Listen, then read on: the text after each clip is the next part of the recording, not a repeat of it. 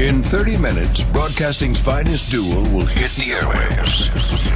And prepare for the incomparable Opie and Anthony Show. Only a show this big could have a pre-show this good. Welcome to the Opie and Anthony pre-show with Sam Roberts.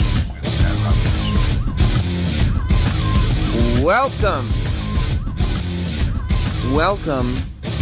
to another fine week of radio magic brought to you by us here at the Opie and Anthony Show. Welcome to the way we started. Welcome to the Opie and Anthony pre-show. Counting down the minutes until Opie and Anthony begin. My name is Sam Roberts, and I'll be taking your calls. 866-WOW1WOW, 866-969-1969. Call up now. I mean, we'll get into what's coming up on today's show, because we have a huge show today, but there's a lot to get into about Friday and all of last week. We are missing the presence of Lady Di. She is not here this morning. She will not be here this morning. And we can tell she's not here. Number one, because the spirit that she brings to work isn't here. And number two, because we could always smell her from very far away. So that's also not around. But lots of revelations about Lady Di came on Friday all the way until the end of the show. So we'll get into all of that. Lots of guests on today's Opie and Anthony show. This is a Hollywood show business guest-heavy show. So we'll get into that. Already, I can hear what people are talking about. Let's go to the phones, because we'll go to Bart in Pennsylvania. What's up, Bart? Welcome to the pre-show. Hey, Sam, thanks. I heard on the post show last week, Lady Di saying that she was in the Navy and she got kicked out. I'd like to give a little bit of perspective on that. She didn't just go, AWOL once. That had to be, a multiple-time thing. And well, let's hear. You stay on the phone. Stay on the phone, Bart. Let's hear this clip from. Normally, we don't review the post show on the pre-show, but this was one of those moments that we had no idea what was going on. Let's hear this revelation that we got from Lady Di on the post show on Friday out of nowhere. Di also said that she was in the Navy. I was. You were in the Navy? Yes, I was. When were you in the Navy? My dad was on the USS Chicago. What were you on? No, I was not on Were a you ship. in Nam with my dad? I was not on a ship, but I'll tell you what, I tried to find a Navy boyfriend. Oh. Were you in the Navy? Then. Were you enlisted? I was enlisted, yeah. What happened? No, I was 2 years into the service, and I didn't like it. I just went back to a regular life, But you can't just leave. Did you go AWOL? You can just leave. Yeah, you can. You just walked out. People go to jail for that. That'd be hilarious I got an if they've been looking for because her. they figure I was too young to be on the job anyway. How old were you? I was 19 years old, 20 years No, old. you're fine. But that's not too young. So Well, you got an honorable discharge from the Navy? Yeah, but I had to fight that. It was not a good discharge at first. It was a and then it dishonorable. became an honorable. Okay, all right. So why did they give you a dishonorable discharge? Because I did not like where I was stationed at. Where were you stationed? I was stationed in Florida. Okay, Florida's All right, beautiful. and I this time kept of on year. leaving the base because I did not like my job. Okay, where would you go when you left the base? Where would I go? Yeah. Oh my God! Tell me. Motels. What'd you do in the motels? All over in Florida. And what year was I this? just like that you didn't like the Navy. I like that Lady Di just completely fucked over the Navy's rules. The Navy's like, you have to Well, stay on the no, ship. no, You have I to do don't- this. She's like, I don't like the But I was Florida. I not don't like this first of job. Dan Soder, of course, was with us. He was hilarious on the post show. But that came out of nowhere. So Bart, what were you saying? that clip just infuriates me more. I knew people like that. Just scumbag. Yeah, I like how I go, you can't just leave the Navy. And she goes, "Oh yes, you can." Well, yeah, I know that physically you can walk off the base, but it's not really. It's frowned upon. Yeah, I mean, you go AWOL, they catch you, they bring you back, you go on restriction, which means you can't leave the base for 15 or 30 days, whatever they punish you for, and then you're off it, and then she goes on AWOL again and gets punished again until eventually they say, "Fuck it, you're out of here, we're done with this." Mm-hmm. But when she was in the hotel room, she was getting run train on, because that's what those bitches do. I don't know. She told me, thank you, Bart. She told me it was all pizza and soda in those hotel rooms. Mark in North Carolina, welcome to the pre-show.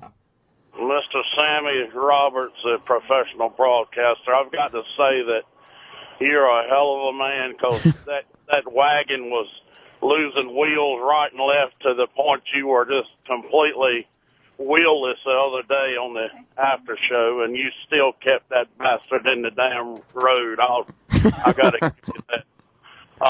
But I like when E-Rock come in with the fact that y'all are going to investigate all this, because this should have been a Monday clip, man. It'd run the week out, but that's a hell of a thing. Look, man, I've got a bone to pick with you guys. I never did get my free book from Dr. Ian Smith on weight loss that you promised to send me, because I'm a Slavo myself. All right, call the post show. We'll look into that for you. Okay, brother. I appreciate y'all, man. All right, I'll talk to you later, buddy.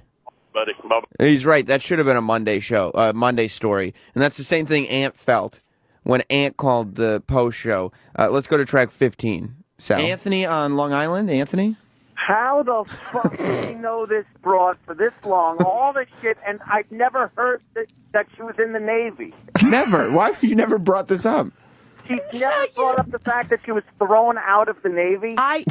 Well, no, but I've been told I don't have to talk about it, or I don't have to do because it. I like that they where it is. They kicked in her door and found a whole bunch of half-full 2 liters of Coke and some slices of pepperoni. Were you drinking Shastas in this hotel room? I wasn't. You know what? I wasn't a beer drinker. Yeah, once in a while I would have a beer or two, but I really wasn't. I like that she talks about being her time in the Navy like she was a SEAL, like she had murdered, like she took out a dictator. She's like, I can't really speak about it. My thing is, hang on, let Anthony talk. Discharge. You got a dishonorable discharge because you kept going AWOL? Yes.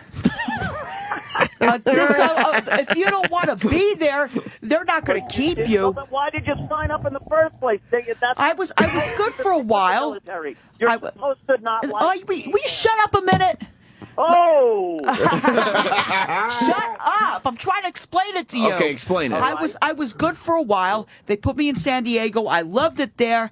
And then when we got our orders to go, this is where you go. This is what they give you they gave you a list. Where do you want to go? Where do you want to go? You picked Florida. Right? And I was no. Wait a minute. Hold on. Oh. I couldn't stand Florida. Because I went to boot camp there. Now, look, let me tell you something. What? Dan Soder just talked about his dad being in Vietnam, and you said I didn't like being stationed in Florida. I couldn't stand it. You were in Florida. How bad could it have possibly been? It was bad for me. I didn't. Why was it bad? I didn't like. You know what? Like it. What? You get station places in the military. You know that going in that they could put you anywhere in the world. And that's anywhere in the world, and you're in Florida. Like, do you know how much worse it could have been? Oh, you could have been like Okinawa. That sounds great. On a ship. Oh my God. Yeah. I did not want to go back to the place It's the humidity where I started. is just so much. Florida was a meat grinder. So Ant ended up getting frustrated. I mean, we'll talk about this more on the main show, but it was just incredible that after her week-long internship, this is the revelation that we're left with. Everybody wants to talk about it. Let's go to Larry. Larry in Texas. Good morning, you professional broadcaster, you. Good morning, Larry. I want to apologize. The last time I was on the show, you were trying to engage me, and I was so focused on Diana that I didn't respond to you, and for that I apologize. Don't even worry about it. Well, it's just heartbreaking to hear about Diana, and it doesn't surprise me that she was captured out of the military with a bad conduct discharge. It's just her selfishness and narcissism that drives her to that behavior, as well as drives her to her addiction. And isn't it crazy to learn that has just always been? Because she was going into her past and everything, and that it's not like late into adulthood she developed this narcissism. It's like, it's always been there. It has always been there. I don't know if it was a learned behavior as an adolescent or it's something she came out of the womb with, but she certainly doesn't have a monopoly on it. No, she doesn't. Thank you, Larry. Thank you, Sammy. You the man, buddy. No, Larry. You're the man. So, yeah, we'll get more into Lady Di and her story when the Opie and Anthony show begins. Also, there is a huge update. Now, we left the main show on Friday. After paying Lady Di, she ended up walking out of here with, I believe, about $365 cash money in her pocket. And it was promised to us that she would call in to the show and let us know, just to kind of make sure that she hadn't wasted the money. Because if you remember, last time we talked to her and gave her a large chunk of money, she wasted it all in one place. There is an update. I talked to some people that talked to Lady Di over the weekend. There is an update. We'll get into that in a second. But first, Marion called into the show. Marion, Lady Di's best friend, on Friday and suggested that we have Lady Di back for this week as well. Let's hear Marion's call, track 2. Hi, who's this? Hey, Marion. How you doing? I hope it's Marion. How are you? Oh, look at that Thank sexy morning voice. Hi, Marion. What's going on? Oh, it's very Demi Moore. Can you imagine rolling over and seeing this? It would be quite an experience. Are you laying there in a little negligee? No, listen, Morning breath. Yeah. That hair is probably all askew. Oh, God. Yeah, it's, hey, Diane, I just want to give this message to Diane. Oh, thank you. Diane, whatever you do today, whatever you get today, don't spend it all in one place. Okay, no, I won't. I won't. I just want to make sure she hears that. No. All I just right. want to say thank you, and hey, have her back Thank next you. week. We're not having her back next week. Have her back next week. Do you know how many people just screamed no in their cars? The feedback on this week has been overwhelmingly Oh, yeah. positive. Of course, you're going to get the people that are going to hate everything. Yeah. But in general, I mean, you do the percentages yourself, and it's been overwhelmingly positive. Yeah. But I guarantee...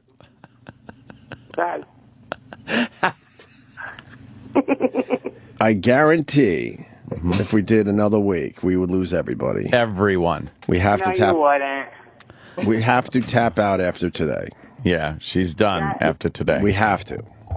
You got to have her back maybe in a couple weeks. No, I don't think so. We'll have her. Why? We'll have her back for something else. Maybe the Super Lady Di show. and Marion show. Yeah. I think that's the next one on the docket. Yeah. Sam, put that on the would be docket. fun. I think it's going to be a while before we see anything like that. Let's go to Russ in New Hampshire. What's up, Russ? Sam, what's going on? Hey, I just wanted to make sure. You said Lady Di got $360, right? About that? About that. So she needs to make sure that she's paying her taxes on that. So she really only got about $230, $220. So I'm glad that you guys put that over the air for the IRS to hear. So make sure she pays all her taxes. Well, number one, it was a gift, and you can give gifts like that. And number two, I don't know that she still has it. Information went out on Twitter. I think Bobo started tweeting stuff, and I got a call from Dr. Steve, who has now become Lady Di's personal confidant because Lady Di got it, because he called her to try to help her, so Lady Di has his phone number and has now become his personal confidant. But, yeah, Lady Di had a troublesome weekend that we will definitely get into on the Opie and Anthony show later this morning. Dan Soder, you heard him on the post show talking to Lady Di about the Navy and all that stuff. Well, Lady Di had a bit of a crush on Dan Soder.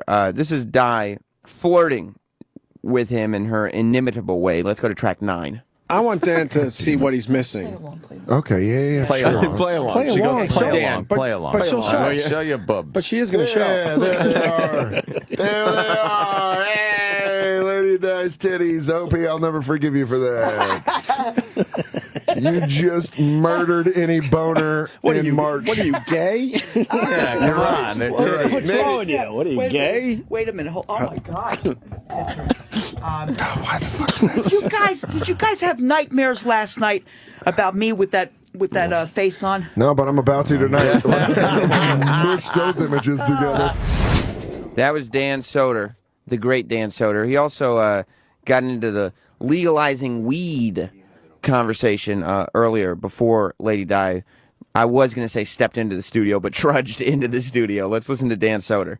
Everyone in Denver has this confidence because you're like, dude, this legal weed. They're like, yeah, I know. They're like, We got that. I wonder if that's helping tourism, too. I wonder if a lot of people are just going, we got to just go there and check this shit out. So I read in the paper that it was supposed to be $98 million in taxes annually. Right. They're going to clear that by the third quarter. Wow. They're going to blow right by amazing. the estimated 98. The roads are going to be smoother than a baby's ass. You know how many states are jonesing for that money? Like, fuck, when do we get to do this? Michigan, Florida, like, there's a lot of cash-strapped states that you're almost like, California, why have you not already done this? Right. It's crazy. I don't know. It's once you see it done, you're like, well, that's just what needs to happen. Of course. It's awesome. Yeah. Good for you. It was like being at Toys R Us. But if I had a decent job when I was 6. Yeah. Imagine that. You could just walk in and buy anything you want. Yeah, that's what it was like. At 6. Just like, I'll take one of those bicycles. That huge panda looks cuddleable. No, I'll take every G.I. Joe. And the tanks. Right. You're just in there with weed and money. It was, but to answer the guy's question about the grams, I think it's a little more expensive. Okay. We got another guy that wants in badly, Jim in Jersey. He just got back from Denver. Jim. I got back to Jersey. My boys were asking me, how could you describe what it was like? I had the hardest time trying to describe it. Because you were high. You were fucked up. It's better than the first time you go to a liquor store when you're 21. Absolutely. It's a mixture of the first time you go to a strip club and a liquor store. Wow. Mixed with the safety of a doctor's office. You feel safe. And the whole time you're probably sitting there going, wait, this is really legal, you right? feel like you're going to get fucked at any moment. Right, this is some big scam. I guess it would be like paradise for some people. Dan Soder was awesome. He's always awesome on the show. Great guest also was Mr. Greg Gutfeld, who was on Friday. Very funny show. Friday was perfect. I thought going into Friday, the Lady Di had run her course. Thursday was a lot of Lady Di. But Friday, I thought the show was great because Dan Soder was in for a while without Lady Di's interference. Greg Gutfeld was in for a while without Lady Di's interference. And so you got the hilarious moments of Lady Di and an actual show alongside with that, which is the perfect mix. We found the sweet spot on Friday.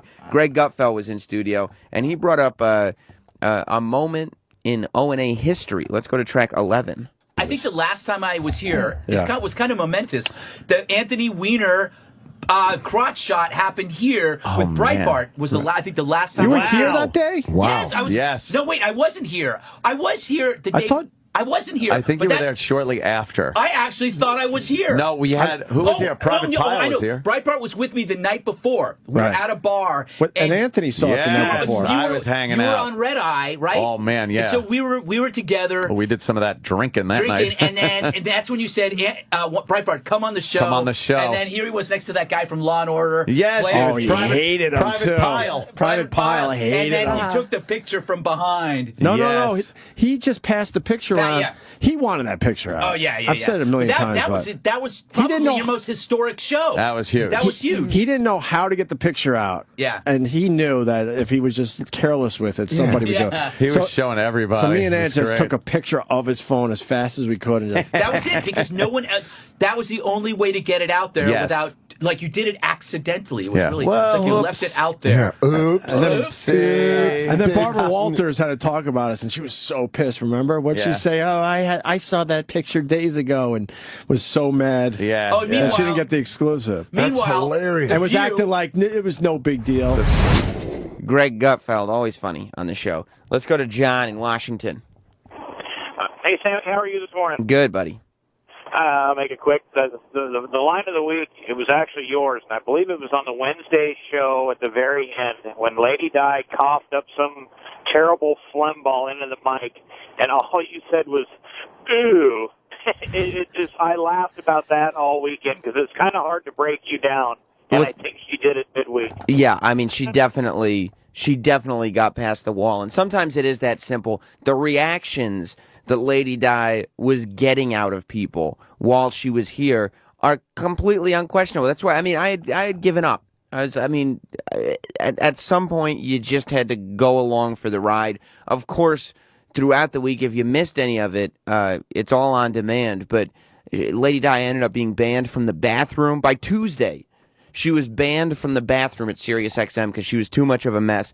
If you don't believe me, listen to Heather B. from Sway's show, Sway in the Morning. They broadcast right next door to us. Heather B., of course, was on the first season of The Real World. She stopped by the studio on Friday, the O&A studio, to talk about her experiences in seeing Lady Di and whether or not Di would be welcome on the Sway in the Morning show. Do you know what's going on with Lady I Di have this no week? idea.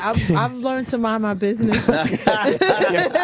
Heather was giving me some strange looks when she saw Lady Di looking like the monster from Saw yesterday. From Saw, yeah.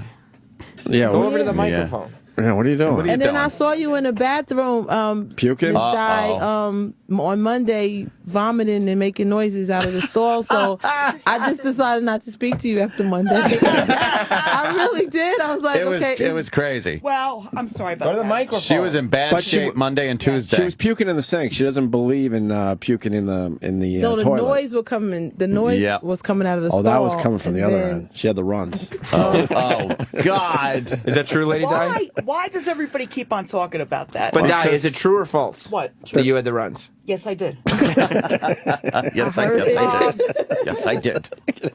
I was going to put makeup on today, but after that, I said, no, I don't think so. All right, you look great Yeah, without makeup. You look terrific. Don't worry about it. Don't worry. A natural beauty is Yes. this. Right, don't worry about Yes. All right, I won't worry. So she was just grossing people out everywhere she went. Borgata Ray. Sam, I got to say, last week was one of the greatest weeks of radio I've ever heard in my entire life. Just the dynamics with Lady Di, talking and questioning all the guests, it was absolutely great. And I want to make a suggestion. Mm-hmm. She should go to the Comic-Con with you or send her out on the red carpet. She should be the roving reporter for the Opie and Anthony show because the questions that she's asking are just absolutely great. It was a great week of radio. I hope you guys do this once or twice a year. It was awesome. Well, thank you, Borgata Ray, but you lose me when you say with you because I don't think I can handle that. Right now, I need a break. But I will tell you this. We're not going to take that much of a break because this Lady Di story is not over.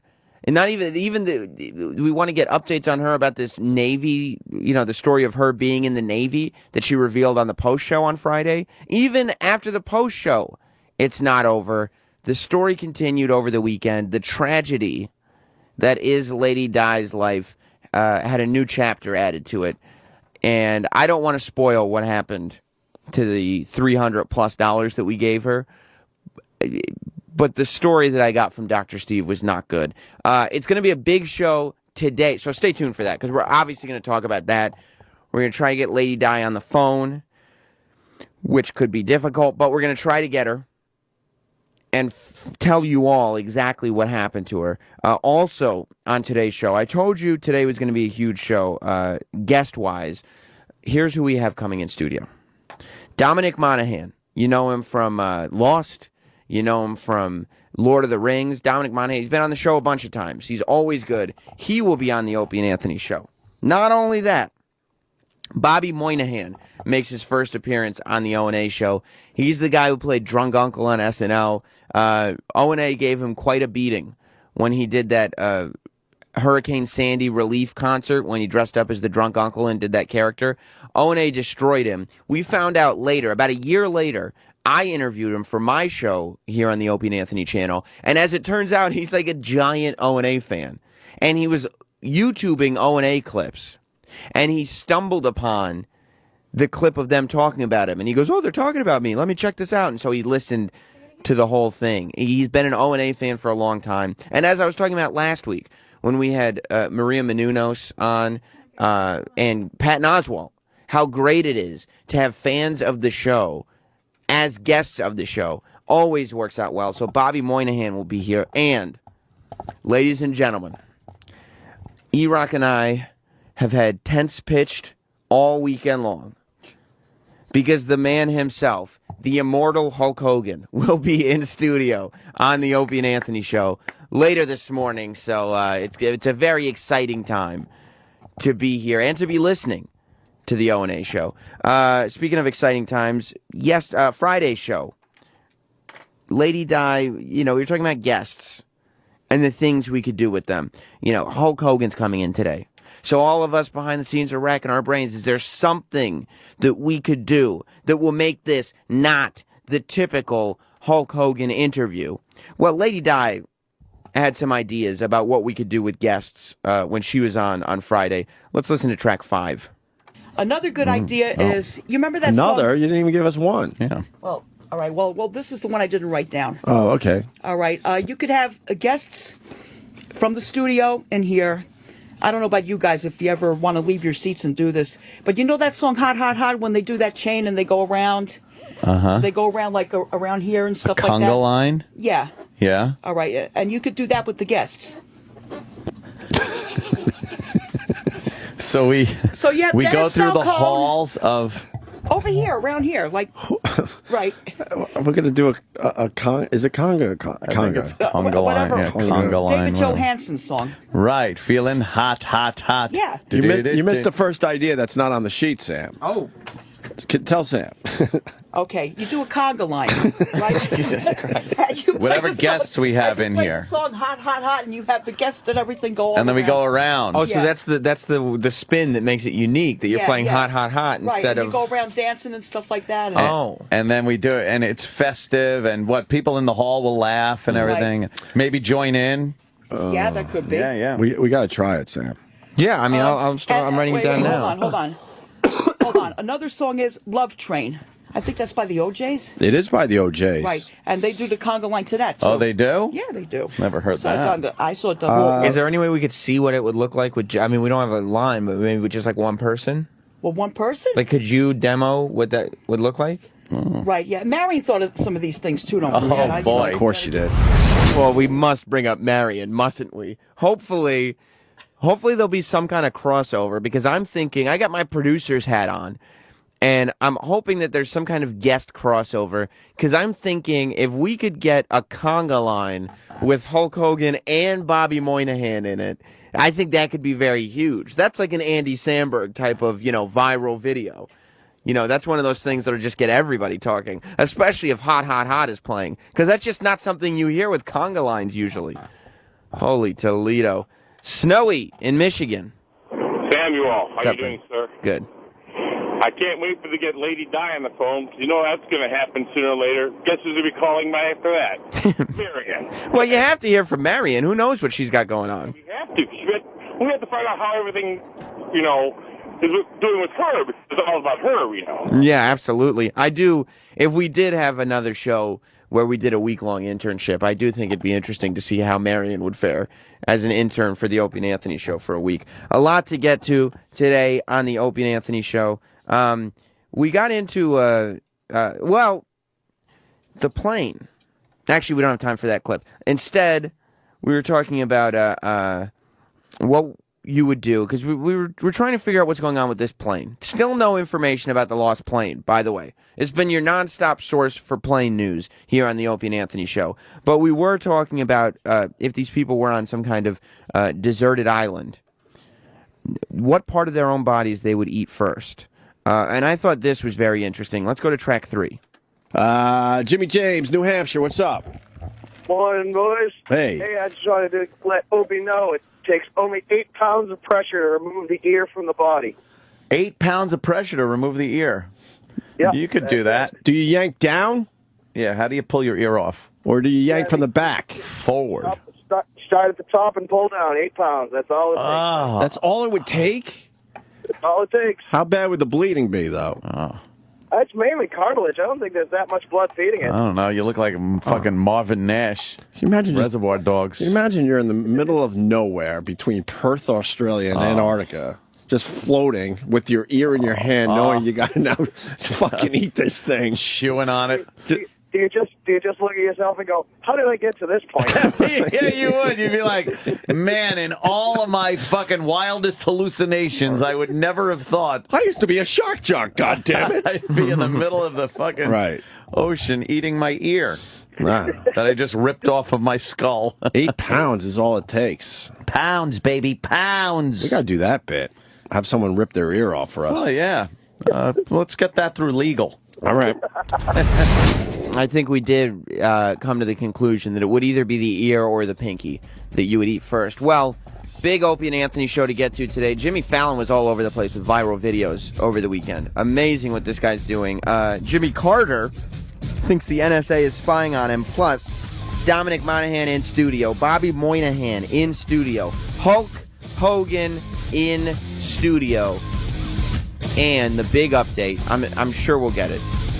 The big update from Lady Di. Even if we don't get Lady Di on the phone, we will tell you what we know of the situation with what happened to the lovely Lady Di over the weekend.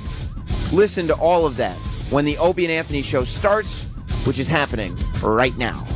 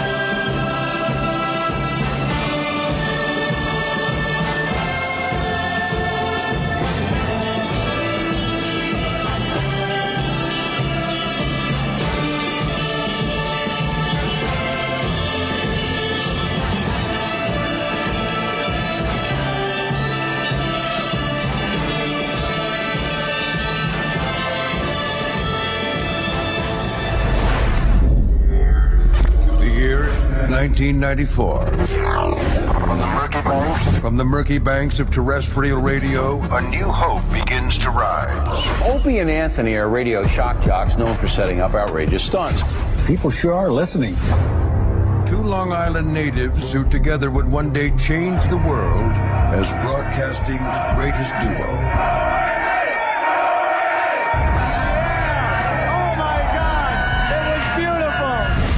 After 20 years, these children of the 80s have arrived. Their hugely popular radio show is not just in New York anymore. Opie and Anthony show. The hottest show there is. Through 55-gallon drums and wiffle ball bats. You push it in until you're comfortable. From mayors to mayor.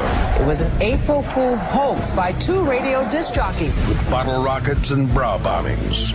And wieners and pigs.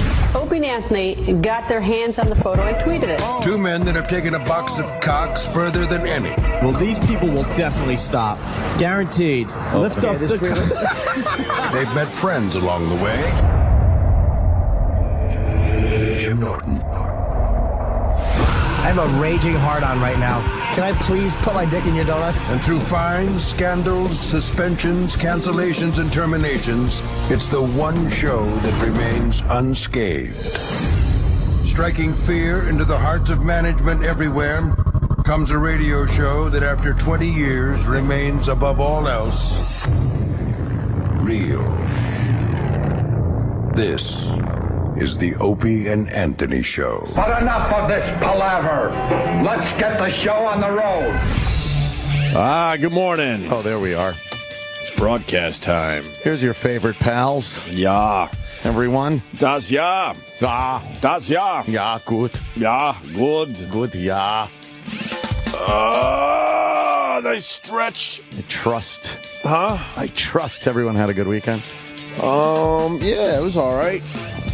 It was nice. My voice is a little shot. It sounded, why, you yelling and screaming? Blackjack? Blackjack! Yeah. Oh, my God. Why'd you lose your voice? Well, I yell and scream a lot at the... Borgata? At the table. Right. Yeah. I was doing blackjack. Yeah. Jimmy's mic's not on. Jimmy's mic. Try it again. Is there a bad cord? Is the cord not connected? Over there?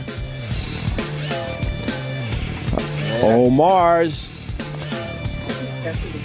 What? You would think. Yeah. Move over to that one until he fixes it. Beretta. There we go. I hate using this one. Yeah. What happens, though? I don't know. Mars, what happens between... Aren't these tested before the show? Uh-oh. What happens between the time we leave here and come back? It's just a catastrophe, apparently. Yeah, anyway, Jimmy's on another mic. Yeah. What were you saying? No, just was yelling, what per usual at the blackjack tables. Yeah. Yeah. How'd you do? Extra loud. I did okay.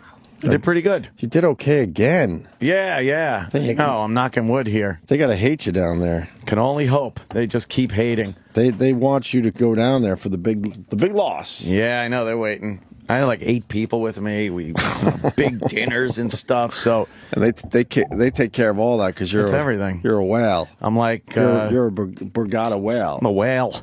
You are, like though. Calling him downstairs, calling the butler, going like, "Yeah, I need 2 bottles of Grey Goose. I need a nice Malbec. I need let's get a cab up here and some Shiraz." And then the butler just comes up. Okay, clinkety clink. The big breakfast in the morning, like the big table in the suite gets loaded up with eggs and bacon and coffee and. God, that's gotta be a huge bill that they slide under your door. No, there's actually not a dime. Oh my God, that rules. That is called comped. Well, a bit of some nice tipping going on, though, I'm sure. Oh yeah, you gotta take care of the butler when he comes up right away. Right. You slip him some cash right away. What's a good tip for a butler? I never know what to tip. I'm always afraid I'm going to under-tip. I give him 100 right off the bat. The second he walks in the door, you give him 100, and then at the end, you slip him another 1, 2 based on how you did. Right. Yeah. Oh, good for you. Yeah. Another solid weekend for you. Yeah, it was fun. My brother, all my poker buddies and stuff. Right. We all were just fucking laughing our balls off the whole time. It was a lot of fun. Good times. Good time. times. I like that Borgata. They treat everybody really nicely. Yeah, we got very similar lives, man. It's amazing. Oh, what Oh, I was cleaning puke out of my car. Jesus Christ. And then did you have a little projectile? And then as my head hit the pillow, I heard she puked again, and that was all over her crib and clothes and pillows and stuffed animals and the rug, really nice rug. So you have to get up there and. Oh man! You got to get up there and sop that up. Get those big pieces of puke. It took a solid, hour to get that all situated. Oh, wow, that was wonderful. So where in the car? Was it like all over the seat? Everywhere. Is it just everywhere? Everywhere. Every nook and cranny had vomit in it. And they just don't make car seats properly because if a kid pukes, it goes like you said in all those nooks and crannies that you can't. I might as well just throw the car seat out. That's you wind up smelling like after the puke is gone. You keep checking to see if you can smell puke. Everywhere. Lingers longer. So very similar weekends. Yeah, it sounds it. How was Virginia Beach, Jimmy? It was good, but I want to hear more about the puke. That's about it, really. I mean, what are you going to do? That's one thing that infuriates the hell out of you when it happens. What are you going to? But there's nothing you can do. Sucks. Damn. It's fucking the worst. My own Power vomit boot. smells bad, but someone else's vomit is like. Is it all like soury? Yeah, like you could deal with your kids' shit, but puke is rough. That one I can't deal with as That much. shit just lingers like sour milk. It's rough, really rough. Vomit is a terrible thing. It's terrible. Like it's one of my greatest. As much as I used to throw up a lot, like, and if I have to puke, I'm good at jamming my fingers down and making myself do it. Right. Oh, it's the greatest fear I have is vomiting. Yeah, I don't think anyone likes it, but there are people that really just will not do it. Yeah. Yeah. Which is bad. There have been some great mornings of going like, all right, time to clear this fucking shit out of me. Really? Yeah, just knowing that it's just gonna add up to awfulness the next day. So sometimes you gotta bite the old bullet and bite the old knuckles and you go in with your fingers? I have to sometimes. Aren't you too old to be doing that? Yeah. Okay, thanks for admitting it. Jesus. I can't imagine. It's been a while. I've done it. Yeah. But not in many years. Wow. It's that one moment of clarity that comes through in an evening full of drinking where you're like, oh shit, I overdid it. Fuck. This means like the entire day tomorrow is gone with me writhing in pain in the bed with a washcloth on my head. Or, BWAP. And how many hours does that take away from the hangover, you think? Oh, it could take the entire hangover. That's amazing, out. isn't it? Yeah. Now, it's terrible. Now, what's your technique? You go all the way in. You have to go way further. Way back. That's the key. People Way don't go back. down far enough. You gotta go way back. Put they that get the little, quick gag like no, but you got the little punching bag back Right. there in your throat. Yeah. It goes right between your pointer and middle finger. Right. And you hook down into your throat. Oh my God. And then wiggle your fingers a little. And that's all it takes. And then the second you start feeling gaggy, Yeah. don't stop. Oh.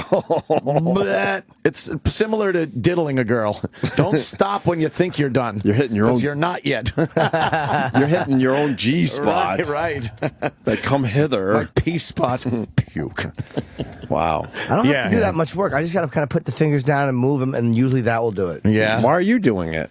And if I feel sick, the last time I did it, if I eat something really bad and I'm getting that like, oh fuck, You know what's happening. there's something I ate that's really bad, Right. or I'm just like I got a flu or whatever, and I have to vomit. I'll get it up just to get done. Because the nausea is worse than the actual puking. This is a wonderful way to start another week of radio, isn't it? certainly is. Sure, it's appropriate. After that crazy week last week. That was a crazy ass week. Overwhelmingly, the feedback was great on last week's shows. Yes, very It worked out positive. well. It worked out Nicely. well. It ran its course. Of course it did. Well, we finished strong on Friday. By and Tuesday. Yeah, it really did by Tuesday. Holy shit. Yeah. I love I guess it was Thursday when you were like, yeah, I tapped out. I'm Yeah. done. I tapped out. I think it was Thursday, halfway through Yeah. the show. And we still had Friday left. But then came on strong Friday. Yeah. We finished strong on Friday. Is there like something happening with her? Why is Yeah, I don't Bobo's feel like involved doing the in bit this. today. I'm just going right for it. Bobo, what? Yeah, Bobo. Four sweet lady. Bobo, what? Yeah, Bobo. Hello, Bobo. Lady died. Bobo. Hello. He just plows Why? right Why into doesn't? Why can't he? Bobo. Yeah, I'm here, lady. Can't Bobo. He's the worst. Why do I talk to him? He's the worst. It's terrible. Bobo. Yeah. Can we start with hi? How are you? Yeah.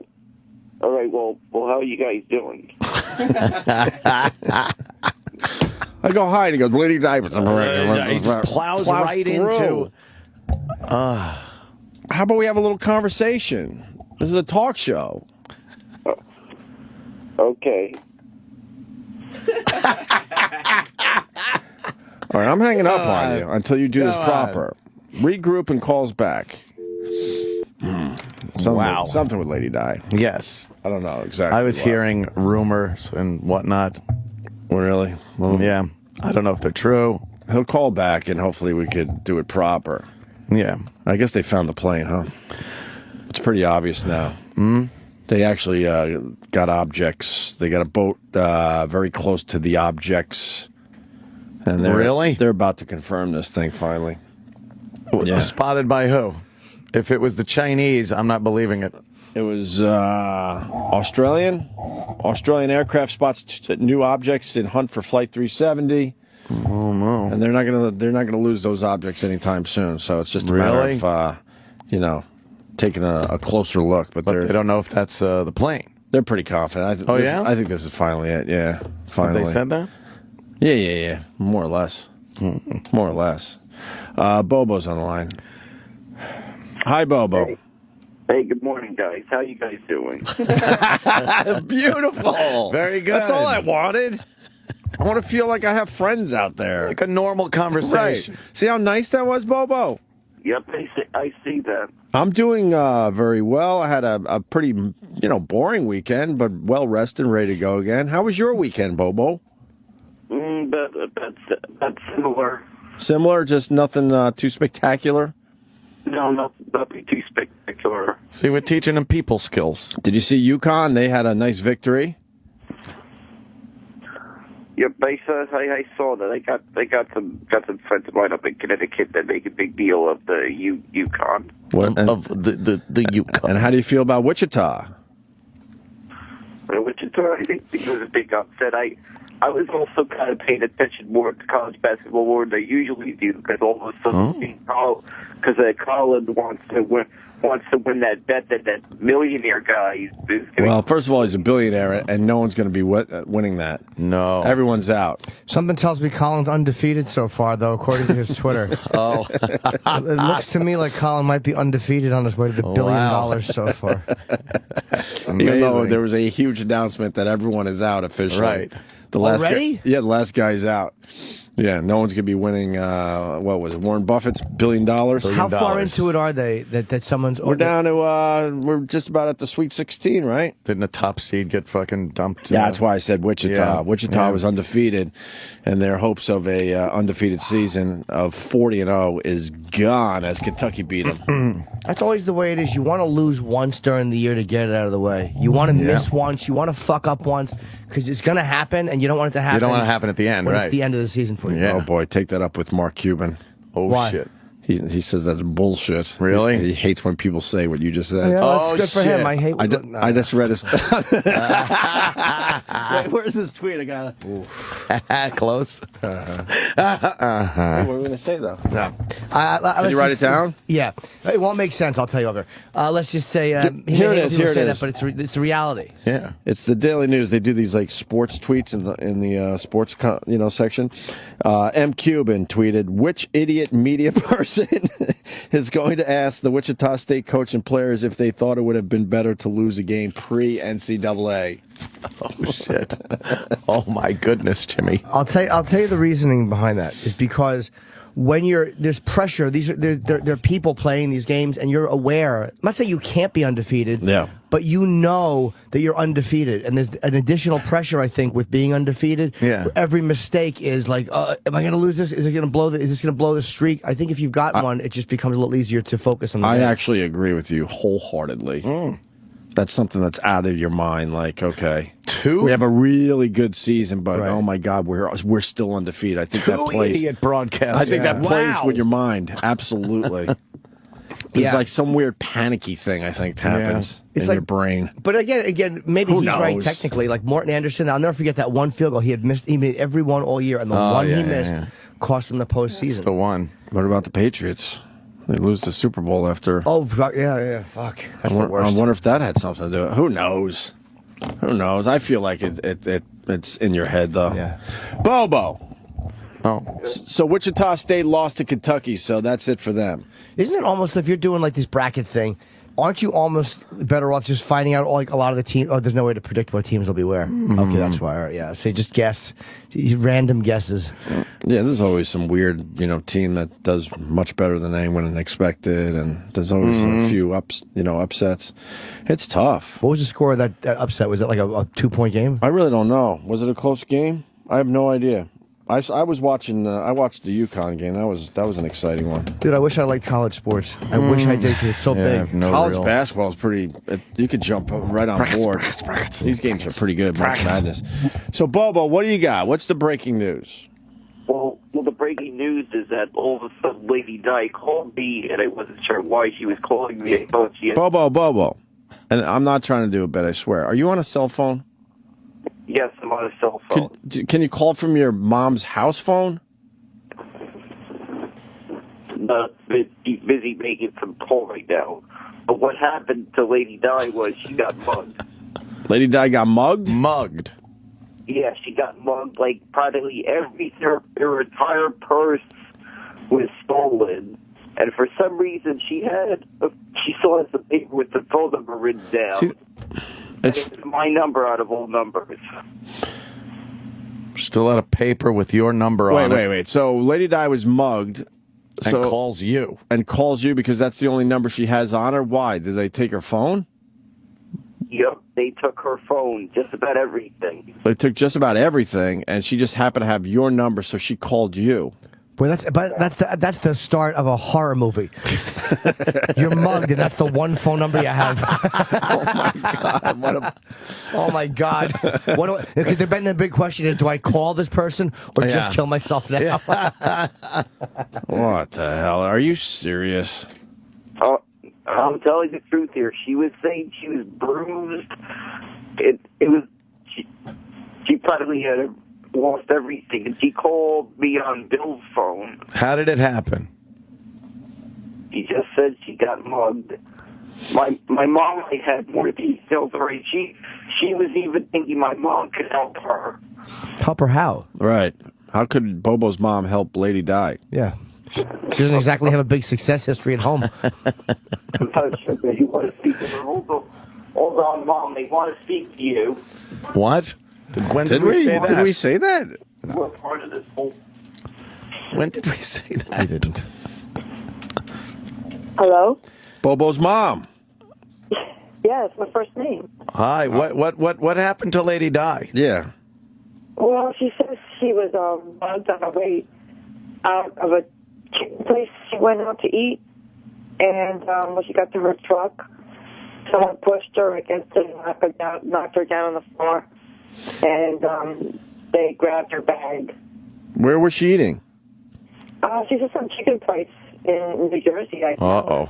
A chicken place. A chicken place in Jersey. Oh, boy. World Star. Oh, boy. I hope it turns up on World Star. Yeah, it'll be like the fucking puppet from Saw seen in person. Its purse had no good contents in it. Oh, my God. We makeover. I'm sure she was happy. Yeah, she looked lovely. Oh, brother. So she was coming out of a chicken place because your phone's a little crappy. She's walking back to her car, and she got mugged, and they took her pocketbook, phone, money. Yeah, she had all that stuff there. She had her keys in her pocket, and it was just lucky for that she was able to get home. She did report it to the police, and that's all I know. Wait, she reported it to the police? Yes, she did. She said she reported it to the police. I told her we needed a report because she needs help getting back her license and her birth certificate. And apparently she's on a computer, so I told her we'll help her this morning. So you're very involved with this. Well, I was trying not to be, but I know she's a friend of the show, and she needs help, and she doesn't ask for money. She did not ask for money. Uh-huh. Wait, what was that part? She didn't ask for money? She didn't ask for money. I offered a couple of dollars. She didn't want any money. So we got to call Lady Di.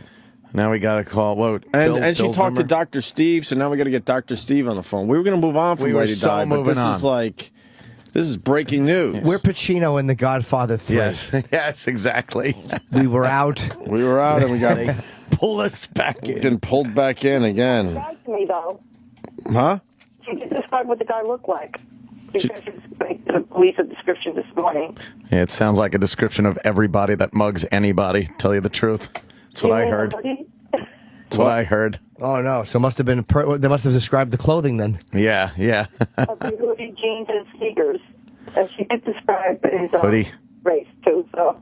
Well, yeah. Well, black male. Right. Black male, mid to late 20s, wearing a hoodie. Well, you like to lose just a black hoodie. That's it. Hoodie's up for robbery. Do you guys have a house phone? Your cell phone is horrible. Oh, well, yes, we do, but I'm not going to do that. Sounds like she's talking through one of those paper and combs that you used to go. You're talking through a kazoo. Do you have AT&T? Yes, I do. How does that company still function? I have AT&T. The service has gotten way better for has me. it gotten better? For me. we're going to, I don't know, we might be changing carriers again, but Yeah. Cool. All right. we're not going to have. Well, Mrs. Bobo's mom, thank you so much. You want, who am I speaking with? Opie, Anthony, Jimmy Norton. Oh, okay. All right, thanks, guys. All right, Bobo's All mom. righty. Thank you. Bye-bye. All right. We would talk to her more, but her phone is horrible. Yeah, that is a terrible phone. God. We got to get Dr. Steve on the line. And should we call Lady Di's house? I guess we got Bill's number. Yeah, we're calling Bill. So we can call Bill. Right. Hello, Bill. Who I think this is a big cover-up. I think it was Bill. Lady Di. Hi, how you doing? Oh, look, how are you? Lady Di. Lady Di, we sure didn't see this coming. I'm not good at all. Much like you. All right, so hold on. So, Is that Jimmy in the background, right? yes, I'm Jimmy's here, back. So listen, Lady Di. So you had a great week of radio with us. Yes, I did. The feedback was amazing for the most part. And then Friday ended, and we all had to go our separate ways. So first of all, what happened Friday after the show? No. What happened Friday? I went over to this bar called Bloody Rock, and I had a few drinks. Wait, where'd you go? Bloody Rock. It's a bar. Blarney Rock. Blarney Rock. Yeah, Bloody Rock on 33rd Street. I think it's on 33rd. Tipped a couple back. How many beers did you have at Blarney Rock? I had about maybe four or five. It seems like four or five. This is why we didn't want to give you any. Hold on. This is why we didn't want to give you all that money at once. This is exactly what I said would happen. Yes, and she said, "No, I'm not going. I'm going right home." You said you were going to go right home with your money. Right. I was going to go, but what happened was I had something to eat along with that. I had the chicken fingers along with the beers. Then I went. Hold on. So 4 or 5 beers. Hold on. Hold on. Yeah. Slow down. Good. Slow down. It's Monday. So, what was your bill at Blarney Rock? Huh? What was that? What was the bill? How much money did you spend there? I don't know. Maybe about $40. She seems to drink. Hold on, Di, 1 second, sweetheart. She seems to drink a lot around that area because that's where the Port Authority is, or Penn Station. So she seems to drink around 33rd, 34th. Like right before she gets on the train, she goes, "I'm gonna have one little cocktail." And the next thing you know, it's 2 chicken finger dumps later and a half keg of beer With the rest of the commuters. Right. They have figured out those bars around Penn Station and Port Authority. All right. So. The Blarney Rock is a good bar, and they're cheap over there. They are cheap. Okay. So then you. Okay. It's not the Blarney Stone. Blarney Rock. That's the name of the place. I think she's probably right. It's a Flintstones bar. Yeah, the Blarney. Someone else had Blarney Stone. They went Blarney Rock. Blarney Rubble. Right. That's the name of the bar. We're in agreement. It's fine. So then did you jump on a bus to go home? No, I paid my phone bill, and then what I did was, and then I got on the train and I came home. You paid your phone bill. Yeah, I paid my phone bill in New York. Yeah. Oh, you went to like a store and just paid your phone bill. Good thing. Okay. I paid my phone bill. All right. Then jumped on a train. Now where are we at? And then I got on the train. Yep. Okay. And the conductor of the train did not tell people that are going to Elizabeth to go by a certain door. Okay, like you have to walk up a couple of cars, to go to the store. So I winded up in Linden. Okay.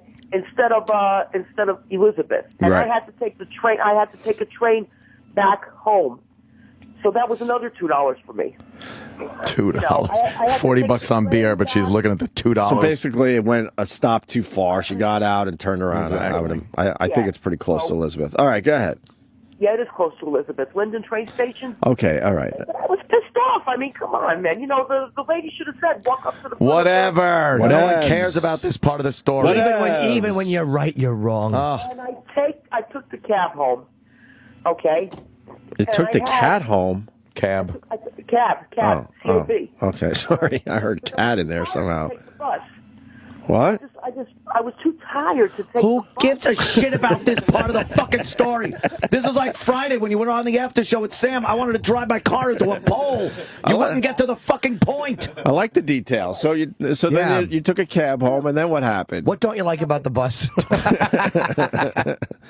Nothing happened after that. I stayed home.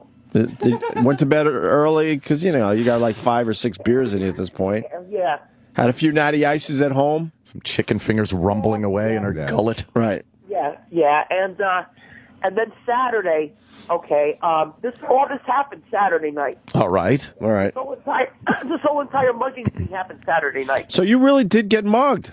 Yes, I got mugged. I'm telling Jeez. you. Do you want to talk to Bill? He can tell you. No. No bill today. I want you to describe. We weren't even going to talk to you happened today. Yeah, what happened Saturday? We need to know how this happened. And I went to the chicken place on Saturday. Okay. Hold on. What's the name of the chicken place? Well, I went to a chicken place to get something to eat. What's the name of the chicken place? No, the name is not important. What's the name of the chicken place? What do you want to know the name of the chicken place? Because you got mugged outside the chicken place. We're trying to figure out what neighborhood it's in. All right. I'll let you know the name, but What's the name of the chicken place? Why the fuck wouldn't she just say it? Why weren't you popular at the Chicago Police Department? She got mugged and we're mad at her. But this is what happens. What's the name of the chicken place? Who are you protecting? Called Crown Chicken. Crown Chicken. That's why we not asked for the name. KFC, Okay. Not fucking Popeyes even. It's Crown Chicken. Crown Chicken. Crown is... Oh, and they crowned you. Crown is definitely a chicken place you find in a lot of ghetto-y areas. It's not a ghetto-y area. It is, well, that, I don't know. Whatever. All right, so you went to get chicken for what? You and Bill? Were you bringing it home? Did you eat there? I went to the chicken place to get, I looked at the menu. I was going to get chicken, but then I said, no, let me get something different. Who gives a fuck? What kind of soda were you going to get? Calm down, Ed. You had a great weekend. You made some money. Let's relax. Yeah, I want to hear her menu debating before the mugging. That's so more what? You decided to get what over chicken? Like a fried, what did I get? Fried whiting, a fish. I got fish instead of chicken. Oh! Fish at Crown's Chicken? Yeah. Fish at Holy shit. I hope they boil the hell out of I'd like that. to know how fresh that is. No kidding. No, but anyway, so... Probably rat. I had my pocketbook. What kind of fish do they serve at Crown? I honestly do need to know this because that sounds crazy. What kind of fish is it? We're concerned about the food. What happened to the fish? What kind of fish? Whiting. I just told you that. But is it? How is it prepared? No, what fish was it? It was whiting. It's all prepared the same way. I don't know what that means. I have a trout dog. That's or clamwich. It's a whiting? Whiting. That's what they said when they saw you standing outside. All right, so you didn't eat in Crown Chicken. I did too. I ate whatever I could, and I decided to take the rest home, so I had it wrapped up. Oh my God! All right, that's why. Okay, so you're sitting there eating. Yeah. Somebody was watching you. Someone saw the zebra at the watering hole. Somebody watched the hippo Obviously, at the watering hole. Me. Somebody watched and realized, the hippo had a bad leg. Is limping by the watering hole. What were you doing at Crown Chicken that would have made someone think that maybe you were an easy target? Were you counting your money at the table that you made, or? No. Maybe when I took out the money to pay for the chicken, maybe they saw the rest of it. What'd you take out? Like a couple of hundreds? They saw the rest of it when I took the money out. Maybe they overlooked. Were you flashing some hundies? Were you flashing some hundreds?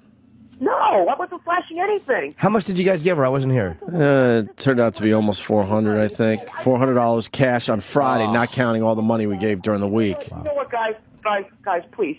If you don't listen to me, all right, I'm not going to finish the story. You're right. You know what? You know what? You fucking piece of shit. She's right. With your fucking bullshit details. What do you mean you're not going to finish the Relax. story? We're trying to help you. You're right, Di. We apologize for our rude interruptions and our crass talk. So somebody might have seen you pulling out a lot of money to pay for your meal at Crown Chicken. It could be, but I don't think I pulled out all that money. All right, so nothing else. I think I pulled the whole thing out, huh? Nothing else at Crown Chicken that would have been suspicious. I don't know. I mean, let's put it this way: if I wasn't there, somebody else would have been the target. Well, that's usually the case, yes.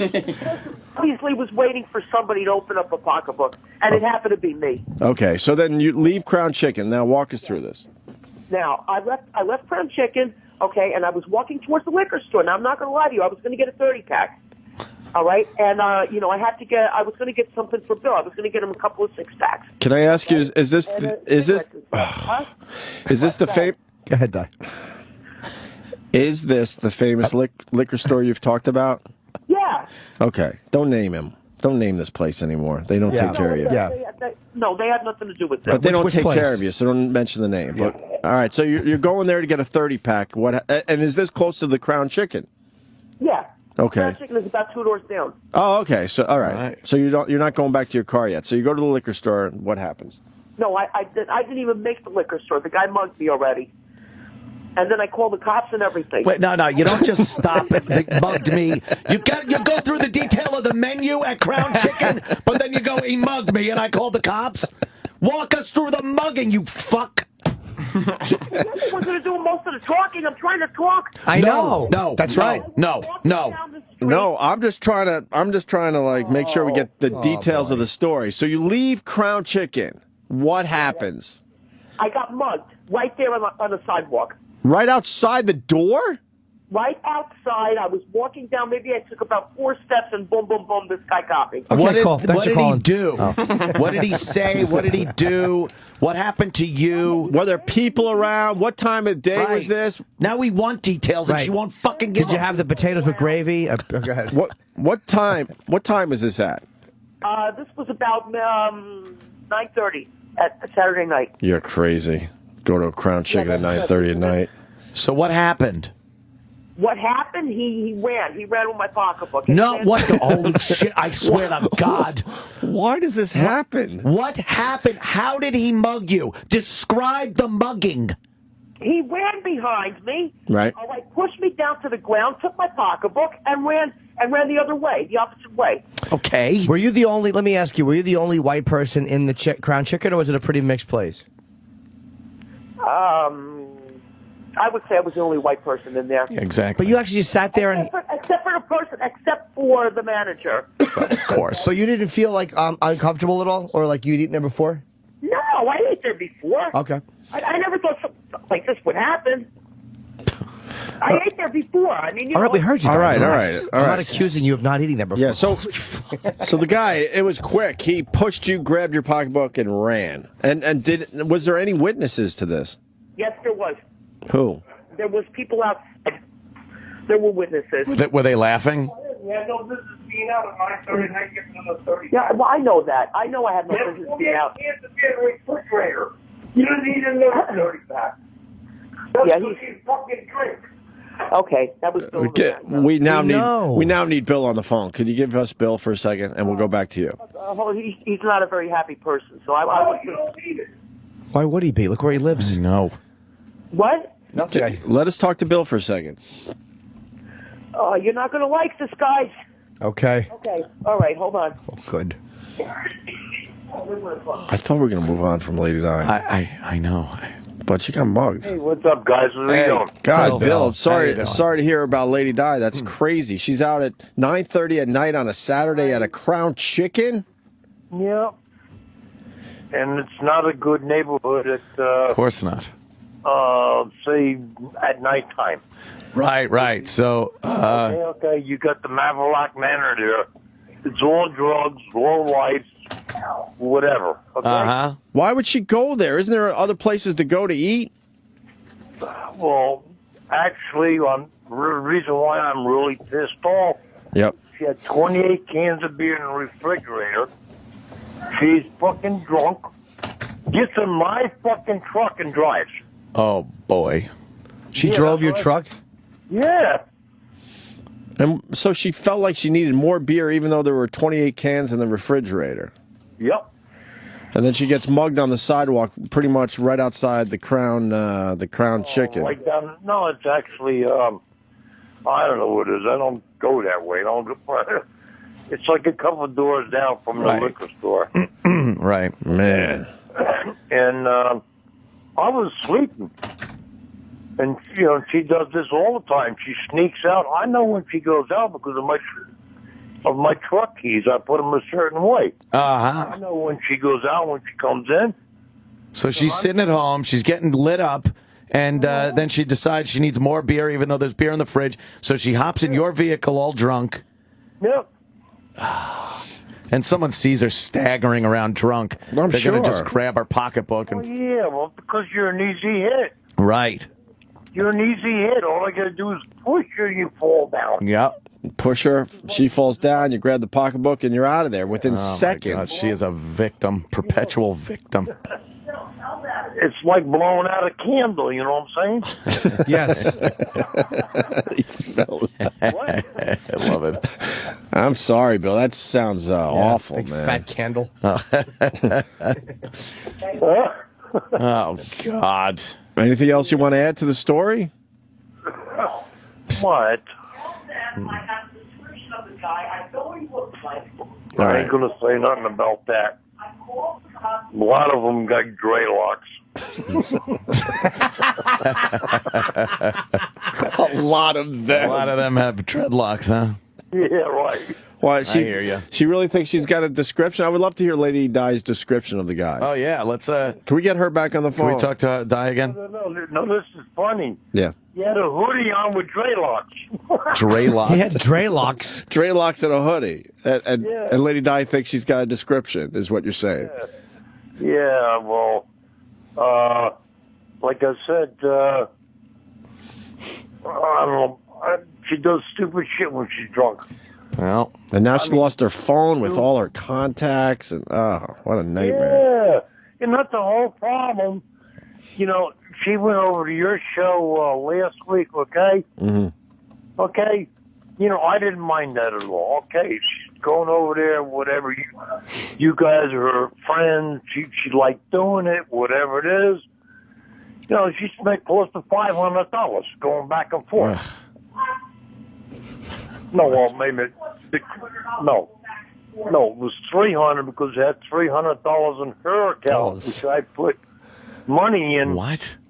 It's not going to cost $300 for 1 week of getting. Yeah, it doesn't cost that much to go back and forth from Elizabeth to New York. I think she was fibbing you because she wanted to stop and have a few belts. Exactly. Yeah, I don't think it's called alcohol. Okay? Yeah, right. You drink in New York, you're paying $8, $9, $10 a beer. Exactly. Okay, and she was drinking the 22-ounce Friday pints instead of these 16-ounce, and you drink 4 or 5 of them, you got to be halfway shit-faced. Bill, we're starting to think she has a drinking problem. Yeah, we're trying to figure it out. Well, actually, I met her like 7 years ago. Yeah. Where'd you meet her? The TB ward? So you meet her 7 years ago? Yeah, she was homeless. Took her off the street. Mm-hmm. Okay. We remember that. Yeah, we were. Yeah, okay. I'm not lying on it. Whatever. Oh, yeah. No, I know. I got a good job. Yeah. I'm making a couple $1,000 a week. You know, and she lived with me and my buddy Jeff. We had a room. I lost my house. Boy, I ain't talking about that. All right. But, no, I used to get her, a 12-pack a day, and that was cool. And she was all right. But when she got her father's money, okay? Yeah. She was drinking 36 cans of beer a day. Holy shit. 36 cans now of we're getting beer to the a bottom day. of this. Yeah. Bill, there's no way she was drinking that many beers a day. Want to make a bet? No, I bet she was. Bet you kiss. I'm just saying it in a way like I can't believe it, but I guess it's got to be true. It is. I believe it. 30 to 36 cans a day? If you start at 8, 9 in the morning. Wow. Probably very easy to. No, that's late. That's late, huh? 7, 6. 6, 7 in the morning. Yeah. Hey, Bill, let me ask you a question. Does she vomit in the sink in the bathroom? Cool. Yeah. Did she just walk in there and find the vomit in the sink? Well, right now she wakes up every day like that. Yeah. What? Yeah. Sick? Pukes. Yeah, well, I cut her down. She got her father's money. She went over the hill. Oh, yeah. And she went through that money fast, right, Over the Bill? hill. She went through the money fast? About 10 months. Is she displaying fiscal irresponsibility? She went through 60,000 in 10 months. No, it was 30. Oh, 30. I think she said 60 at one point. Okay, 30,000. No, she got 15 and 15. 15 the first time, and after I don't know, what do you call that shit? I don't know. Wow. Just sounds like a disaster. Yeah. All right. Oh yeah, and then I cut her down, and what she started doing, I give her money for a 12-pack. That's all I allow her, a 12-pack. Like when I got out of the hospital, her and Lisa were living here. I didn't drink for 2 years. Oh wow. Okay? This is Kissel. Why were you in the hospital, Bill? I had a cyst on my pancreas. Jesus. Yeah, I was in there 3 weeks, 3.5 weeks. And then you didn't drink for 2 years, and then you thought you were doing her a favor by cutting her down to a 12-pack a day. That's a lot of beer. Yeah. That is a lot. Why'd you start again? That's what, 84 cans a week? Oh, my. Why'd and you that's start the drinking cut again? down? Yeah, why? Don't give me, excuse me? Why'd you start drinking again? Well, it was my birthday last year, right? And I was barbecuing, having a good time, so I picked up a beer. And Okay. Really, I said, I drank this shit. I didn't like it. Okay? So anyway, it got to, getting bored. Okay? Just bored, so little drinking. Right. You know, All right. I buy 2 6-packs and it'll last me 2.5 days. And then fast forward, you're back drinking pretty heavily again. What, 3-4 beers a day? Oh, that's all you're doing right now? Yeah. And then what? Di drinks the rest, right? Right. All right. So let's get late. No, she don't touch my beer. Oh boy. All right, let's get Lady Di back on the phone. I want to hear her description Yeah. of the mugger. Oh, a hoodie with dreadlocks. So you all got them. Who's they, Bill? What? Who has them? There she goes. Give Okay. her a couple of beers, just over up. All right. All right, thanks, Bill. Thanks for get some her on more the phone. backstory on this. This. Yeah. Di. Di, we got to move on. Di.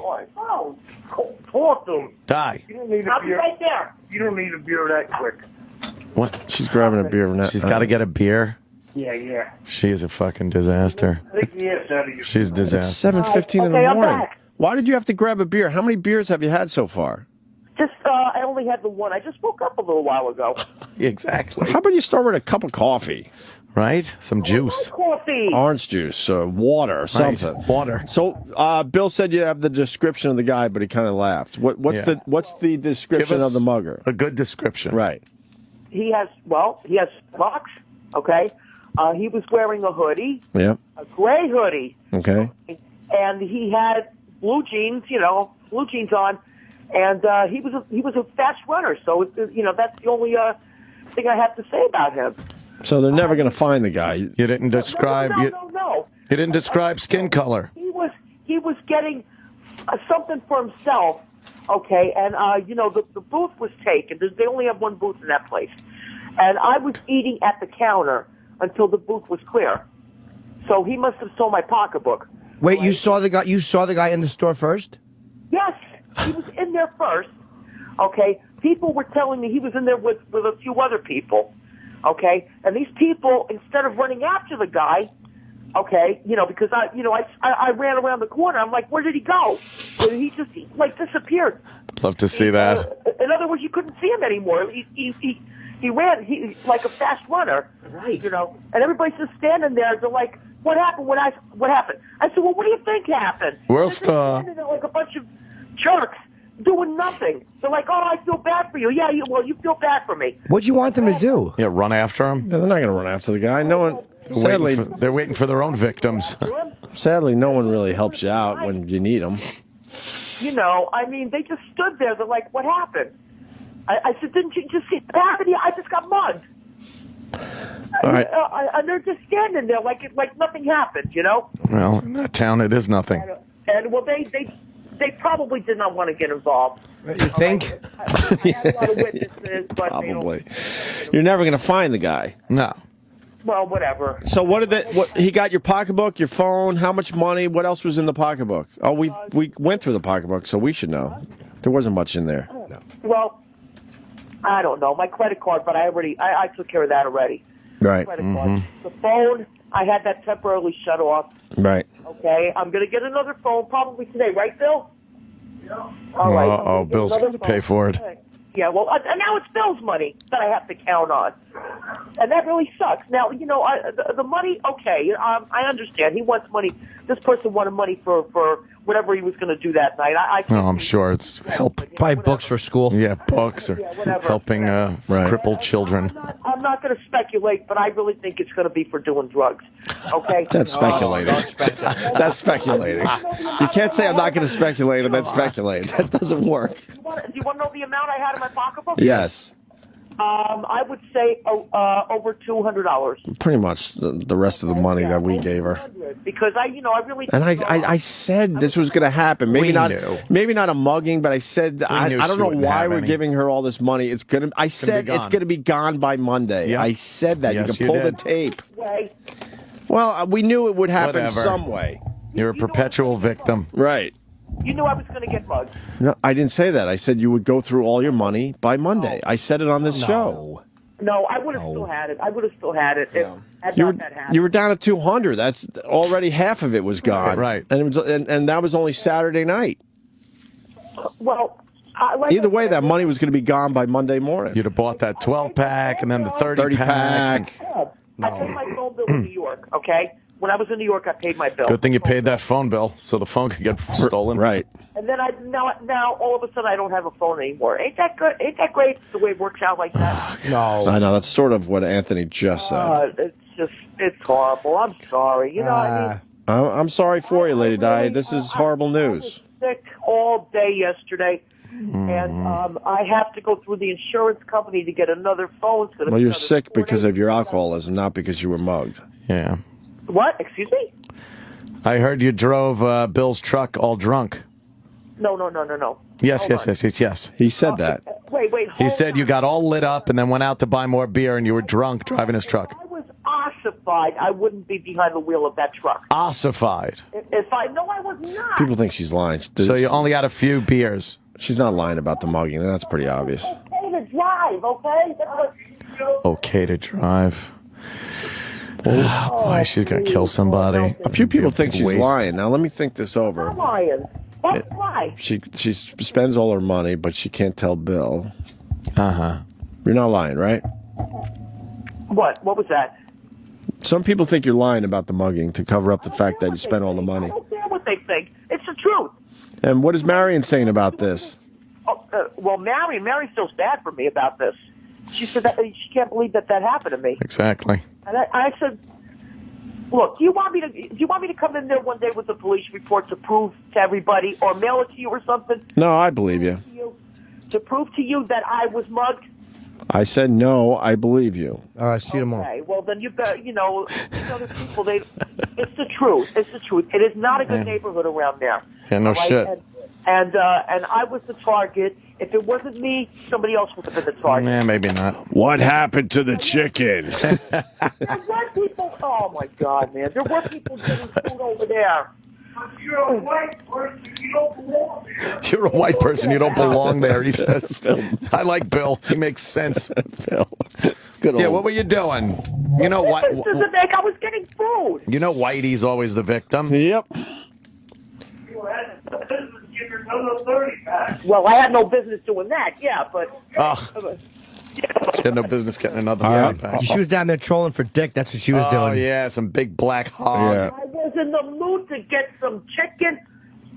All right. I got drunk. Instead, and then I walked out. No more money, no nothing. All I did was go home. All right, hold on. Dallas wants in. Tony in Dallas, you're on with Lady Di. What's up?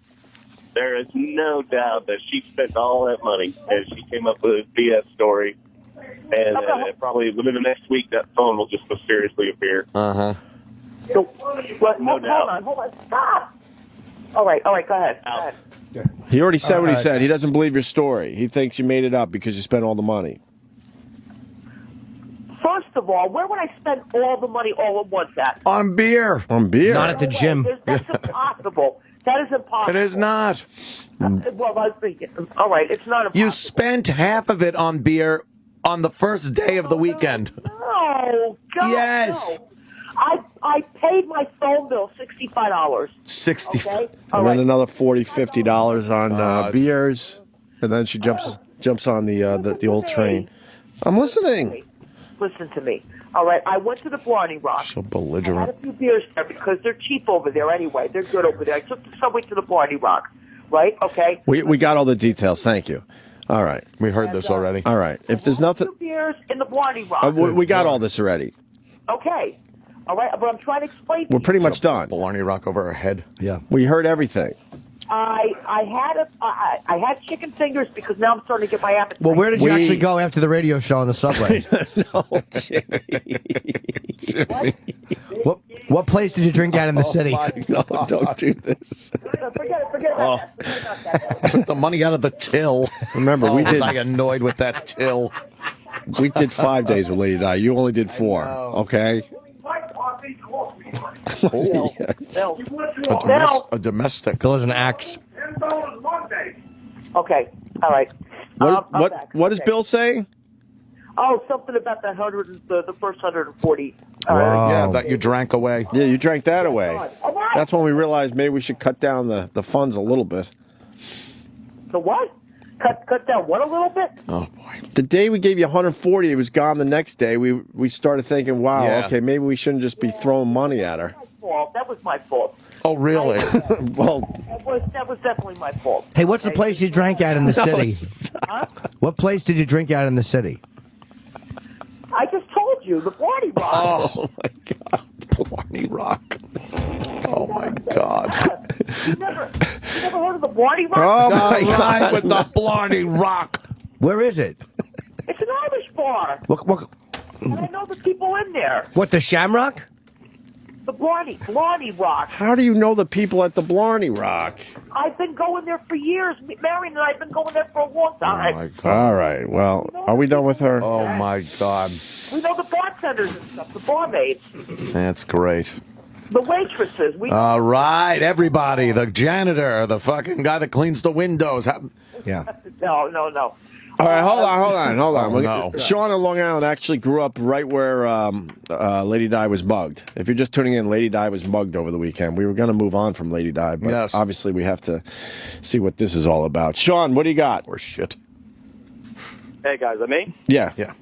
Hey, no, I didn't grow up there. I went to college there for 3 years, right down the street. What college? What college is nearby? Kane University. Okay. It's right in Union down the street. I know where that I had It's my university. had a college house there for 3 years, right down the street. Used to go to that liquor store that she's talking about and everything. Okay. There's no way that she's lying. She's not lying. Okay. This is the worst neighborhood ever. You know, those guys just hang out outside that store all day, all night, and they're just looking for people like her. I'm actually a white kid too, so they were looking for people like us, but we were a little smarter than that. Exactly. She's just walking around like a dummy. Yeah, she's drinking a Cheers here in New York. Yeah, no, there's no way she's lying. They just look for people like us. And if she's drunk and staggering a little bit, and her pocketbook's all willy-nilly like she is. Open. The guy looked at her, saw the money, she's pulling it out. Right. Absolutely. Oh, yeah. We never left our house. She did everything wrong, I bet. I mean, everything you can do wrong, she did wrong that day. Everything you could do wrong, yeah. Yeah, since 1960. Instead of like maybe pulling out a 20 out of the wad, she pulls the whole wad of money Wad out. out. Oh, I'll take some chicken. Slurring. You guys know that. Were you with me? Yes, we were with you for 1 week. How do I know this? You're It's not an enigma. She goes, how do you know this? Because you told us. That robbed her was. I opened up my pocketbook. You probably looked inside, saw the money, and I don't even know it. Okay, I pulled out whatever I had to pull out. Goodbye. All right. I have had it with this. Done with her. Had it with Goodbye, her. Di. Be well. We wish you well. And take care. Had it. Godspeed. All right, Lady Di. Well, what can I tell you? I mean, You've told us everything. You, didn't- Right. you won't tell us what you drank in the city, but you told us everything else. Don't say it. Please don't say it. I am bruised. My elbow. She's bruised. and my knee is bruised. Okay. So is your liver, by the way. Exactly. Yeah, might as well add that to the list. Poor little fat apple. Her weeping liver. It's weeping into her abdomen. Yeah, it's building with fluid. Who gets so bruised by getting pushed down? Yeah, exactly. I got bruised by being pushed down. Yes. So you got a bruised elbow and a bruised what? Knee? Yeah, bruised knee. All right. I hope you're doing well. Funny. Godspeed. We didn't say it was funny. Yes. That guy that did it probably was like, this has to be a setup. Like, this has to be a cop sting. Right. This is too easy. But he's like, I got to give it a shot, though. Someone twittered, O&A Blarney Rock. O&A Blarney Rock. Listen, I need to ask you a question. No, we're not hiring. No, really, seriously. What do you need for your driver's license? You need proof of address? How about the ability to drive sober? Yeah. How about that for one? Yeah, I would start there. Take care, I'm Di. asking you a serious question. Oh, yeah. Well, I'm not the DMV. Yeah, what the fuck do you think we are? I don't know. You need 2 pieces of identification. Right. What? Like what? Bring your license. Everything that, everything that was in your pocketbook. Yeah. Yeah, pretty much. Proof of where you live, I think. I think like a pay stub helps. I don't know. A phone bill. Maybe a birth certificate. That type of shit. My birth certificate. Yeah, you're gonna be. It's gonna be a problem. A passport. Right. Yeah. Where's your passport? The police report itself, right? All right, hold on. I'm going to Dr. Joe in Minnesota. Dr. Joe, you're on with Lady Di. Hey guys, let me take Lady Di off your hands for you. I've got a job opportunity for her. Yeah. Have you ever heard of Scared Straight? Scared Straight? No. Yeah, so Scared Straight is to help kids that are fucking up become better people. So we're going to use you. We're going to use you to scare these kids. How would you feel about teenage boys changing your diapers so that way they see what alcoholism can do? Oh, brother, please. Please, no. Hey, I'm a doctor. No. I am a doctor. Not like Dr. Steve, more like Dr. Pepper or Dr. Dre. But I'm still a doctor. All right, Dr. Joe. She ain't listening. Hey. Unfortunately, we had to. Yeah. I'm getting this from somebody. Ask her why she has so many liens and judgments against her. What were they for? Oh. Lady Di. What happened? Say that one more time. What'd you say? She had to take a sip. You heard that, right? Why do you have so many liens and judgments against you? Liens and judgments against me? I don't know. I don't know why. I don't know why. But do you have them? I'm just being myself, and if these people want to judge me, let them judge me. Oh, no. Oh, my God. I can't. This isn't real. Liens? Well, that's from the alcoholism and I lean and sometimes. judgment. Well, I am on Twitter, so you're going to get a little of that. Oh, wait a minute. Passing bad checks? Proof of, proof to get my driver's license back. What about my checkbook? We're not talking about that anymore. Yeah, bring your license with you. You'll be fine. Done with this mess.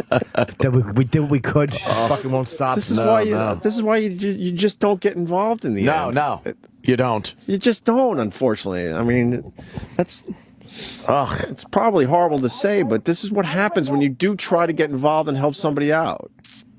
I already got proof of address. But what about the liens and judgments against you?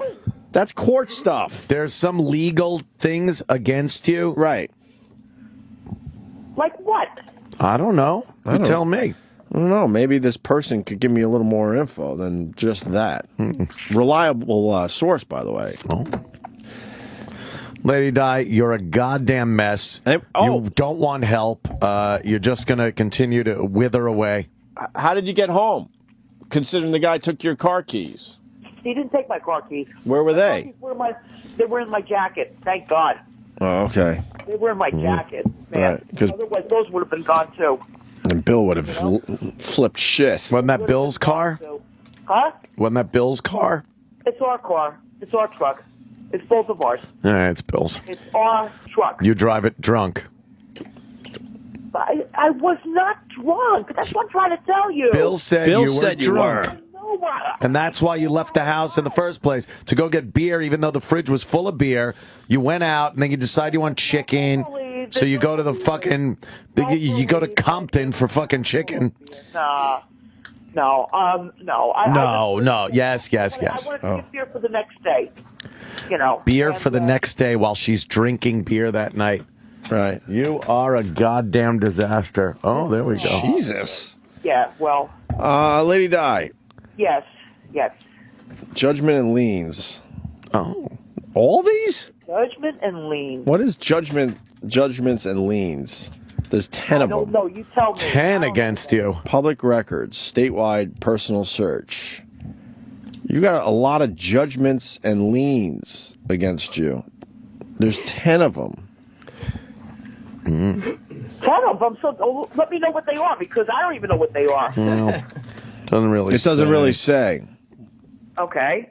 Well, if it doesn't say, then, hey. What does that mean? Then it can't People be looking that for... important. I don't know. Yeah, she owes money to things. Right. She's, a lot of probably bad checks. From a long time ago? Credit that you didn't pay back, things like that. There's 10 of them, so... But you have no idea. Credit cards you never paid. Apparently a lot from... Is that true? Or Yeah. Apparently a lot from Capital One and the heating company. You're not paying your heating bill. What are you talking And about? Capital One, credit card. You probably chalked up a bunch of credit card debt and then just threw the credit cards away. Right? That was a long time ago. See, that was a long time ago. She goes from, what are you talking about, to, that was a long time ago. Overdrawn accounts at the bank. Whoa, wait a minute. Yeah. Wait a minute. Yeah, what? Okay, wait a minute. How in the world did you find all this stuff out?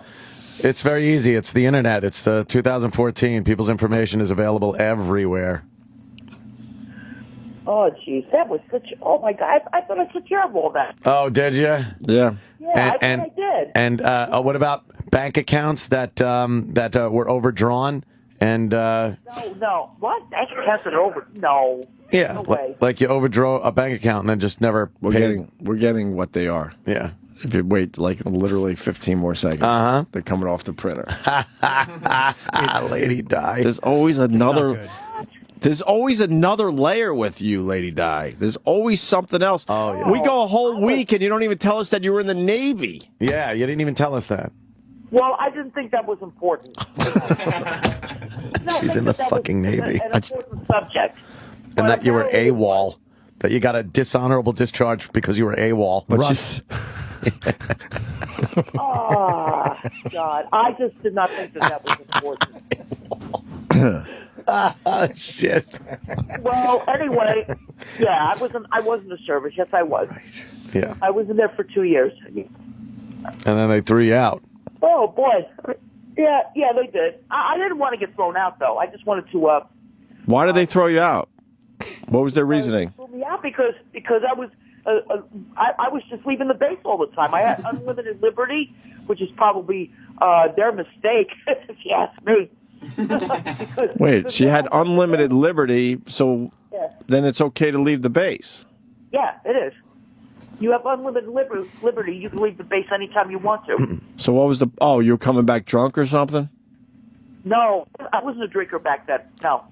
Why did they throw you out of the Navy? I just wanted to leave the base. I did not want to be there. That's all. Why did they throw you out of the Navy? They threw me out because I was AWOL all the time. So when I came back, they said, "Listen, we're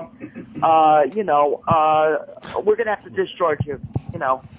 So they had to discharge me. I'm just waiting for the records and we can move on. Stock is dropping the more she talks. Yes. I was young back then. And what's your excuse now? Young and full of cum, right? You're so much wiser now. Yeah. All right. Something like that. Whatever. Yeah. No. But I really wanted to stick it out. I wanted to stay in there, but they just said, "Here, you have to go home." And that was You it. didn't want to stick it out. You didn't want to be part of it, really. Yeah. If you're leaving all the time. Yeah, I know, but I did not want to. I did. See, I was only 19 Here years it old. comes. I was just stalling. Barely out of high school. Okay, I was out of high school. Yeah. All right, 19 years old. Okay, All right, wait a minute, hold on. I graduated high school. Oh boy, Capital One. Here. Let's see what we got. Some fun things. Oh my God. We're listening. Wait, hold on. Forget it. We're listening. We're listening. Capital One does not like you. On me for. What? Capital One, Capital One, Capital One. Wow. Petro Heating Oil and Services, Crown Asset Management, LLC. They're pulling up old files on me, Bill. Oh my God. Century Financial Service, Midland Funding. Oh boy. E-Rock on the phone. Huh? Put E-Rock on the phone. What? Why E-Rock? Okay. Hold on. Huh? Put E-Rock on the phone. Lady Di, it's me. It's E-Rock. Yeah, hi, E-Rock. How you doing? Hey. Why? Wait. Hold on a second. Hold on. Why you pull? Why are you pulling up all this stuff on me? I just figured I would do it because I have access to it and the NSA stuff, so I figured I would just do it. Yeah, but now it's all over the air. Yeah, I know, but I figured what the heck. Oh, God. You see the E-Rock, amounts? please. Are they all different amounts? 8,900. The first one is for $9,200, Capital One. The second one is for $9,200, Capital One. The third is for $8,900 from Capital One. Wait, Opie, you think it's the same one with interest just being added? I'm not sure. I don't think so. I think it's the same one with interest being added. And then the heating oil, that's for $700. I don't think they're the same because they have different filing numbers. Oh my God! Then there's Crown Asset Management for $3,300. Another Crown Asset Management for around the same $3,300. No, it might be the same. And then Petro is another $700 again. How does this work? Then there's Midland Funding for just under $1,000. Then there's New Century Financial Services for $5,400. You're right, Diane. And then another for Midland for just under $1,000. What are you doing? Are you like opening up accounts and fucking around a little bit? No, listen to me. Those accounts were open when I was working. Okay, when I was working, and then when I became homeless, there was nothing I could do about it. I mean, it's so hard to explain. No, it's not. You just didn't pay your bills. When I lost my job, I had no source of income whatsoever. Lady Di, are you also known as Diana Schmitz? That was my. You have to tell everybody my married name. What does it matter? That was when I was married. Okay. That was my name. So basically, when What are you telling everybody this for? when you lost your job, you couldn't pay your bills. That's all this is. Right. You lost your job. You couldn't pay your bills. But it looks like you're opening up all sorts of accounts, though. Well, I think you were doing some fooling around here. I thought I really. You open up a new bank account, you get a little credit card. Yeah, you use that credit card. And then you move on to the next bank. There's too many banks involved here. I'm trying to explain something to you. I already had those credit cards. I had them already. For 4 different banks? 1, 2... Cards already. And then some personal thing here. I don't know what that is. I'm not going to say that name. Why'd you have so many credit cards? Yeah. I don't. You know what? I don't know. I had a lot of credit cards back then. I don't know. And you maxed them all out. Well, what do you know? I mean, like I said, I lost my job, and what was I going to do? I had to live on something. So, but I thought I took care of all that already. Oh yeah. How? It's like. Well, you paid off tens of thousands of dollars. So it looks like the max was $10,000 per credit card. $10,000 per card. And she paid back maybe like the first payment, and that was it. I can't. Oh man, I don't even want to talk about it anymore. I can't pay these people. I really wish I could, but I can't. Lady Di, is there one aspect of your life? Lady Di, is there one aspect of your life that you feel you kind of have you got right? Well, first of all, when Bill took me in, then that isn't you. That's Bill. Huh? There's not one thing you're doing in your life that you could look at and go, well, at least I'm doing this right. Nothing. Well, yeah, there kind of is. I mean, I got a job after Bill took me in, and that was for a temporary agency, temp agency. Years ago. And I worked there for around 2 or 3 years. How come when we talk about things like liens and judgments, you go, oh, that was old, that was years ago. But when we talk about jobs, you're like, oh, I had a job. That was years ago. How funny is it that it's lean? A lean. Lean. Yeah. Nothing lean about you. Yes, exactly. I mean, I just... Hold on a minute. Let me just say hi to Ryan. Ryan! Yeah. Hey. Hello. Can you just please hang up on Lady Di for us, please? The listeners everywhere want to get this over with.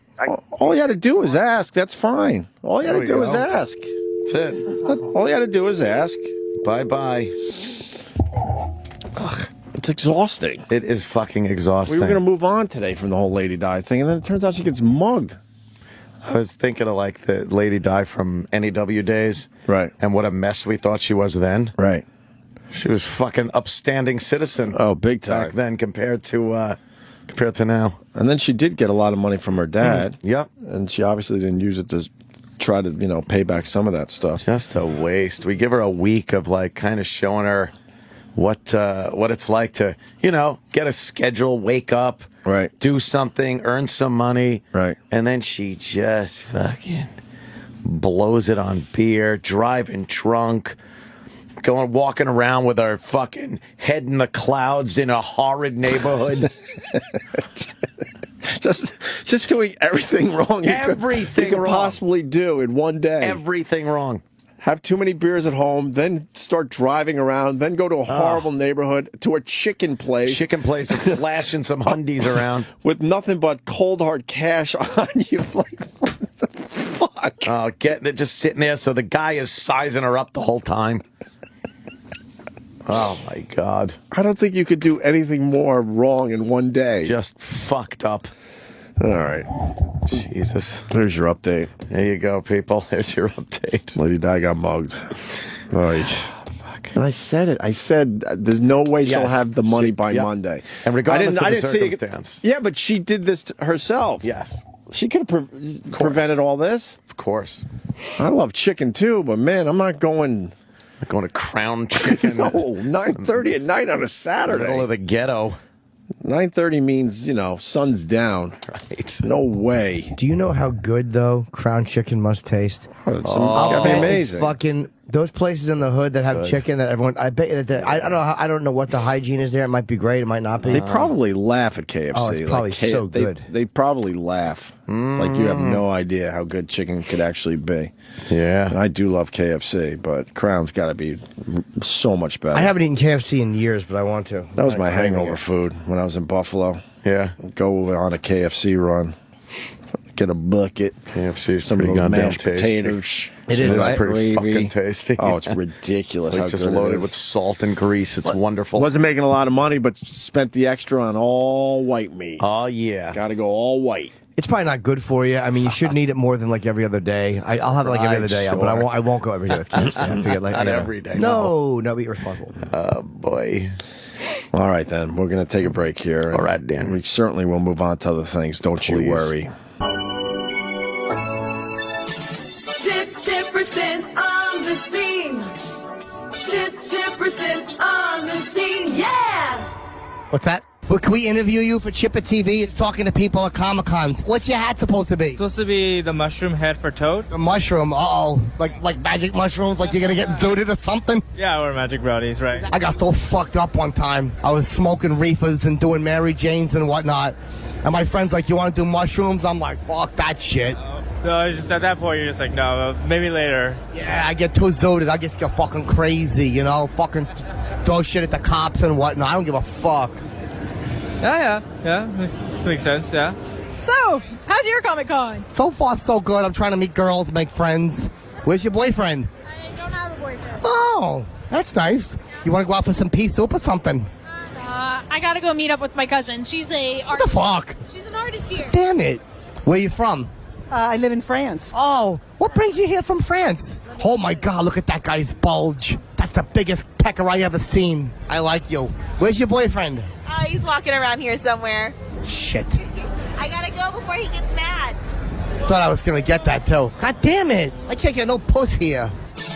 Chipperson on the scene.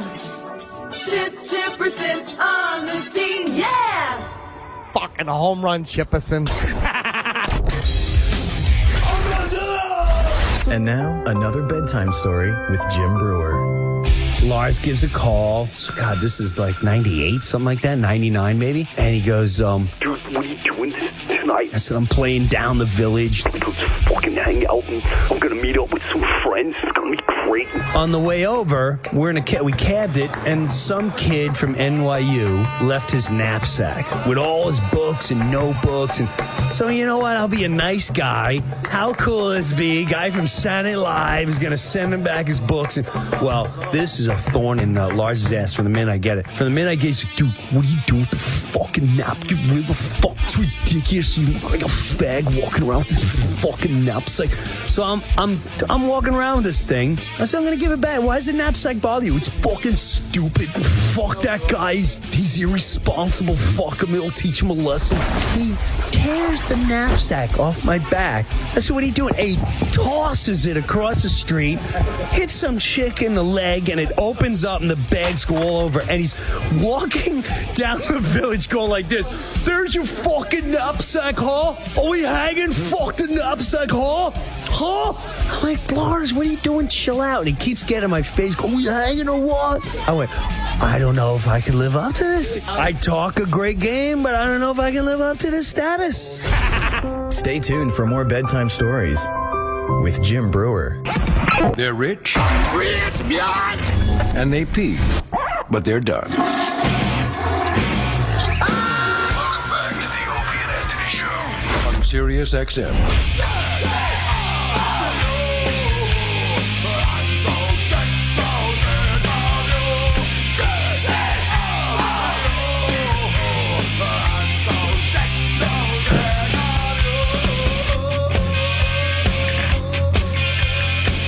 Is this, Guar?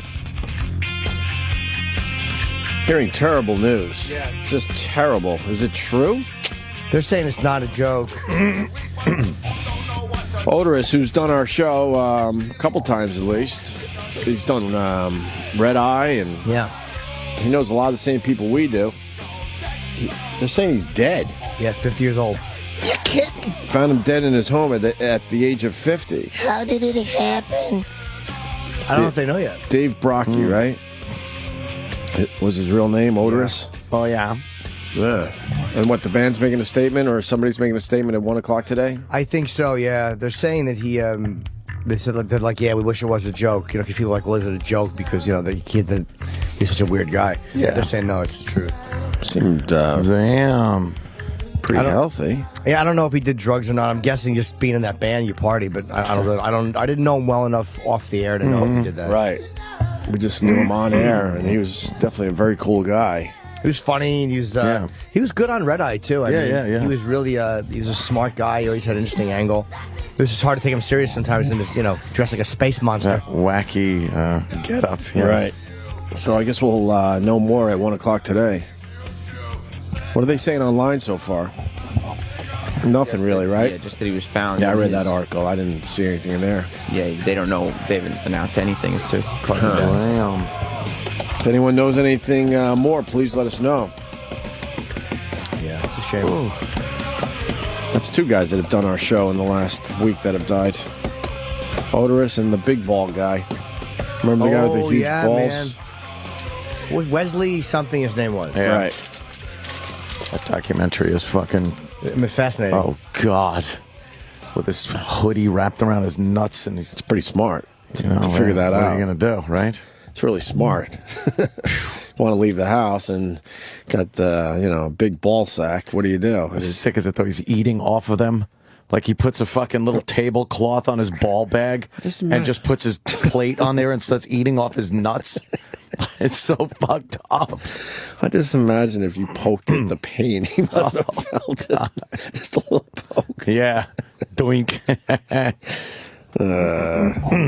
And it looks like they found the plane, I think. No. Australia and China spot objects in ocean. That means nothing, though, at this point. No, they're pretty confident about this one, finally.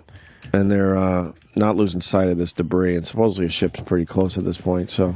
You know, what made me sad was they were talking to one of the family members, and they were saying like, of course they're going to hold on to hope. It's just what you do, right? And they're like, yeah, we keep thinking that we're going to see like a plane wing with like people clinging to it. And of course not. It's been 2 weeks in the ocean without water. You're dead after a few days.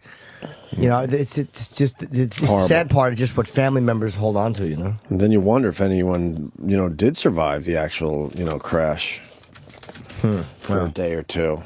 You'll never know, right? Oh, they will. Once they get that black box, they'll know. Once if they said it plummeted, you'll know nobody survived. Yeah. And then they adjusted another fact in this whole thing that there was no funny business after they.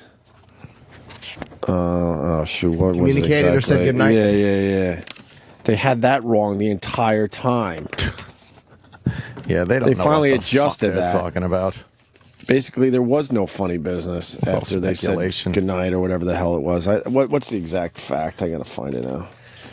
But two objects. I mean, you can't blame people for coming up with weird theories, though. It's because it's just such a rarity that a plane disappears, and there was a couple of things that didn't line up right. Right. The communication, the turn. You know, it was a lot of things that just didn't make sense, and all of a sudden the plane is gone. Yeah. It's like there was just some catastrophic event on the plane. Is what it's starting to look like now. Maybe someone rolled the window down inadvertently. No, that you can't. Hold on. You can't do that. There's no window rolled down. Oh no! Shut up. Went all the way up to 45,000 feet, then all the way down to. Is that 23 or 33? 43,001. Right. I wonder if let's say the communications got fucked up by a fire or whatever. Why would the pilot go up there? And this will sound very naive, but is it harder for a fire to burn at that height because of the less oxygen? I wonder. I don't know. Like, was that some kind of last thing he was trying to do to maybe tame a fire or something? Wow. That would be a hell of a move. Interesting concept. That's what I thought of. Is just why else would you go to that height consciously and not communicate with the tower? We could book you on CNN because they haven't said that one yet. That's true. And then they could go in their flight simulator and try it out. Oh, God, I hate that guy. Guy just... Well, today we're going to try out. You know, it's so realistic up here. You feel like looking out the window and looking for debris. Yeah. Do you?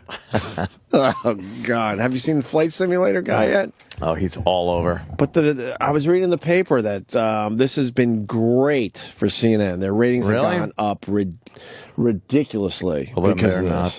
That's why they've stayed on it as long as they have. Because the other two channels, not so much. MSNBC and Fox, they moved to other stories throughout the day. Oh, wow, CNN that's not weird. as much. What? On Fox, picture of Iranians with two faces, same legs. Like they put two different bodies on the same legs. What is that about? I don't know. What? Like, we're looking. Because the legs are not his. Well, why did it take almost 2 weeks for anybody to notice, hey, wait a minute, they've got the same legs? Because we look at their faces, dummy. And it's just chopped at the bottom. You gotta wonder, too. Not even close. You very rarely see surveillance video that has been photoshopped, but this was unintentionally photoshopped. They claim of the two passengers who had one man buy them both stolen passports and get them on the plane. So it is a little suspicious regarding that, but the Malaysians say, we didn't mean to make a mistake, but we're sorry. All right. Wait a minute. Now, how would they make that mistake? But it's so obvious. Why didn't anyone figure that one out? So obvious. With all these experts and all eyes on this story, why did it take almost 3 weeks to go, wait, those two guys with the fake passports have the exact same legs? Oh, no. And it wasn't even done well. No. What's the purpose of that? Because they're putting one guy on the, But it's the same picture we've all seen where it's side by side, and it's so obvious they have the exact same legs. Yeah. I guess because you're looking at the faces. No one looks at the legs. Well, you don't think that the legs will be different. You're looking for faces. But what are they saying about that? The Malaysians are saying it was a mistake. But how did that happen? Yeah, why wouldn't you just have the pictures? Why not just the pictures? So now we got to find that out. Yeah, but this is the kind of weird shit that makes conspiracy I don't like conspiracy theorists that hold on to something once the facts have been proven. Yeah, but this is kind of hard to let go of. Yeah, they're going to run with that. They'll run with that big time. Big time. Yeah. So, oh boy, ridiculous. We got a lot of guests coming in today. By the way, I hope before we move on, I hope that someone here at Sirius puts out the fact that I gave that theory first. that the pilot went to that height. Right. Because the fire wouldn't burn as well. Try to put out a fire. I like that. I like that theory a lot. Someone else will get credit for it, though, because of course. no one no one pushes our stories forward whatsoever. If that would work. Probably not. Trying to think it might. Why would you live somewhere where a mudslide could take you out? 8 people dead in massive mudslide. Where was this? Yeah, it's Washington State. All right, Washington State. Did you see the remains after the mud did its thing? Oh my God, it's like half a mountain or something. Yeah, that was a lot of fucking things just get all loosey goosey, and then they have to go, right? And they got to just go somewhere. Wow. Yeah, that's fucked up. Like 8 people dead. They're missing a bunch more. Yeah, that's some scary shit. Every day there's plenty of tragedy. A lot of to enjoy as you turn on your TV. Just put on the news and bask in the tragedy. Enjoy. Every day there's sorrow, something. Loss of life. It's great, right? Man. Gotta love it. What else is going on today? That character actor died too. If you saw his face, you would know. Yeah, he was on Homeland. 65. He was on Homeland. Yeah, was his big role. I think he was in Meet the Parents. He too. was in Scent of a Woman, I think. He was like the guy. He looked the same for 30 years. He played. He was in a million things. You know his face. What's his name? That's the problem. His name's James Rebhorn. James Rebhorn. I wouldn't know him as James Rebhorn. Oh, no. But you see the face, you go, oh, that guy. When I read the name, I'm like, who was this? Right. I have no idea. Yeah. Hey, Godspeed. Godspeed to you. Oh, they're not going to find this fucking plane. No, I they bet won't. they don't. No, this debris. I bet this debris is just more shit. They're very confident because it's round and rectangle. Yeah, and it says Malaysia AI on it, but they're not sure what the last letter is. So Imagine. Somebody on Fox used Jimmy's theory about the oxygen last week. Oh, did they really? When you're that high, fire does go out, but they have something to keep it going, but it will kill the passengers.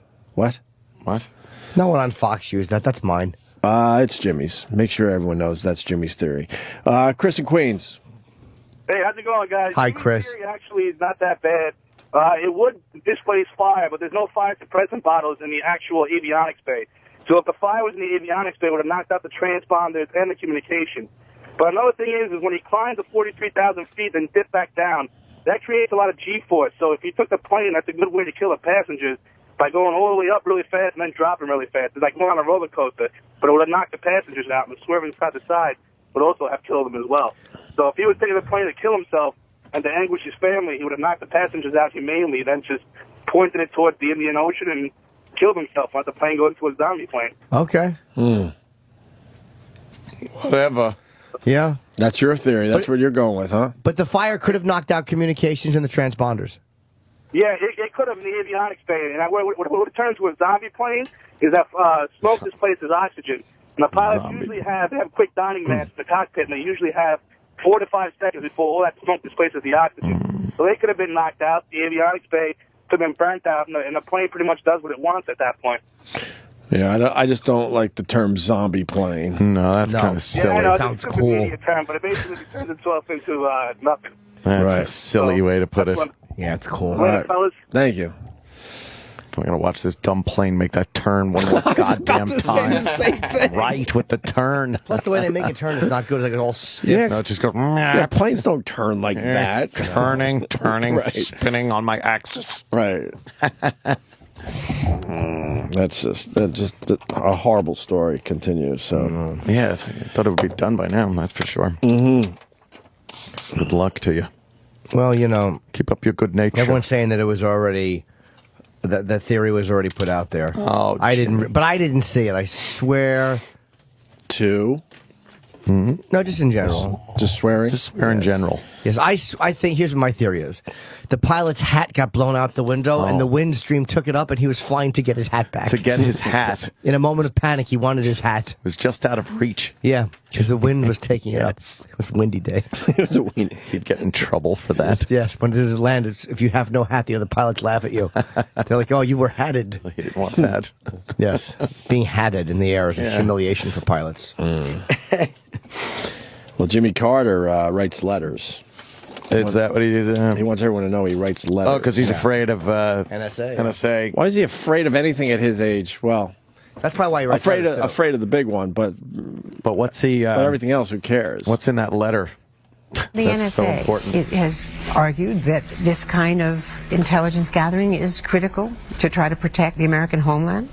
That has been extremely liberalized and I think abused by our own intelligence agencies. As a matter of fact, I have felt he still sounds that sharp my as a own tack, this guy. communications were probably monitored. And when I want to communicate with a foreign leader privately, I type or write the letter myself, put it in the post office, and mail it.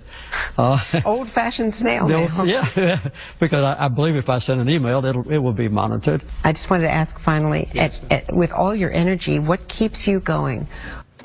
How old is he now? He's 80. I'm trying to look it up because I can't believe we're still talking about Jimmy Carter. He's an old codger. Types out He's got to be late 80s, easy. 85. 89. There you go. Almost 90 fucking years old. Let me see him. And he sounds great. He sounds all right, man. Is he still hammering away? Yeah. Does he still hammer, or does he kind of supervise at this point? Well, he hammers when the cameras are out, for sure. Does he hammer in the morning? All over this land, eh? Thank you.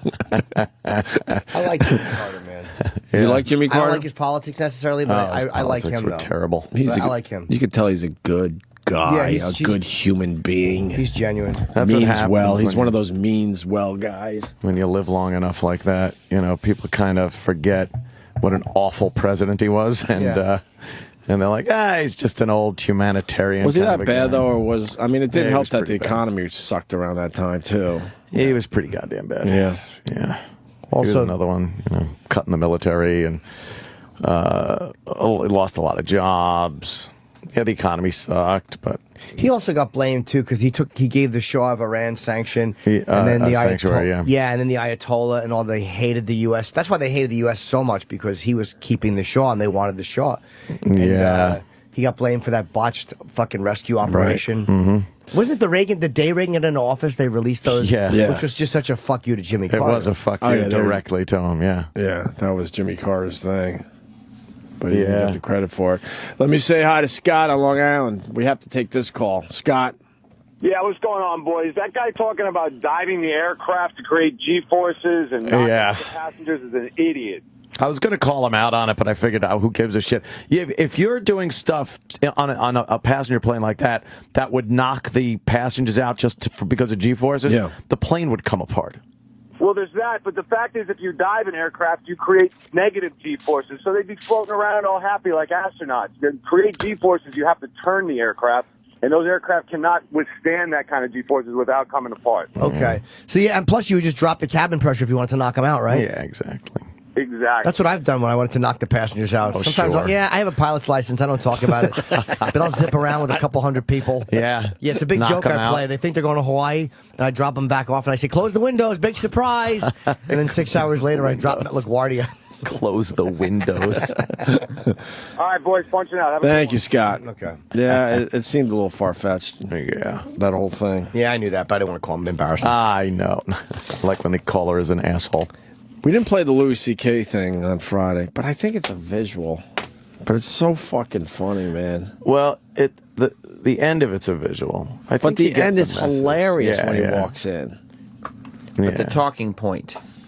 It's like, Right. oh, look at that. Isn't that interesting? Do you have the end on this? No. Where it goes to the thing? No. Because it's just him laughing. Yeah. Yeah, but that's what's that brings the whole thing together. I know, but you got to see him doing it, because then he does the Louis impression from the movie. It's the clips from the movie. Right. This is more of a, oh, shit, he was on that show. Right. That is what it is, because Louis was saying that never happens. Louis like, fuck that. And then the guy's like, no, that guy was. And then you're like, oh, shit. Right. All right, I so... have no idea what you guys are talking about. Well, we didn't want to give it away in case people haven't seen it yet. I have not. All right. Well, so why don't we just play the first part of this right here? Louis was on Stephen Merchant's podcast Yeah. recently. Yeah. And they were talking about the Actors Studio. Right. You know, Inside the Actors Studio. You ever seen that program? Sure, yeah. And you know, at the end they have a series of questions that they. It draw always up? occurs to me, when an actor stands up during one of the people in the audience, he says, "I'm an actor, and what can I do?" and asks Sean Penn or whoever. what can I do to reach your level or whatever, and you just want to say, that's it, you never will be famous. You'll never be famous. There's no way you asked Sean Penn a question and then you're going to be huge. There's not a single member of that audience that would stand up and cry while talking to him. Oh, and then that became Juliette Lewis or somebody. No. Hilarious concept, but why did he pick Sean Penn? That is it works weird, out perfectly. It worked out. It was Sean Penn that was on stage. Why did he? I think it's just for weirdness. I don't know. It's just one of those things. So he never saw. Yeah. I don't think because this wasn't like a well-known. So he clip. he pulled Sean Penn out of thin air to make his point. But Sean Penn. I think it was just because Sean Penn is like when you think of actors who take themselves too seriously. Right. Sean Penn's kind of the first. Next time we'll have to ask Louis. My guess is that he pulled Sean Penn because Louis is known in the business as being very gay, and he has this thing for Sean Penn. Yeah, I think he has a thing for Sean Penn. That makes sense now. So here's a clip from inside the actor studio when Sean Penn went to the audience for questions. Right, just like Louis just talked about. Hey, Mr. Penn. My name is Bradley Cooper. I'm a second-year actor. My question is regarding Hurley Burley. What was it like to revisit a character, Eddie, after a 10-year hiatus? Did you have new discoveries? Did you find that it was a different approach because you had already done this character before? Yeah, it was the first time that I'd done a film of something that I had done a play of. That's pretty much it. But I mean, that is so weird that Louis would pick Sean Penn. Louis just saying, and how someone would just stand up and ask a question. That person would never be famous, but that actually happened with Bradley Cooper asking Sean Penn a question. Yeah. Before Bradley Cooper was anybody. He's famous. Right. Yes. But then, and then he does the movie with. Then he does Louis American CK. Hustle, and they have scenes together. Right. Yeah. And someone put the scene at the end of this clip just to bring it all together, but I think it's hilarious. Here, just go back to the question part. Hi, Bradley Cooper. It was a different approach because you had already done this character before? Yeah, it was the first time that I'd done a film of something that I had done a play of. And so, because I think Marlon Brando once said, the movie fades out because he answers a question, and then they go to a scene from American Hustle. Where Bradley Cooper walks in laughing his ass off, making fun of Louis C.K. Making fun of Louis. Oh, that's funny. He's humping him. That was a funny scene in the movie. Spanking Louis. Louis walks out, embarrassed. Bradley's still losing his mind, laughing his ass Louis off. impression. It's hilarious.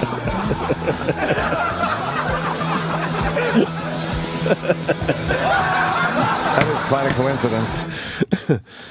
Quite the coinky dink. I'm glad people think that sexual assault man on man is funny. I don't find that funny. No? No, I think it's a very serious problem. It's hilarious. Should have been a bare bottom spanking. I think that's probably just a random pull. That was a random pull on Louis' part, and this- it actually happens with Sean Penn, and then they're in American Hustle together, and that scene is great because they're just making fun of Louis C.K. And the Stephen Merchant podcast was from 2008, so it wasn't even.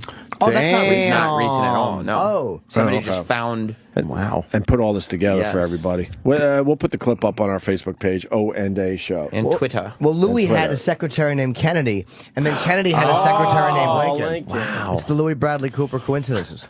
Are those real? Those coincidences? I think a few of them. I guess if you look into anything long enough, you'll find some weird shit, maybe. The secretary is true. It was that's a little strange. Lincoln's secretary was Kennedy and vice Kennedy's versa, Lincoln. Right. Wasn't there inauguration? But that could just be that's when the people are inaugurated. But can you look them up real quick, the Kennedy Lincoln? They also said that Lincoln had a hat and Kennedy should have.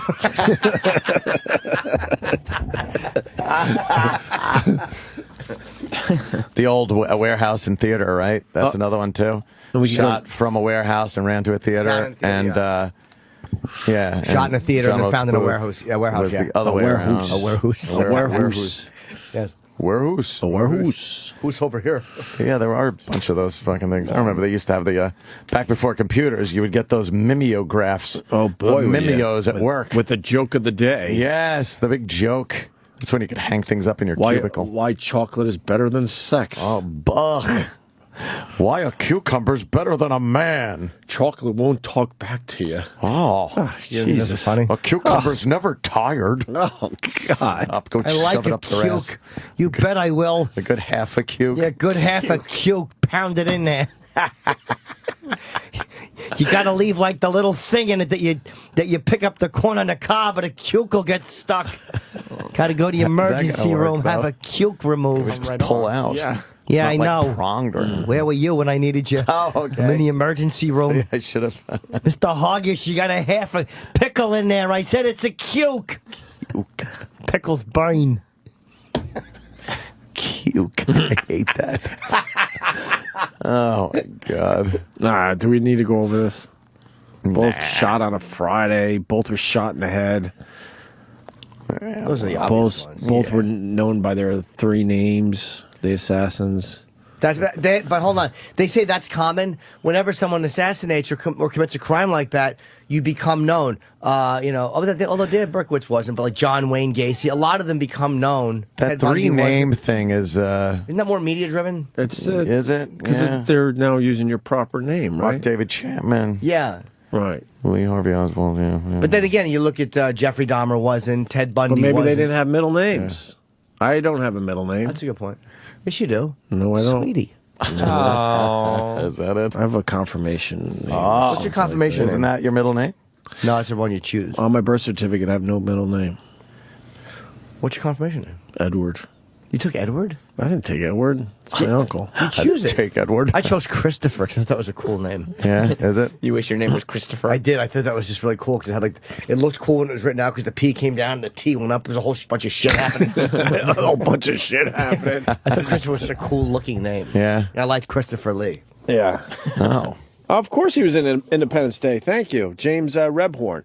Let's say hi to Paul in the Bronx. Paul, yes. Oh. Paul. What's up, guys? Hey. Yeah, James Rebhorn, probably best known for Independence Day, when the president says, there is no Area 51, and the guy goes, that's not entirely true. Area 51. Area 51. It is where we keep the pennies, David.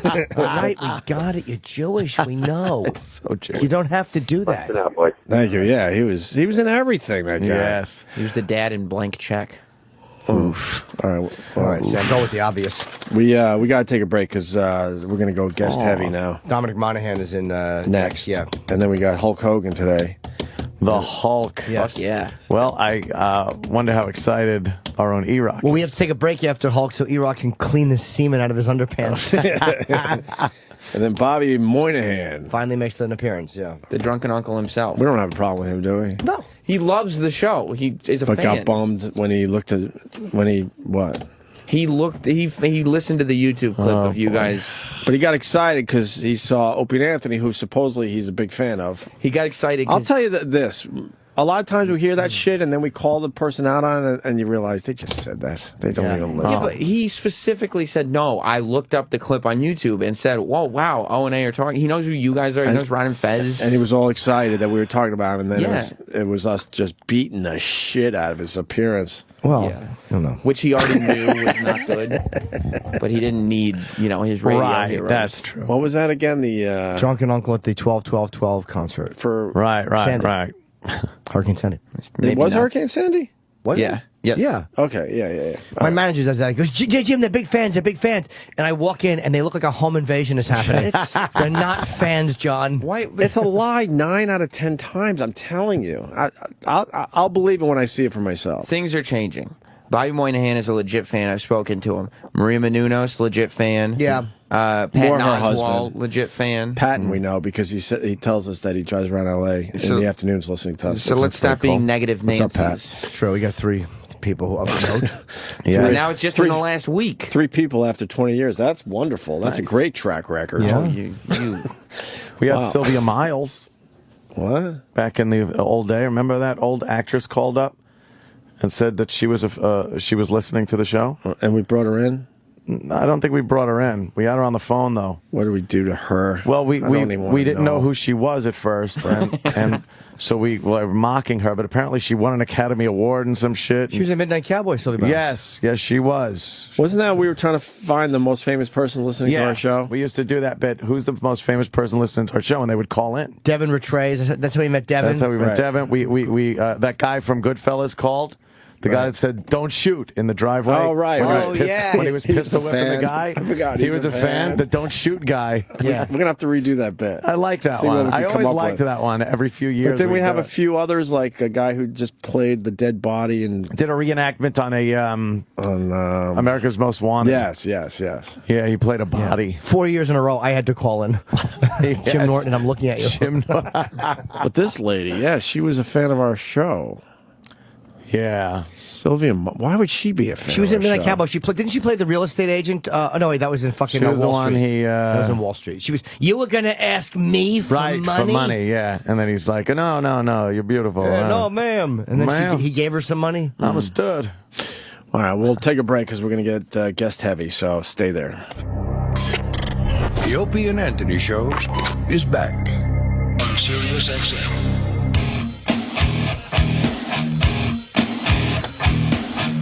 Let's get Dominic in here. We've got a very busy day.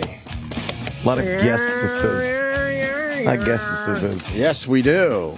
Welcome back to the show, Dominic. Sir, take a seat right there. Sorry we're a little late today. Sure. As they say in certain parts of America. How are you? Yo.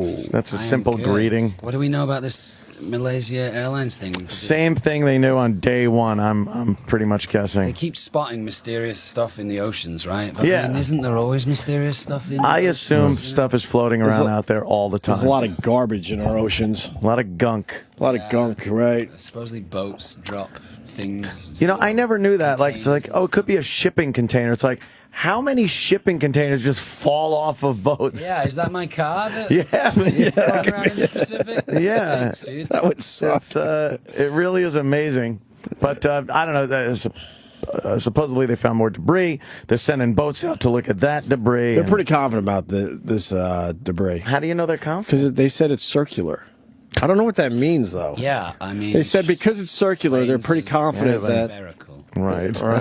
Cylinders. I mean, yes. Cylinder. Maybe. Yeah. Are you a conspiracy guy? Do you think it was or are you? Yeah, although I resent the word conspiracy because it always gives you, it doesn't allow you to actually give it any power. As soon as you're like, oh, it's a conspiracy, it undermines what you think. Because you think. But yes, I do believe in some famous conspiracies. Which ones? Yeah, what's your favorite? Not favorite, but what's the one that you think is definitely the...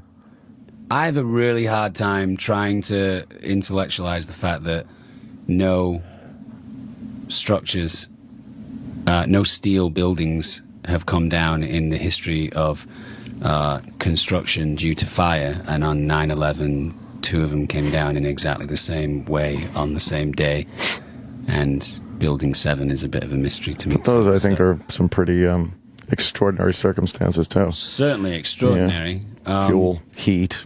Weakening of metal, things like that. I think the Kennedy assassination might have a couple of things going on that we don't know about. That's always had, an air of conspiracy around it. Yeah, yeah. But it's that weird thing, conspiracy. As soon as if you're labeled a conspiracy theorist, there's something about your brain that is broken, that doesn't work. What if you're just thinking about the alternate idea of what it could be? I mean, that has relevance. You're just asking questions. I think for the most part, though, people that believe in certain conspiracies, it's always so far off of just the simple explanation that it's like, well, why can't this simple explanation be what had happened, instead of trying to come up with 20 people knew, but no one ever spoke. I've never seen that.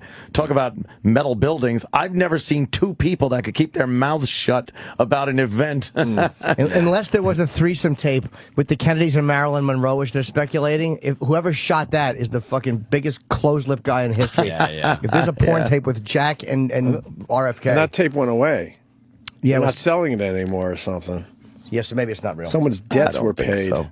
Why would they tape themselves or film themselves? Could have through a mirror. Somebody could have just done it. Just having a threesome with your brothers. With your brother? I don't want to see my brother's sex face. Hell no. That's what I said last week. Exactly. I'm interested in that. Yeah. What if something awful happens? Like you're having a really great moment and suddenly you lock eyes with your brother.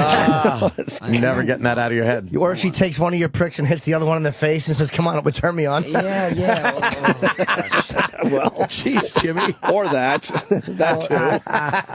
Just don't want that to happen. things. With Marilyn Monroe, though, you kind of got like I wouldn't want to see a family. I don't have any brothers, but like I would never want to see like my sister. Like it's just gross to me. But like if it's someone like Marilyn Monroe, you got to kind of bite the bullet.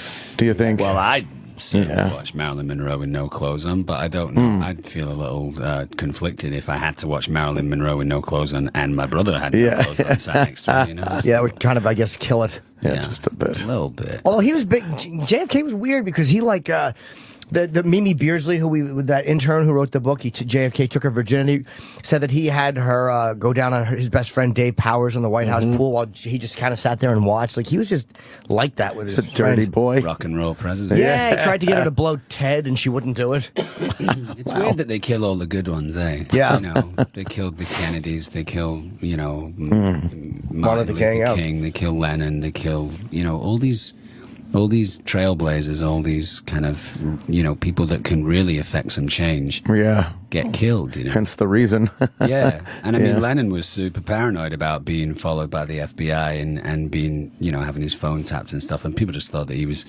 paranoid and the drugs were not working for him anymore. But it was true. They had a massive FBI file on Lennon and they were trying to throw him out of the country because he could rile up a large group of people. He could essentially cause a revolution, and they do not want that. You know? Anytime a person can get that much power, people figure, we gotta get rid of this guy. Yeah, it's a bit scary. It is. Did you ever hear that last Rolling Stone interview? There's audio of it too. That Lennon did. We played that, right? Where we have. He was just talking about getting older, and he's 40, and he's like, he kind of saying like he was wrong about certain things, and a lot of it was his own fault. Just being like he was just turning into like a regular. Oh, he started kind of middle-aged guy. Yeah, he was just kind of mellowing out like people do. Some of his anger, yeah. Yeah, when they get to 40 and they've got like that life. angst goes away because you have a great life. You look around and realize, there's some people living like crap, and I'm doing pretty well. He's a multi-millionaire with a little baby, and he's baking bread in the Dakota, not the Dakota. Yeah, the Dakota. Yeah, that was the place. Yeah.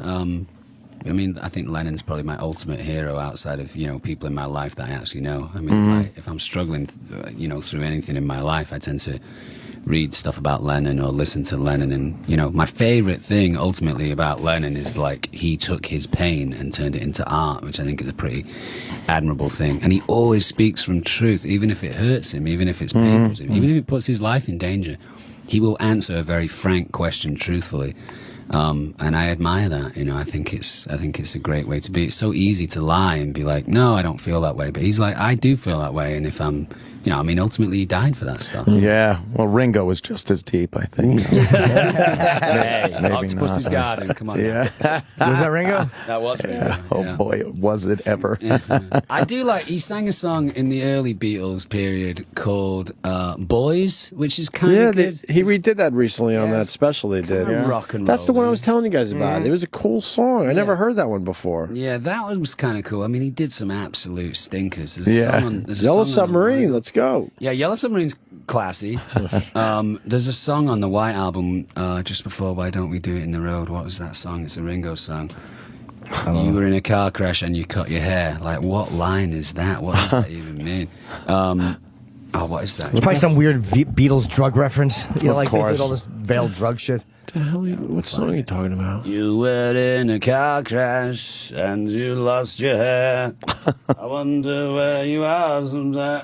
Don't pass me by. Okay. Terrible song. Horrible. It ruins the White Album. I mean, the White Album is such an epic album. It's a double album by the Beatles. So if you're going to pick a Beatles album, you may as well get double for your money. Yeah. It's a great study of a band just fracturing apart, but pretending to be a band. You don't want to be the guy that ruins the White Album. Right, Lennon's in his studio doing his thing, McCartney's in his studio doing his thing. All those songs, and look, one Ringo song, and then they gave, and then Good Night ends the album. Which is quite nice. That's a Lennon song that they gave to Ringo. But I mean, you got. What do you mean? Well, Lennon wrote Good Night. Why does why does it say star? Just for the vocal? Oh, for vocals, I see what they did. Okay, so he only sings two songs on the whole thing. It was written by Lennon. Gotcha, okay. Don't Pass Me By and Good Night are the only songs that Ringo... Year Blues by Lennon on that album, amazing. Why Don't We Do It in the Road, which is one of McCartney's rockiest moments. Helter Skelter, for Christ's sake. I mean, that is just epic. Happiness is a Warm Gun, amazing. Yeah.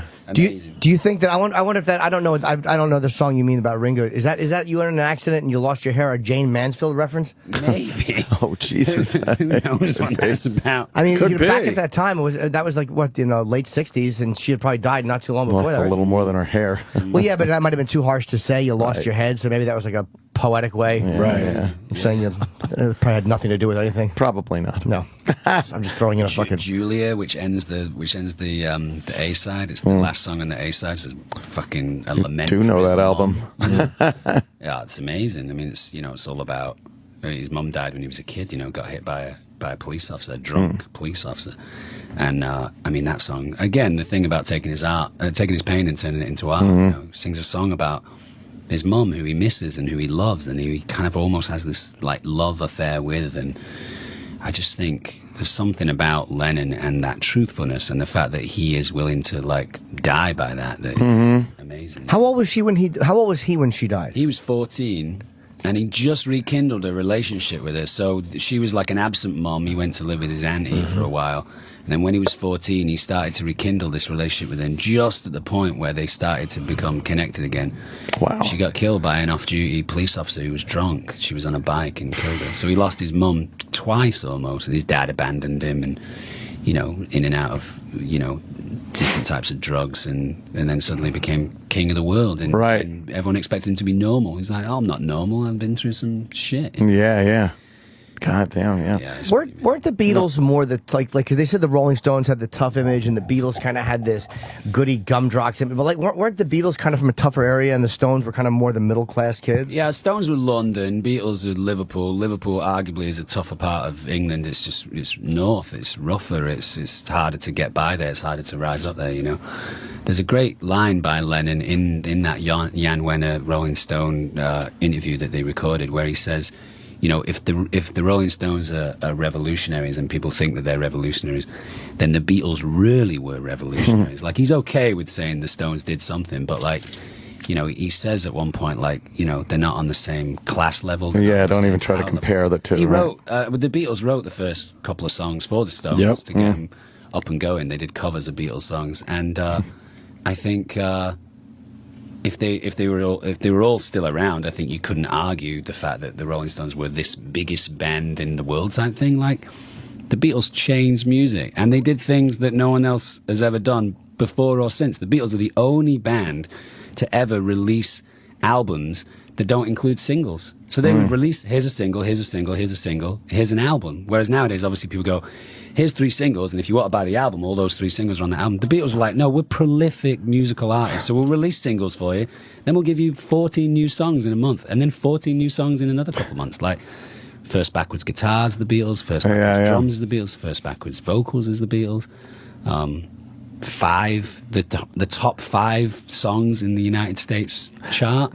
That's so like 1, 2, 3, 4, 5. It really is amazing, and the sheer number of songs that they were able to put out the biggest in a short period of time. Too. Yeah. The biggest selling artist of the 2000s was Eminem. The second biggest artist of the 2000s was the Beatles. That shows you just how powerful they are. Yeah, incredible. Did you? I found watching that amazing Scorsese George Harrison documentary. I hated Eric Clapton after. I was never a big Clapton fan, and maybe I'm wrong because Harrison didn't really seem to give a shit as much as I did. He didn't seem to mind. But I could not stand him after that when he his misses. Oh, I fucking hated him. Yeah. Anyone who bangs your misses is kind of a not a good guy.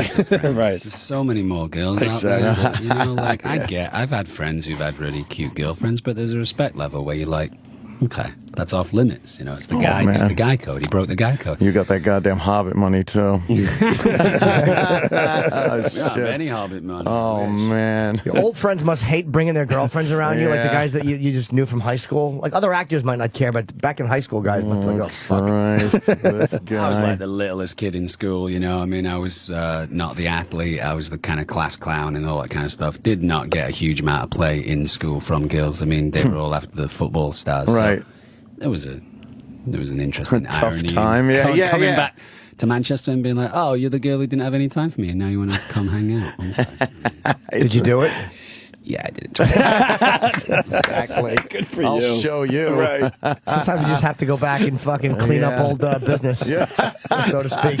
Yeah, clear the ledger. Yeah. There's something still sexy about some of those high school girls that wouldn't sleep with you. Yeah. Well, yeah, it's true. It's, Oh that, my it's that God. thing that you could never get. It's the first time you get super excited about a girl and all that kind of stuff. I mean, it is exciting times at school when someone touches your wiener in between in a recess and you're like, oh, that's fun. It's phenomenal. Then eventually when it's a girl, it's even better. I was 18 the first time, but I actually got sight. It was from a girl who was... Come on now. The first time someone touched your ding-a-ling? Oh, I you was were 5. 18? But no, the first time I had intercourse, I was 18. Oh, okay. I mean, actual sexual intercourse, Yeah. I was 18. Nice. And it was Wow. just frightening and not comfortable. You get these delusions, though, as time goes by about the high school girls and girls you were attracted to in high school. And they really get put in perspective as you get older and look back. And you see them now and realize, like, oh, God, she's just another disaster on fucking drugs and, psychotropic. You thought she was above all that. Yeah, yeah. In high school. Another lunatic just trying to hold everything together. Just an You gotta be angel. careful who you put on a pedestal, eh? Yeah, no kidding. I love that John Cusack movie, Grosse Point Blank. Mm-hmm. You know, they asked him what was it like coming home and seeing your high school friends, and he said everyone just kind of swelled.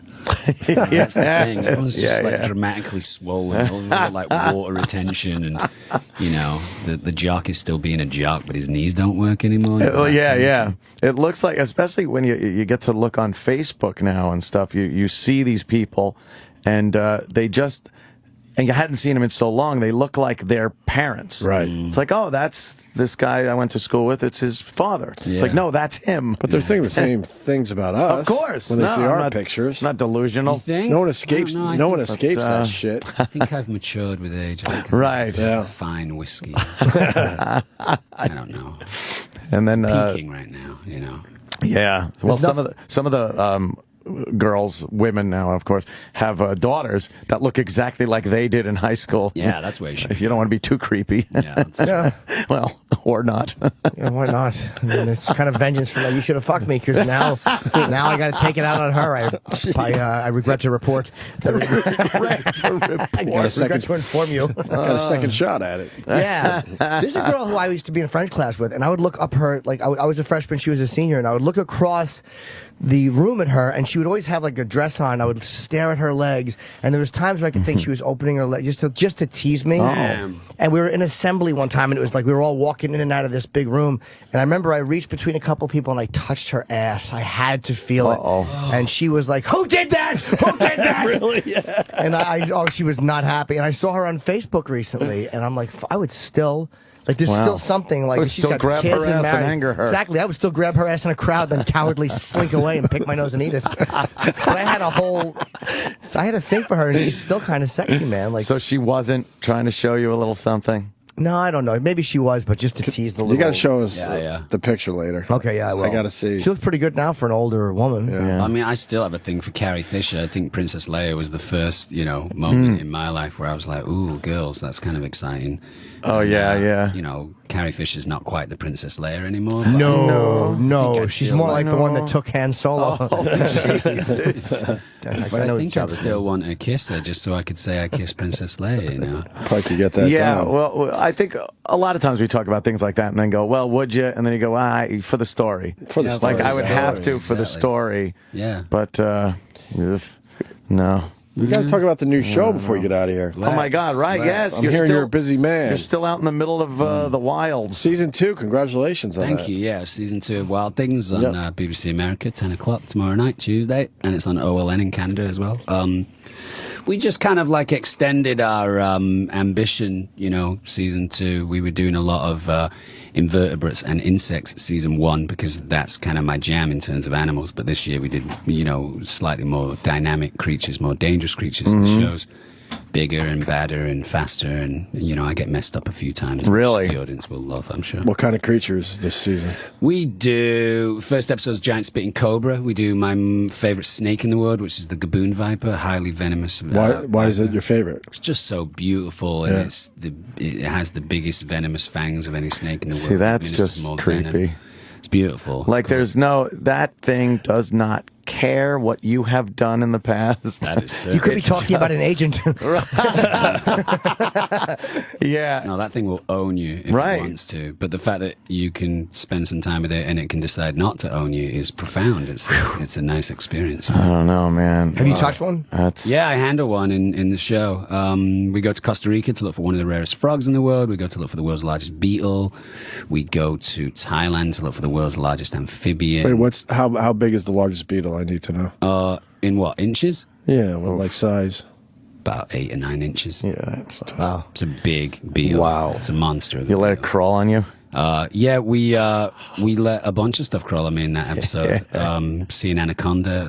I saw an anaconda in Brazil that I thought was probably 10-ish feet, and it ended up being about 14 feet, which meant that it could bite me on my calf, which was an interesting experience. Massive, big, wild snake, and I was trying to wrangle it, and I didn't realize just how much more it was bigger than I thought it was.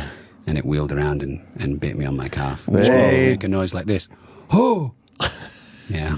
What is the protocol, though, if the snake is choking you? There's got to be somebody there with a machete, just in case the host begins to get squeezed lifeless. Well, we do have a medic who's also a herpetologist that travels with us, and between he and I, we could probably handle it. But I mean, if a 14-foot anaconda bit you and got its coils around you, it's probably a 4 or 5 man job to unhand it. You know, they have a bunch of teeth and they do not let go. So not venomous, luckily, but certainly dangerous. Yeah, but they could put a nice they kill squeeze jaguars. on you. You know, they can kill jaguars. Right. They kill crocodiles, caiman. So I mean, they could make a real mess of you if they feel Crush you, yeah. And did the beetle creep you out when it touched you? I would hate to have something that, like a big bug on me. Bugs suck. I really do. I'd rather have a panther crawling on me than a fucking fruit fly. I'm okay with insects. I kind of like them. They're misunderstood. You know, they get a bad rap. But yeah, we do a bunch of stuff. You know, I go to New Zealand, go back to New Zealand with one of the guys from Lord of the Rings, Billy Boyd, and we go looking for the world's largest insect, which is a wetaponga.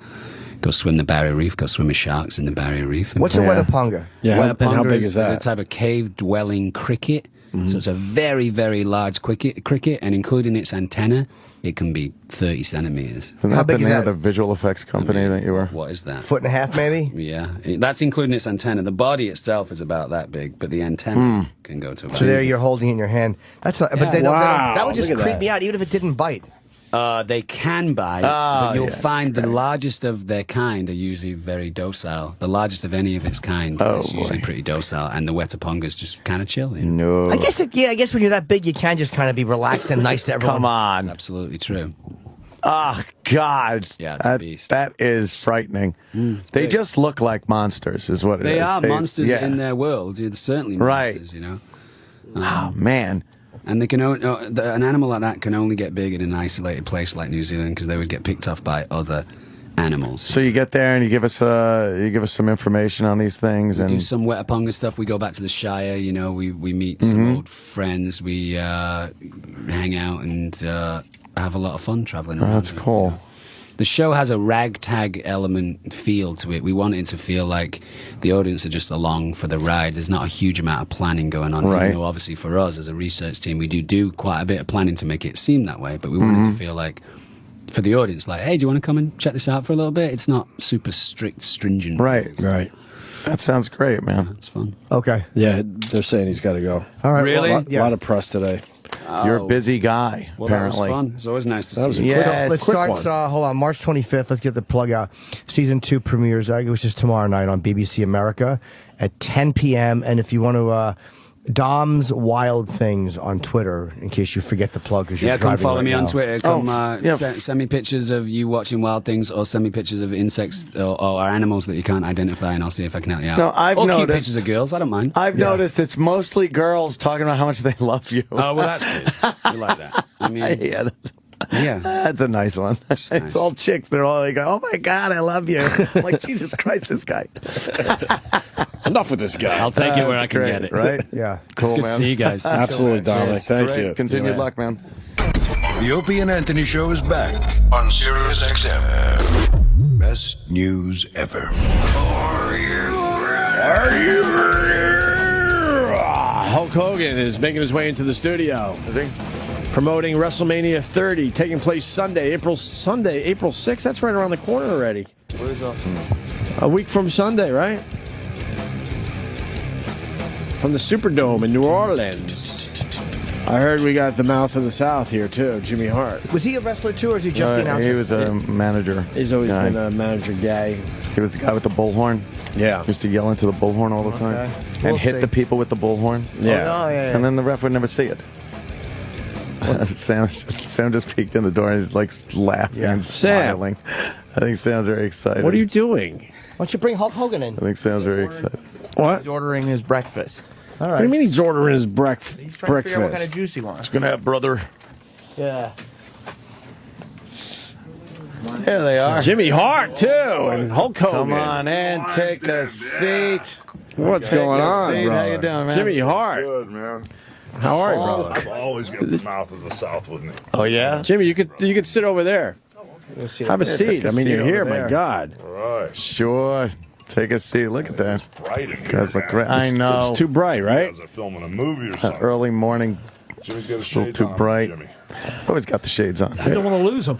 So you just keep them on your face just so they won't get lost. Day and night, baby. Hulk, you're in shape, brother. Holy fuck. I'm trying to keep up with you young guys, man. Oh yeah, we're not. Who are you talking to in this Yeah, room? young guys. What, are you kidding me? Young guys, yeah. If you only knew. Jesus Christ. Need these on? If you want. If you want, you don't have to. If you can hear everyone, it don't matter. That's good. So WrestleMania 30 Scary, yeah. coming up. That I mean, who doesn't remember one? One seems like yesterday. Seems like yesterday. Seems like is, yesterday. That's what old Muhammad people Ali say. and Mr. T and Mr. T. Billy Martin and Liberace. Billy Martin and Liberace. I don't remember Billy Martin. Do you? Rockettes. What did Liberace do at Wasn't he the WrestleMania? timekeeper? Probably smell the seats. Easy, brother. We're going there already? Wow, that's strong, man. That's strong. You gotta go there. What else would he be doing? He's a timekeeper, huh? He's on. I got to hear this stuff, man. He's got to know what's coming at him. What? Wow. How was it to be back in doing the? What do you call it when you're on the mic like that? There's a word for it that. What am I doing? No. When you're back in the ring and you're pitching WrestleMania. Oh, I'm the host, brother. Yeah. No. But what's that called when you're in the ring? You've good Promo. mic. You're doing a promo. You're doing a promo. Let me tell you something, Mean Gene. The promo. The promo, right. How did it feel to be back in back in the ring after all that, the WWE? Well, that's what's so crazy. I actually work for another wrestling company last 4 years, and nobody saw me. But but it's really cool to be back home because I mean, if we go way back when it was the WWF, right? I used to work for Vince Sr. in the late '70s. That's how far back I go. And then there was a little downtime, and I went to Japan and Minnesota, and I went back to work for Vince McMahon. And '84, that whole WrestleMania thing took off. He had this vision of it being a global, crazy juggernaut company, Man, was he right? Yeah. He figured it out. So, yeah, I guess so. So, I mean, to come back here at WrestleMania 30 after being at 1, and actually, if you look at my career and to actually be back home, and this is kind of like where I should have ended up anyway. And now, instead of me saying I'm the immortal Hulk Hogan, it really happened because he's got a 24-hour network. So you can watch me forever. Yeah, you're on there forever now. Yeah, it's crazy. We've talked to a lot of the guys over the years, and everybody's got their Vince stories and their opinions of Vince and everything. How have you gotten along with him over the years, from the beginning when you first worked with me to That's a loaded now? question. I love it because Vince is such a goddamn personality. Well, we had Jim Ross in here recently, and he told a good sharding story where Vince shit his pants on live TV, and the cameramen were too scared to actually shoot it. But everyone knows it went down that night. Is that all he's got? That's all? That's not a good one? That's a pretty good I've one. heard that a million times already. Yeah. You got a good Vince story? One that won't get you in too much trouble? No, I'm good, man. Good Vince story. Probably, remember when they were doing syndicated TV Nappy and all that stuff, and Nappy was a big deal, and you go to Vegas, and that's where you'd sell all your TVs and stuff. Yeah. That's kind of dwindled down now. Right. Nappy's not the same. Remember when we first went there, we were like the odd men out, right? Nobody wanted the wrestlers there, so all of a sudden Vince and I go to Nappy, and we weren't invited to any of the parties or anything, so here we go, get all dressed up, go down to the first party. And some real big guy started on me. Hey, Hulk Hogan, that fake wrestling stuff and this, that, and the other. Shit. And right when I was getting ready to say something, here goes Vince over the top of me. Wow, I'm trying to hold him back. So, I mean, he was like back in the day, he was very aggressive. Yeah. So I mean, Vince won't ask you to do anything that he wouldn't do himself. Yeah, well, over the years, that's become very apparent, especially during, I guess, the 90s, was it, when he was really in there mixing it up. Had the whole family in there, and the Attitude Era. Yeah. That was a great time, though. Some crazy times with him, really man. Crazy. No, but I get along with him great, man. The deal is, it's always been, I had to look at it both ways. There's the business, the business Vince, and there's the personal Vince. And on a personal, the guy's always been there. If anybody defected, it was me. He was always there, and if you needed a shirt off his back, he'd give it to you. I mean, because that's how cool he was personally. Business is business, brother. I mean, you cross the line business-wise, everybody's, he draws the line. And so there's two Vinces, and some people get that confused, like I did, way back in the day. Oh my God, you take it personal or whatever. But now that I step back and look at it, this guy's got this down. You don't compromise your business. Obviously, for anybody. And so he's a great guy. But if anybody kind of went south, it was me, because I didn't understand, exactly business from personal, and I get it. Did you want to do more things, and he was kind of trying to lock you up, or? No. When I worked there, and he was really open about doing movies and TV and everything. When I came back, his dad was real old school, and real cool. God bless his soul.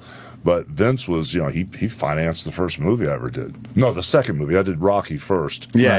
And then when I came back, Vince financed No Holds Barred, and he was on the team for everything.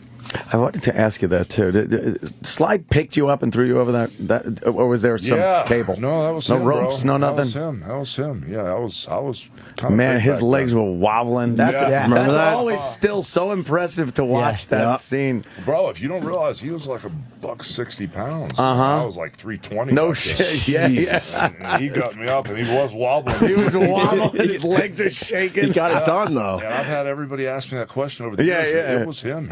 He did everything. He did all of his own stunts. I mean, when I power slammed him from corner to corner, I landed on him, and when I bounced off him, the blood came out of his mouth. He goes, "Oh, that was great." I was like, "Damn." Well, just the stuff that was on screen was amazing. I can only imagine how much more was done that didn't make the movie. That he must have had the shit beat out of him. Yeah, I mean, I ran into him at a Comic-Con a few months ago, and he was just, when we do the Comic-Cons, it's like live, and hey, brother, what's up? How's your family? Thanks for wearing the colors. And I walked in his booth there, everything was real quiet. He's signing autographs, and everybody in line was scared to talk, and it was almost like a little creepy, So I walked in when my guys went, "Hey, yo, Stallone, you want to do this again?" And he looked up at me. He goes, "Oh, no, man, I don't want to go through that again." And I remember I hit him with a high knee in the shoulder in the corner, almost broke his collarbone. And then because I throw my punches straight into the forehead when I throw them, And I know I caught him with one really good one, but he was a trooper, man. The good thing about it is, all these years later, that was filmed in '79, I think. Yeah, wow. All these years later, he's the same paisan he used to be. He hasn't changed a bit. Wasn't that 83, Rocky 2, or Rocky 3, or 82? I think we filmed it '79 or '80, bro. You shot way before. It was way back then, yeah. So when you punch, you punch in the forehead? Well, I mean, I used to pull him straight in. I'm pretty good. I used to be pretty good judging. Try to pull him out. Yeah. A little depth perception now. I used to be pretty good. Now I would be off every once in a while. I might end up with a little nick. You want to see how good you are now? Because Jimmy would be willing to. No, because that's what would end. I've had all UFC guys do stuff, and but that's probably what would end me is Hulk. It would be a fraction of an inch off and put the bridge of my nose through my brain. So no, I won't do it. You've had such a great history with people and other celebrities and stuff. Yeah, and there's not you. And I just wanted to, do you ever, have you seen like Richard Belzer over the years? No, brother. And you've had no communication with him after that whole debacle? Never ran into him again. I remember one thing that kind of I screwed up really bad. I was on a plane and I was looking at this magazine. And it was a celebrity living thing. And all of a sudden, there was a Richard Belzer page and Casse del Hogan or something over in France. Oh, shit. And I looked at it, and as I read the article, they were talking about what happened in the settlement, and then he went and bought this home in France. And it looked just like the house I used to film Hogan Knows Best in that my ex-wife Linda built. And like an idiot, I go dragging this magazine home. Look, and boy. That wasn't cool. No, that's. But I wasn't, the dollar amount and whatever was in, whatever that was being said. I didn't bring that up. It's just I was just freaked out that he built a house just like the one we were living. It looked like. That's kind of creepy. That is weird. My ex-wife built an authentic French farmhouse. We know the house from the reality Yeah, show. but the one that Why he couldn't you bought- pet the dog? That drove us nuts. When you on the boat, right? When you're on the boat. When you're on the boat visiting your old house with Brooke, and it was the tears, and everyone's breaking down. And the that dog's barking, that like, poor "God, little at least dog. pet It's the like, at dog, least for the pet love the of dog. Jimmy Hart's laughing. That was a brutal scene, It Hulk. was so intense. Of course it was. That was a shoot, though. I mean, that was like at the time. Whose idea was it to go by the ex's house there? I don't know. With a but boat. If I had to guess, it was probably the production company because they were always trying to stir it up. I mean, Right, my yeah. son would be on the computer doing his homework. They go, Nick, go throw balloons at the neighbors. I'm like, Nick's not like that, guys. So they were, maybe I don't know, but they probably told me to pull in there with a boat. Yeah. But, And the dog's just barking, and no one's allowed to touch the dog.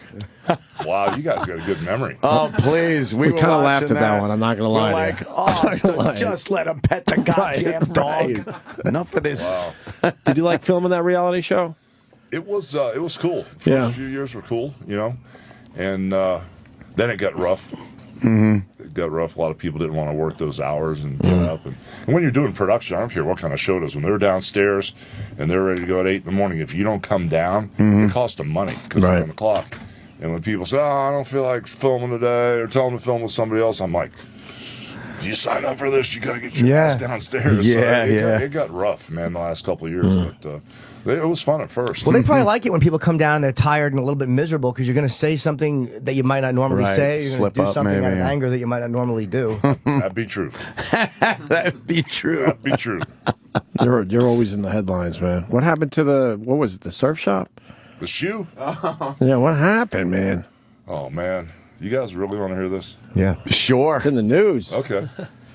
Jimmy Hart's laughing again. Why do you keep laughing? Will you say something? You know what? This is great. I mean, last time I saw you guys was about 3 years ago for one of y'all's charities. Yeah. We did came out for the WWE, and I'm just with the red and yellow, man. This has been another great run for us. We're back home again with the WWE, and we got Legends House coming out. Me, Piper, Hillbilly Jim, Hacksaw Jim, Doug, and Tony Atlas, to many of on Fuel on our new WWE network. So I'm happy. This is great. You haven't changed either. You look exactly the same. It's creepy. It's great to be alive. What about me? Am I chopped liver or what? It's without saying. I mean, he maintained you actually looked really good. I wouldn't say expected you to really look good. the same. I expected him to look like shit. No, you look great, Jimmy. So what happened, Hulk? The shoe. Yeah. Okay. You got to understand when you come to Tampa and you land at Tampa Airport, there's signs for St. Pete, Tampa, and Clearwater. Well, when you go to Clearwater, there's a place called Hogan's Beach, about 30 seconds. It's a bar, restaurant. We bring in DJs on the weekend. We have 4,000 people, depending on if we bring Cedric or Diplo, whoever we bring in. If you keep going to Clearwater, over where I live, there's a place called Hogan's Beach Shop, which is a little teeny store I kind of set up for, beach hats and suntan lotion. And, of course, we got the TVs everywhere and all the wrestling memorabilia. Because when people come in, it's Hogan's shop. Sure. Right? So all this stuff, like the T-shirts and the cups and sunglasses and stuff, that's our product that we make our money on, But specialty things like a belt I wore or yellow boots with Andre the Giant's blood on them or workout shoes I had that I signed. We've got a charity called 50 Legs where we get these prosthetic legs for kids in the area that don't have, a way to get them. And so a lot of that stuff, even though it's like a $20 shoe, we get these corporations to give us $5 or $6 grand for the charity. And all of a sudden we had this shoe there, and somebody offered us a couple grand for it. I said, no, we can get more money for it. That was a Saturday. Well, Sunday I walk in and the shoe's gone.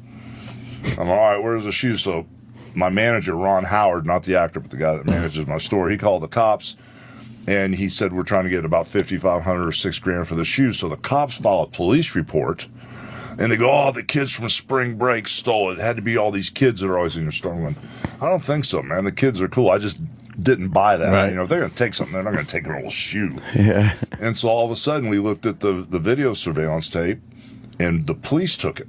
And all of a sudden, these 4 women came in, probably about 50, 55 years old, and they were really big ladies.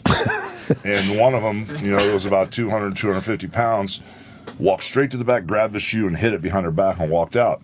So the police took the video and all this stuff, and I guess it's public domain or something once they take it. Right. Like a deposition or something.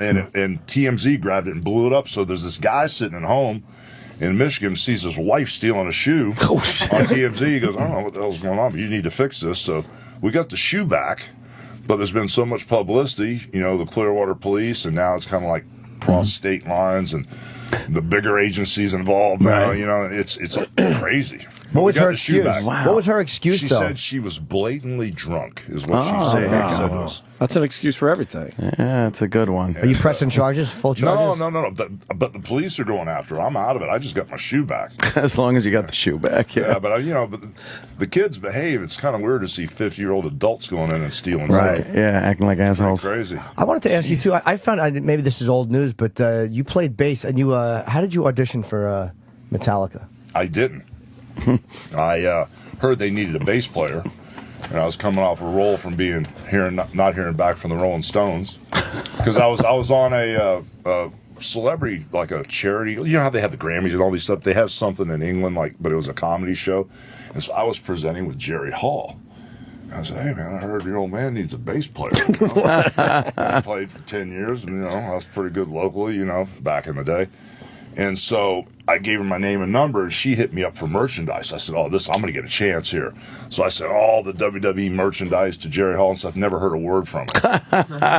And on that same note, Metallica needed a bass player. And I go, oh, my God, would I love to be in Metallica. So I put the word out everywhere. I wanted to get an audition to be in Metallica. I'd never heard from them either. What year was this? This is, you were already big, you were famous. Well, I quit playing music when I started wrestling in 77, And this was, I don't know.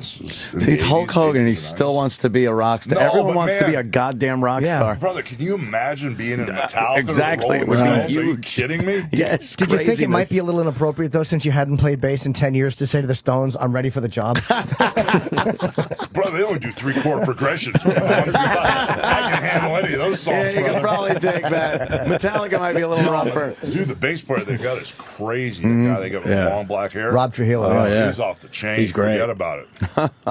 Why the bass? I'm always interested with guys who played the bass, because that's like the bassist will always work, because everyone goes for to sing or the electric guitar. I think bassists will always get gigs. Well, it didn't start out that way. I mean, I was the lead guitar player and playing all these local. When you're in high school, there's like 5 or 6 local bands. One band's got a good guitar player. One band's got a good singer. One band's got a good drummer. One band's got a good, bass player.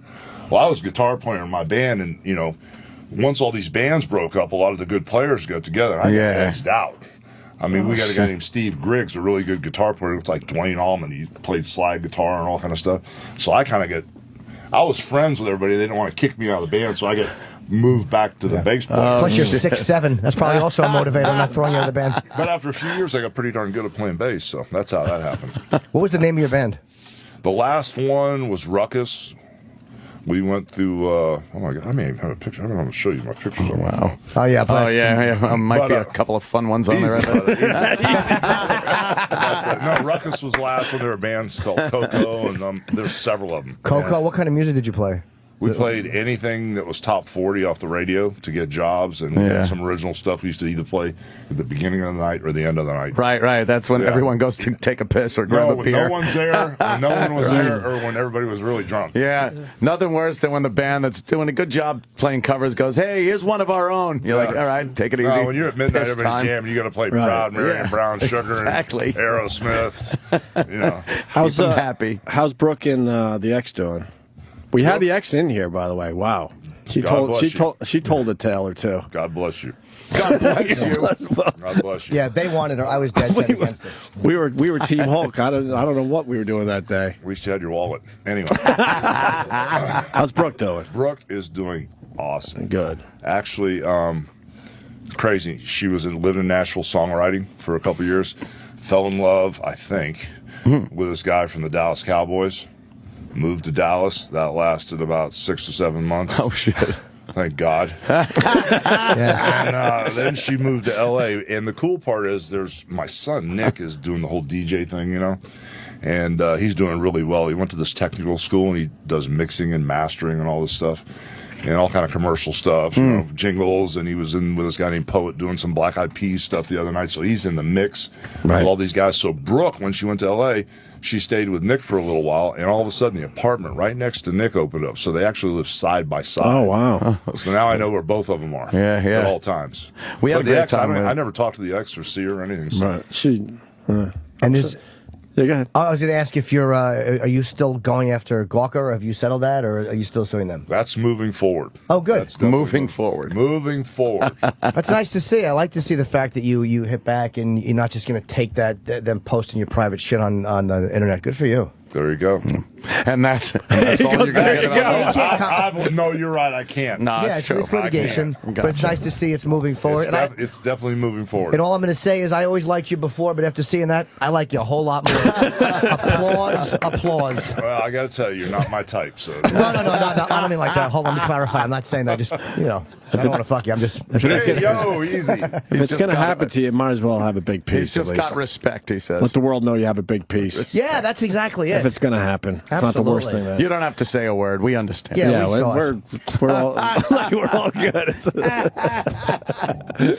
Well, we wanted to end on a really good note. They're saying you got to go. on. We could do this for another hour, Jimmy. I know. I love it. Jimmy Hart, who's doing nothing over there. WrestleMania You know what? 30. I'm just taking it all in, man. This is great. All right. fair WrestleMania enough. 30. Tell us a little more about it. What are we going to see here? Are you going to wrestle? You're going to end up wrestling this thing, right? Man, you know. You're going to have to take a few bumps. Easy. Easy. They should be running into my fist now. They should. I actually ended up in the ring a couple weeks ago with Cena. Yeah. You know, and they got Bray Wyatt and the whole Wyatt family and all those degenerates, and all of a sudden I'm out there doing a promo with Cena, and the cow mask comes on, the rocking chair, here they come. It was kind of weird, man, because the people were with it. You know, Yeah. So even though I'm the host and I know I'm going to be flipping switches and pushing buttons and doing whatever a host does. Those young guys, man, I got a receipt. You know, I've been pent up for a long time. I mean, you know, I've been through a lot, brother. I'd like to unload on one of those young guys as they cross the line. He's going to be. We'll see that. He's taking bumps. It's obvious. I hope so. And you know what's Fun to so cool see. about it? Hulk will be so busy anyhow with WrestleMania Access, of course, and then we've got the Hall of Fame. Major part of that, I'm sure. And, of course, like you said, the host of WrestleMania 30, April the 6th. So it's a good run for us. We're just glad to be back, man. Back home, right, Hulkster? Oh, yeah. How long have you guys known each other? Keep on dancing. How long you known each 35 other? years? 30, 35? Hulk, we've known each other since we started in Memphis together, really, back in the old Jerry Lawler territory with Andy Coppin back in the day. We've been friends for over 34, 35 years. Wow. My God. Jimmy God bless played me. He had a hit song, Keep On I Dancing. know. Gentry's. Before you guys were born, one-hit wonders. I guess it's better to have one hit than no hits, right? Yeah. We did all that Dick Clark tour back then, and Sonny and Cher, the Beach Boys. It was bus tours back then, though, guys. But Oh, yeah. Hullabaloo No Shindig, private I'm plane telling back my then. age, Hullabaloo Shindig, where the Tell action is. Who were some of the bands that used to open for you? What, Jefferson Starship? Oh, no, I wish it was. I don't know. This story. Oh, wait a minute. With the Beatles before this. No, you know what? A quick story. We were at the Whiskey A Go-Go, and we had the hit record. Our warm-up group for every night for 2 weeks was the Buffalo Springfield. They didn't even have a hit record or album out then. Wow. So, but we what did it's all worth. that Dick Clark stuff with Paul Revere and the Raiders. And I don't want to bore you, put y'all to sleep on this, but they're probably saying, what group is that? Paul Revere and the Raiders? Are you crazy? No, I know It Paul was a good Revere and the run. Raiders. Did Dick all Clark right. was good to rock guys, wasn't he? Like He was Kiss. great. And a lot of rock guys really loved Dick awesome. Clark. Great. It's good to everybody, bro. We got to get Hulk out of here. He's Yes. busy. WrestleMania, let's see, when did it Great, take man. place? April 6th, April brother. 6th. Week from Sunday. Off in the Superdome. Great, man. And you can get it on the WWE Network, man. Hey, thanks for coming in. You guys It's are about awesome, time. man. Always Thank fun you. to sit down Yeah, come back and see us, talk Hulk. with you guys. Thank you. Does he creep you out, by the way, Hulk, real quick? He's a huge. Have you seen him look at before? him. He's all giddy. Have you seen him before? You're one of his Yeah, heroes. I think he's one of the ex's boyfriends. Pointing at E-Rock. Do you have anything you want to say to Hulk? Please. E-Rock, do you want to Did I say just- something? You did. You did.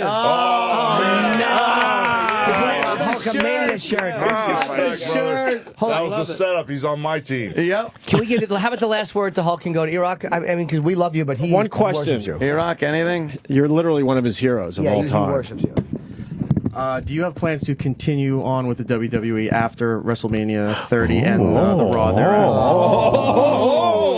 thereafter? There you go. You mean the next day Raw? The next day Raw. You mean I have to plan that far ahead? Yes. I'm definitely there. I will be at the Raw after WrestleMania, and I do have plans to continue on for quite some time, brother. Whoa! There's a scoop. I don't There's know. a scoop. How about you, There you Rock? go. You tell Hulk what he means to you. Yeah. He was number 2 on my heroes list. Exactly. How about you tell him what he means to you? Who's You love number this one? guy. It was my dad. Oh, man. Yeah, see that? Like how You have embarrassing. the opportunity to take He's number all, 1 you're right embarrassing, Hulk. That's cool. Moving up quickly Yeah. to the number 1 spot. Don't feel so good. Opie was number 3. I was. Exactly. It was a, Why'd you have to blow up his It was spot? a real fast drop off. Yeah. After his dad, it was just other famous guys. Tell him what he means to you. You love this guy. He's right here. Well, yeah. Since I was a little kid, Right. the cartoon show, Superstars on Saturday, WrestleMania's trying to watch through squiggled cable because my parents wouldn't pay for the pay-per-view. Oh man, Had the shirts, the wrestling buddy, everything. still do. I know, well, You some of have it. the Hulk Hogan pajamas? No, never had the pajamas. then you're not a but I real- would still wear them now. Yeah. He's a little cool, man.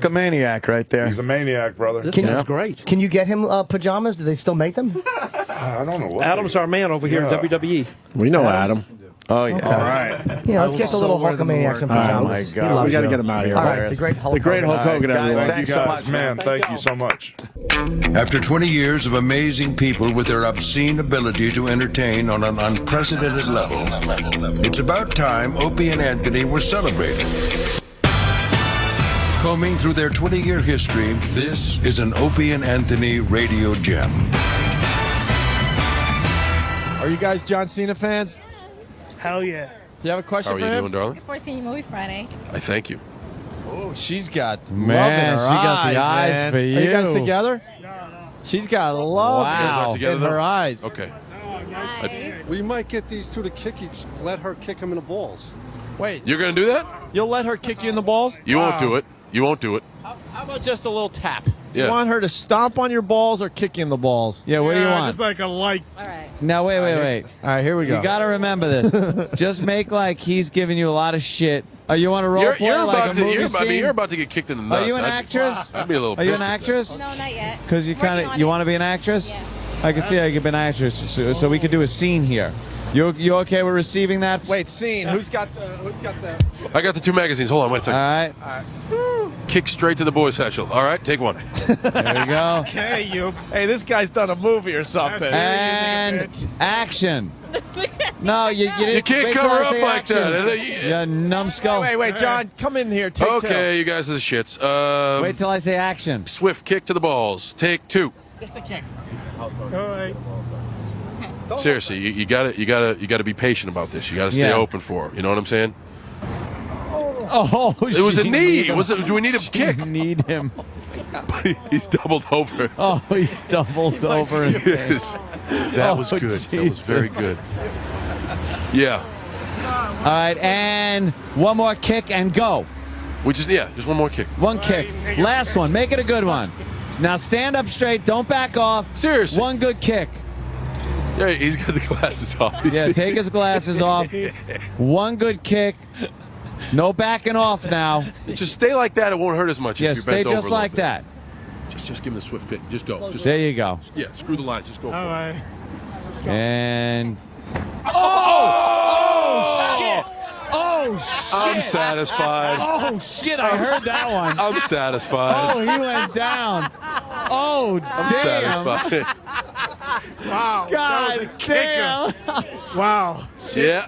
Yeah. Oh, that was a good one. I heard that. We don't have to do any post sound. Nothing. I heard that. No, we don't even have to That was great. fix that sound in the post. And they're nothing. hugging. That's All right. perfect. Hey, you got a camera? You want a picture with John Cena? Thank you so much. No camera, bro? Maybe we'll talk after. Great Beautiful. scene. All Absolutely right. beautiful. The Opie and Anthony Show is back. The Opie and Anthony Show is back. And better than ever. On Sirius XM.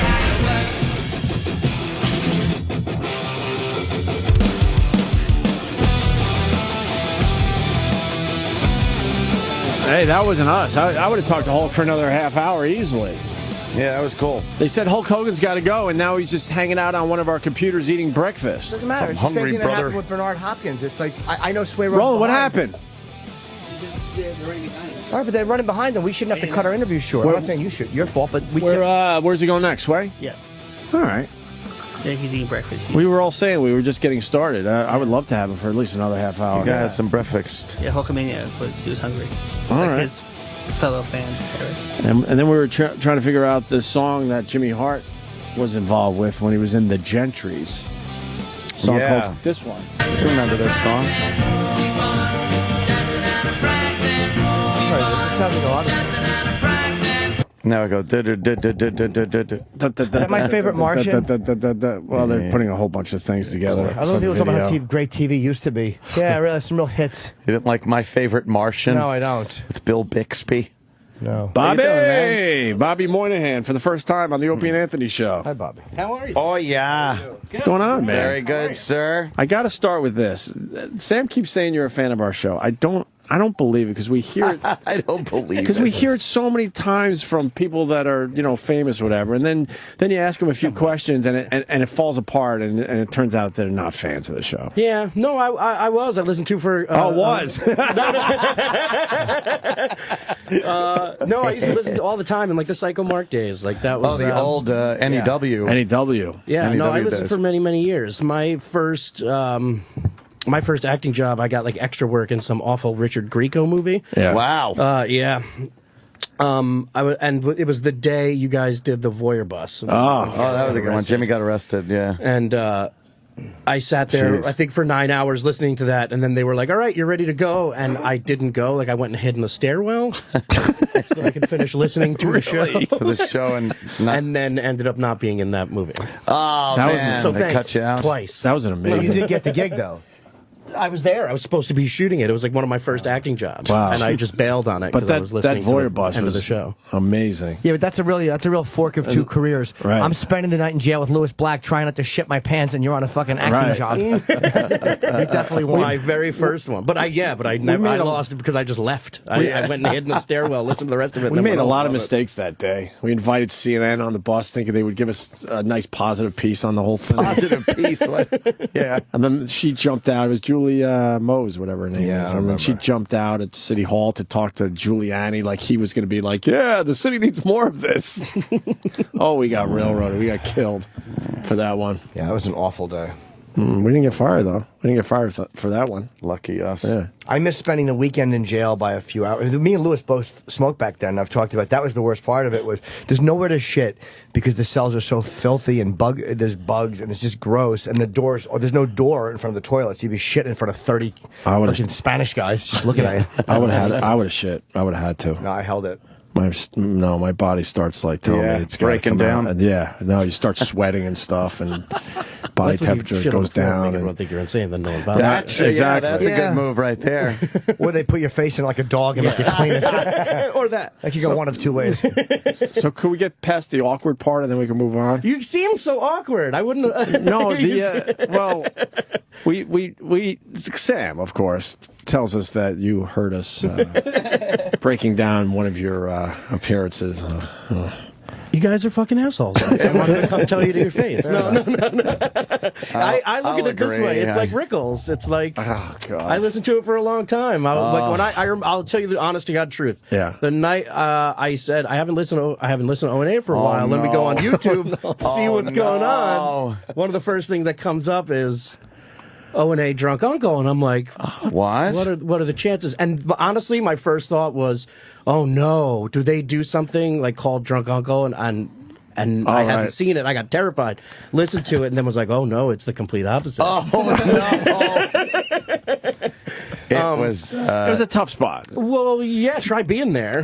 Yeah, can you walk us through that? Because there was the 12-12-12 thing, and Seth Meyers brought you out, and that was a really weird place to have it. That is a contextual bit. It's something that you need to do. Sitting behind a desk. Sitting behind the desk with like on the news.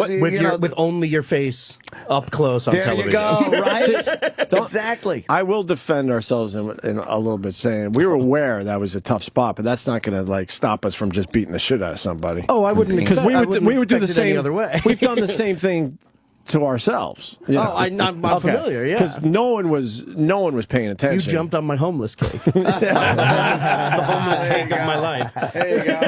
I think you're doing just fine there, Bobby. You're doing all right, buddy. Who did you go on after? Oh, good Lord. It was the worst. I went in between Kanye West and Billy Joel. Oh, jeez. Did Kanye go too long? I thought they said he went too long. Not only did he go too long, he was in a kilt and a mask, and the last 45 seconds of it were just him screaming, I believe, the word hate or something, just screaming something. Just screaming, and then bright threw lights the mic just... down, and then they're like, well, here comes this fat dude in a costume. Right. With bright lights just hitting the crowd. It was nuts. He was backlit. I thought he was awful at that. I don't like Kanye West. I just didn't like the stage performance. I don't get Kanye West at all, but whatever. Oof. Went over too long. Like, who are you to go over when McCartney is waiting to go on?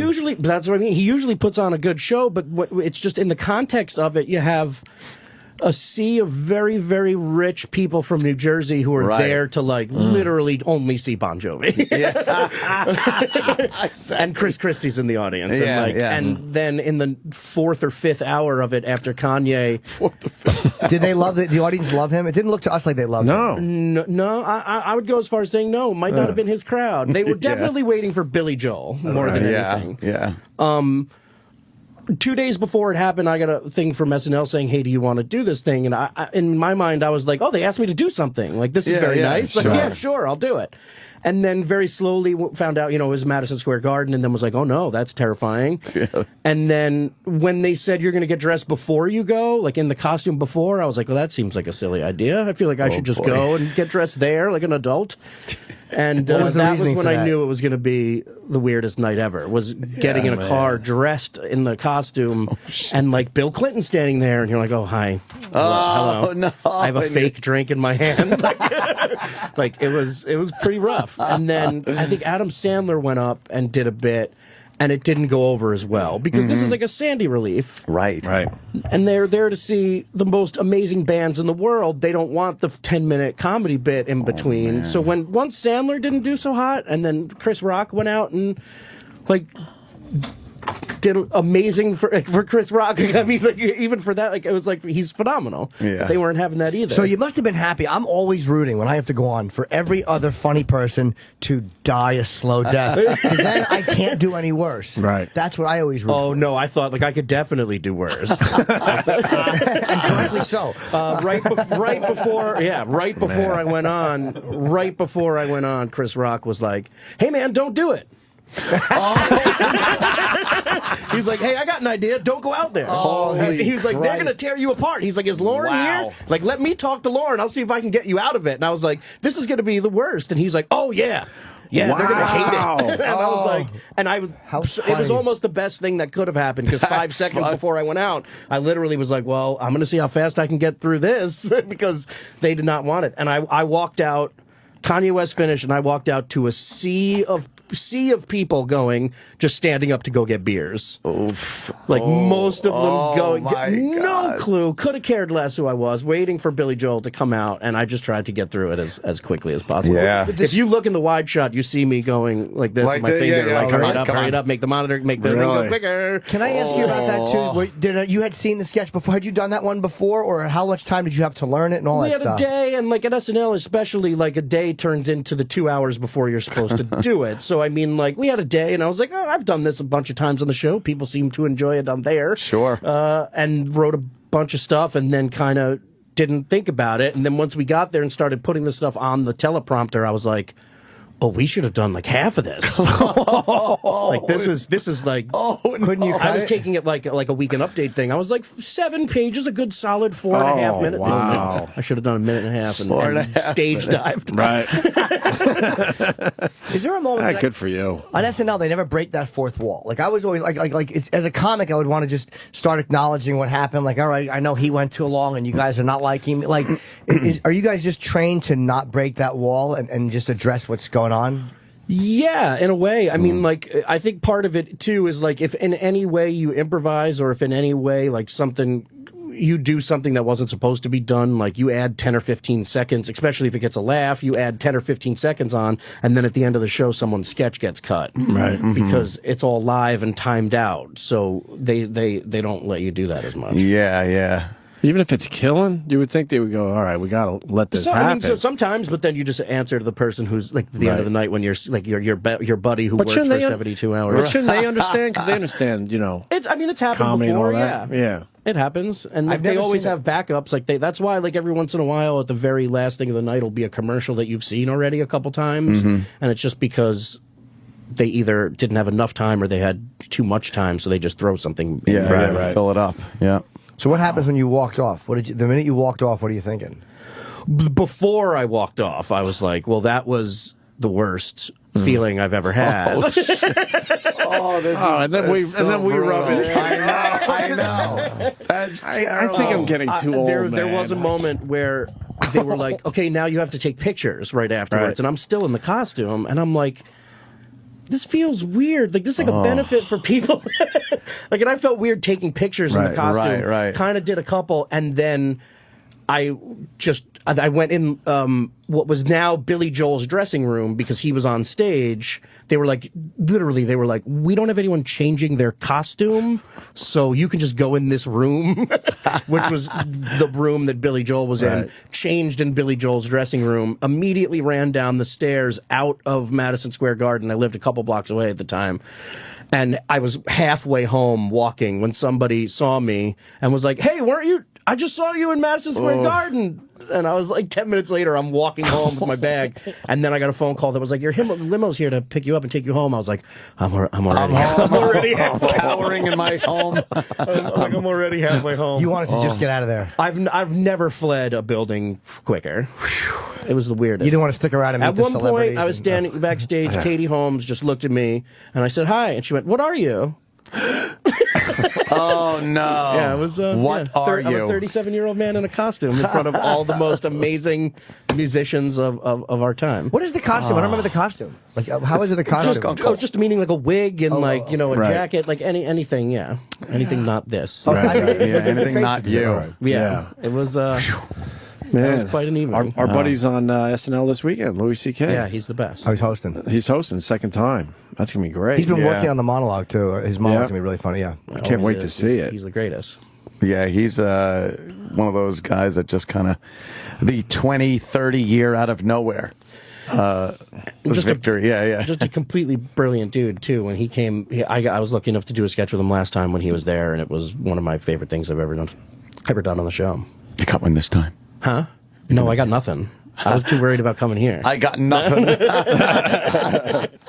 How do you, that's another thing too. Is like also like normally, no offense to any other hosts, but like you're like, oh, I got this. When it's Louis C.K., you have to pitch an idea to. You're like, oh boy. Oh yeah. I've been worried about that pitch for a week now. Going like, how do you tell the that's kind of be a little men in the world? Like, I have this idea where you're a gay fireman. Like, whatever. You're like an asshole. How do you guys? What if you just give a bad pitch to a sketch you know is good? Like, and is it just shot, or can you ever repitch it? Sometimes that happens. I had a particularly like. There's a lot of fake pitching going on. There's a lot of like. You lie so that your joke gets a laugh on Wednesday when it matters. Like, because if you go, hey, I have this idea, and they laugh at it, then on Wednesday when we start to read the sketch, they're like, oh, this is that idea. So then they don't laugh as much, or you've already burned that joke. Right. So a lot of pitching is completely fake. But I've had the thing where I've made a fake pitch going like, well, I'll just say this and hopefully this will get a laugh and then I can move on. Right. And then the host is like, that's amazing. And then you're stuck writing this thing that... And sometimes it works out, and sometimes it doesn't. But what you mean the fake pitch? So they pitch it before what, on the Tuesday? Like tonight, I'll go in after this. At some point, I'll go in and start thinking of ideas or start writing, and then at some point tonight, Louis will come in to Lauren's office, and we'll all sit. We all get called in and sit there, and every cast member and writer pitches their idea, but it's not necessarily what they're really doing. That's got to be. But if everyone knows that, why would they waste the time? It's a lot of tradition. Right. Lauren's into tradition, that's for sure. Yeah. I've heard that over the years. Louis said something interesting. I was talking to him about this, and I'm like, is it awkward when guys pitch stuff to you? And he said, no, not at all. He said, he said some guys like will get bothered if you don't use their idea, and he goes, other guys are more task oriented. I thought it was so smart that he said task oriented. Like some guys just realize, or a writer will realize, like, okay, this is the task is to get a funny sketch. This didn't hit, but yeah. Well, and the thing is, you're so beaten into every week, essentially auditioning for the same show that you're already on. Yeah, so every week, it's like. Especially with somebody like Louis C.K. Like, we have a lot of people on the cast right now. There's, like, I think it's the biggest cast in history. It's like 17 people. Wow. So it's harder to get stuff on now than it was in my first year almost. But then when it's somebody like Louis C.K. where you're like, oh, I want to do something with this guy, like you get like. You start getting into that territory where you start asking people like, oh, what are you writing? Like, oh, game show? Okay, well, I'm not going to write a game show because then the math and like, you start to try and figure out what you should be doing. Is going, I got this funny idea. Like, what do you think? But that's why I love Louis, because when he came in, me and a buddy, Neil Casey had this idea. He's a comedy writer. Had this idea for a sketch, and we pitched it to him, and Louis was like, that's great, except I think I want to play Bobby's part. And I was just like, he's like, I never get to play like characters. Like, he's like, it's always me just being me. And we did this sketch where he was like a hotel clerk. Oh, right. I remember that. Yeah. And it was his idea to play the part of the hotel clerk. Because when you're on the show, you're just trying to write for yourself to get on. And I was like, that's brilliant. And it got on because he played that part. Yeah, like, it wouldn't have, and he helped us so much with it, and like, it was a blast. It was one of the easiest and funnest things I've ever done on the show. Is there a sketch that you wanted to get on badly with a host that you know would have been good that just didn't make it for whatever reason? Oh, of course. What's one host or something you want to do that just didn't happen? I did one recently. This stupid character named Janet. I'm like an older lady who's going through menopause and just keeps meeting celebrities and trying to take them home with her to sleep with them. She's very self-deprecating, and it's kind of, they're awful and weird. I did one with Drake, and it did really well, and I was super happy with it. I felt like it was where I wanted it to be. And then the night of the show, I got like, it was the first time it had ever happened. I had like 101 fever. I got bad stomach virus. Wow. Oh, you were sick. Yeah, and I've never had that happen during a live show before. So I had written two things that had gotten in that week. And oh, damn it. So it was like a particularly like heavy week for me. And then I also was doing Chris Christie, which I'd only done once before, and I'm awful at impressions. I don't like doing impressions. What do you do, original characters more? Yeah, I try to, or whatever fat person is in the news.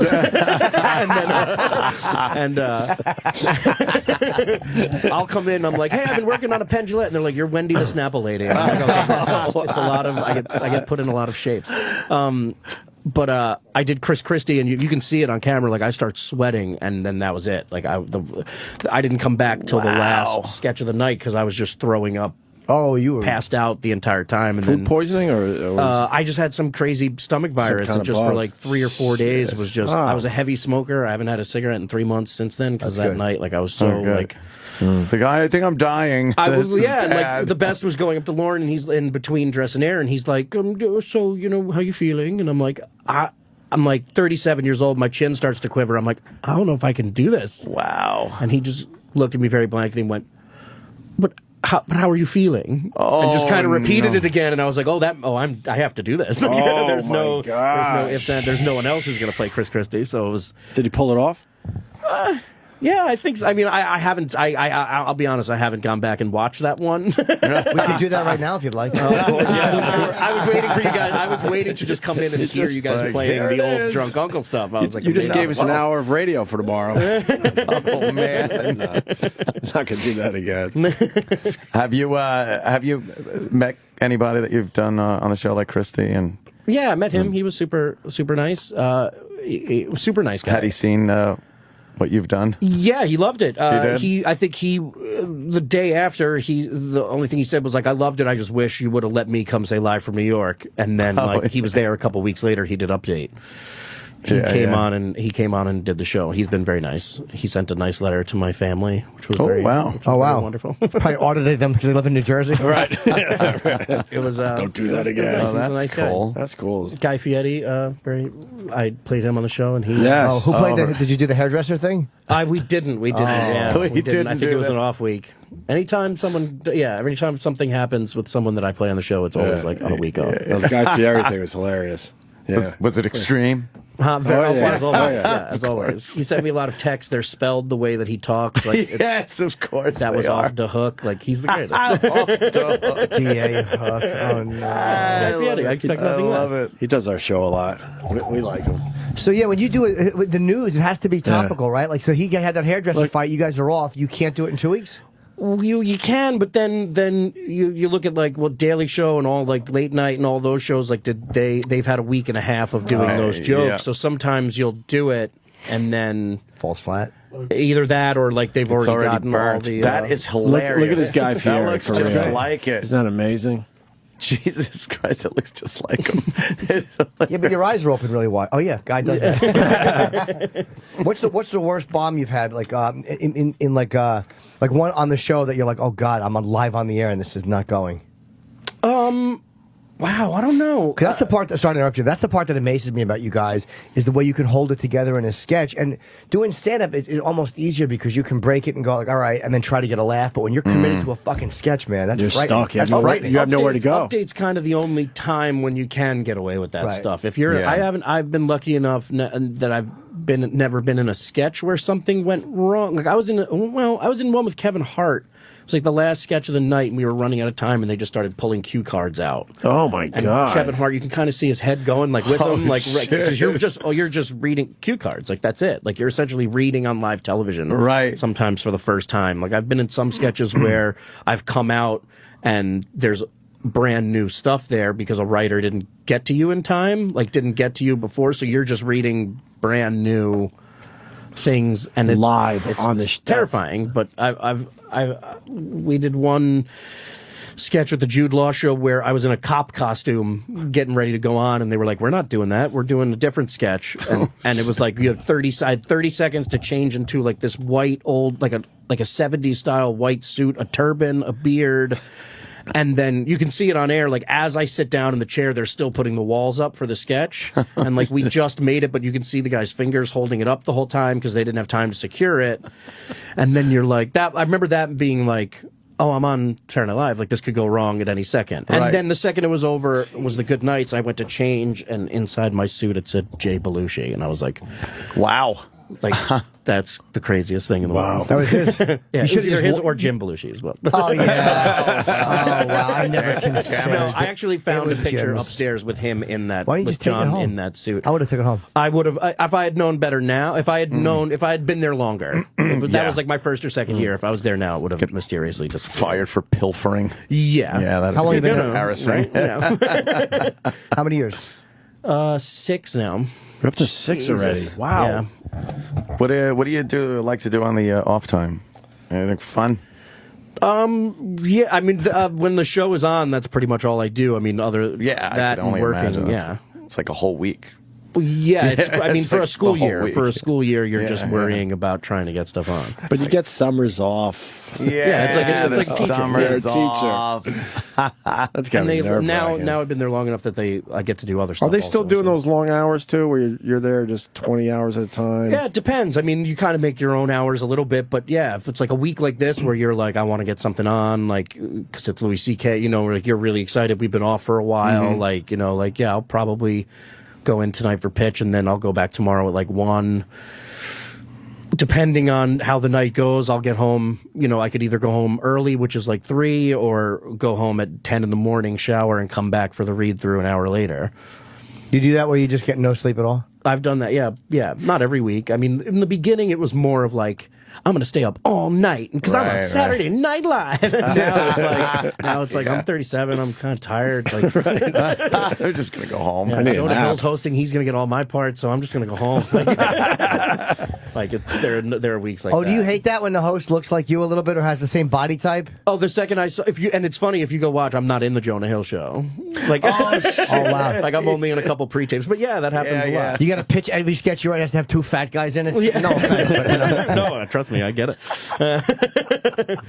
What? Wow, man. You're doing this. I saw this too. This Chosen, the FX sitcom. Is that a comedy or is it more of a drama to cartoon where you play a gay white gangster rapper? Yeah, it's insane. It's absolutely insane. What is the it's voice kinda of like him? Archer. This character I used to do a long time ago. Kind of just started doing it for this. He's just a real loud, abrasive gay gentleman who does not care about what he says to anybody, and he's very secure with his own life. He just got out of jail. For what? He gets set up by Method Man's character for a bunch of crimes that he did not commit. He was in a rap group. Chosen was in a rap group with Method Man's character, Michael Pena's character, and Hannibal Buress. We're in a rap group as kids, and then I start to take more of the spotlight, and Method Man doesn't like it, so he sets me up for a couple crimes. I go to jail for 15 years and then get out and try and start my rap career over. And he's still in it? What, in flashbacks? No, he comes back. Yeah, he comes back into my life because I'm trying to break into the rap career that I never had, and he's already like a superstar now. Oh, okay. After he fucked you over. Yeah, you know, the plot of every cartoon. Yeah.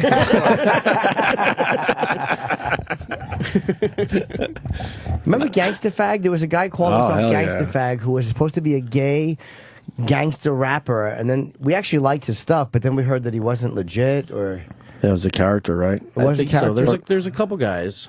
Yeah. Like, this was like really like hardcore brutal. Oh, he just rapped about fucking guys in the ass, but it was really quite good. Who turned us on to that? Rogan, was it? Back in the... I want to say it was Joe Rogan. I think it might have been, yeah. I don't remember.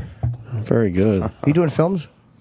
A couple here and there, yeah. I've been doing a lot of voiceover work and stuff. I just did a couple Pixar movies, and then... Oh, boy. Which ones? I was in Monsters University. You were? Yeah. Who'd you play? It's coming out. I've seen the movie a million times already. The bad guy's little sidekick. I'm named Chet. I'm like a little one-eyed crab. Yeah, okay.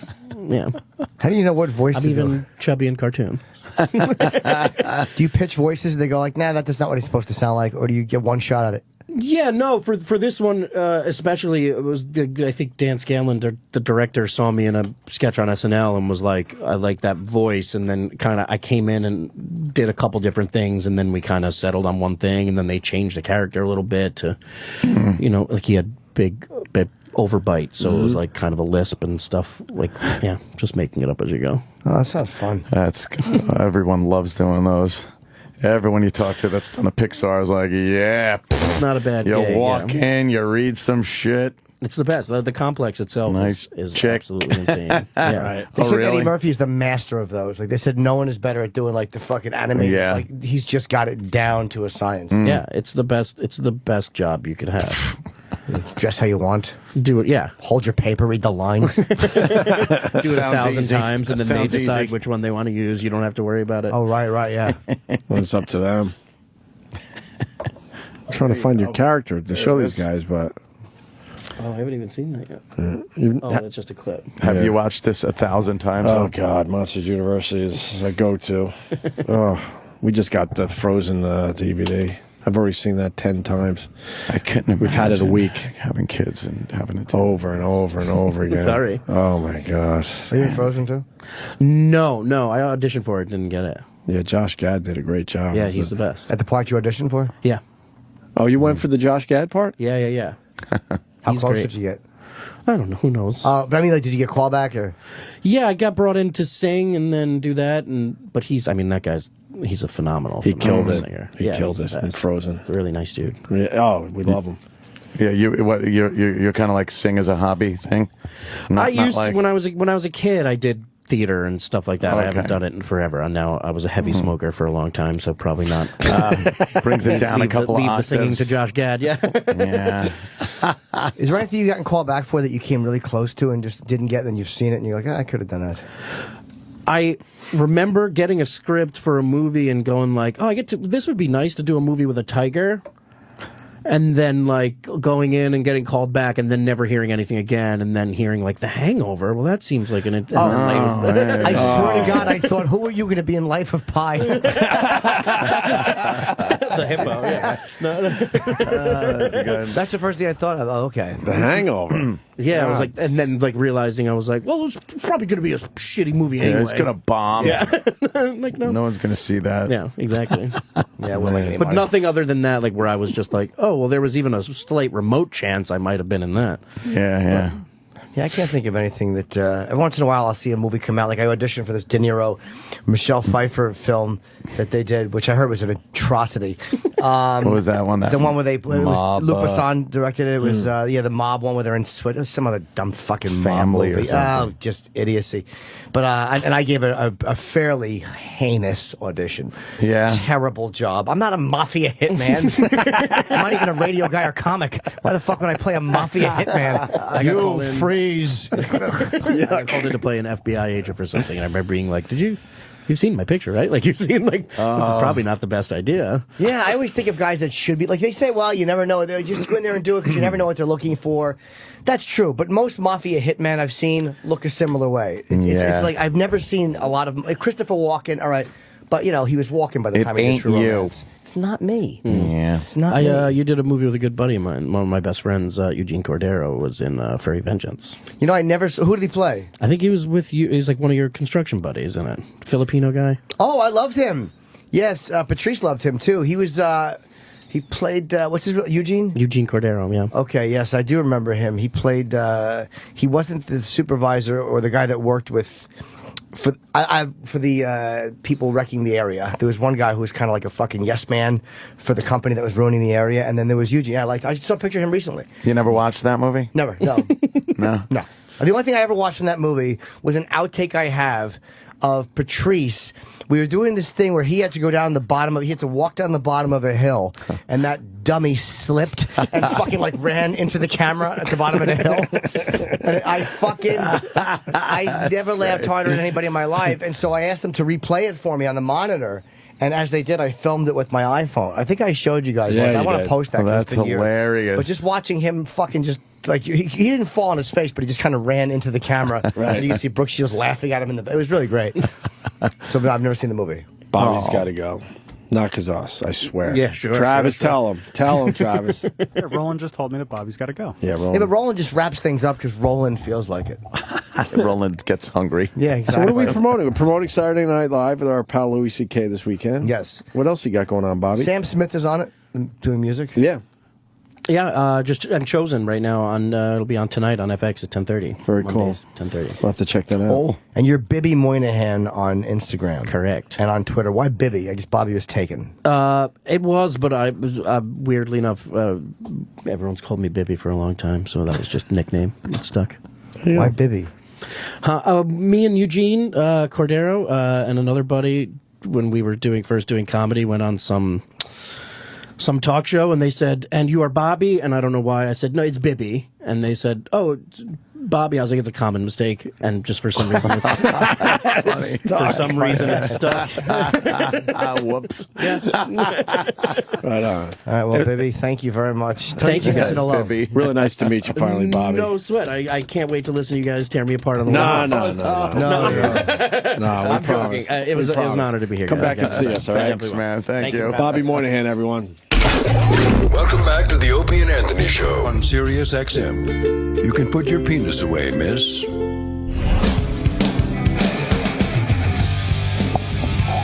Breaking news. Yeah. It's official. They're saying that the Malaysian airplane there crashed in the Indian Ocean. Yeah.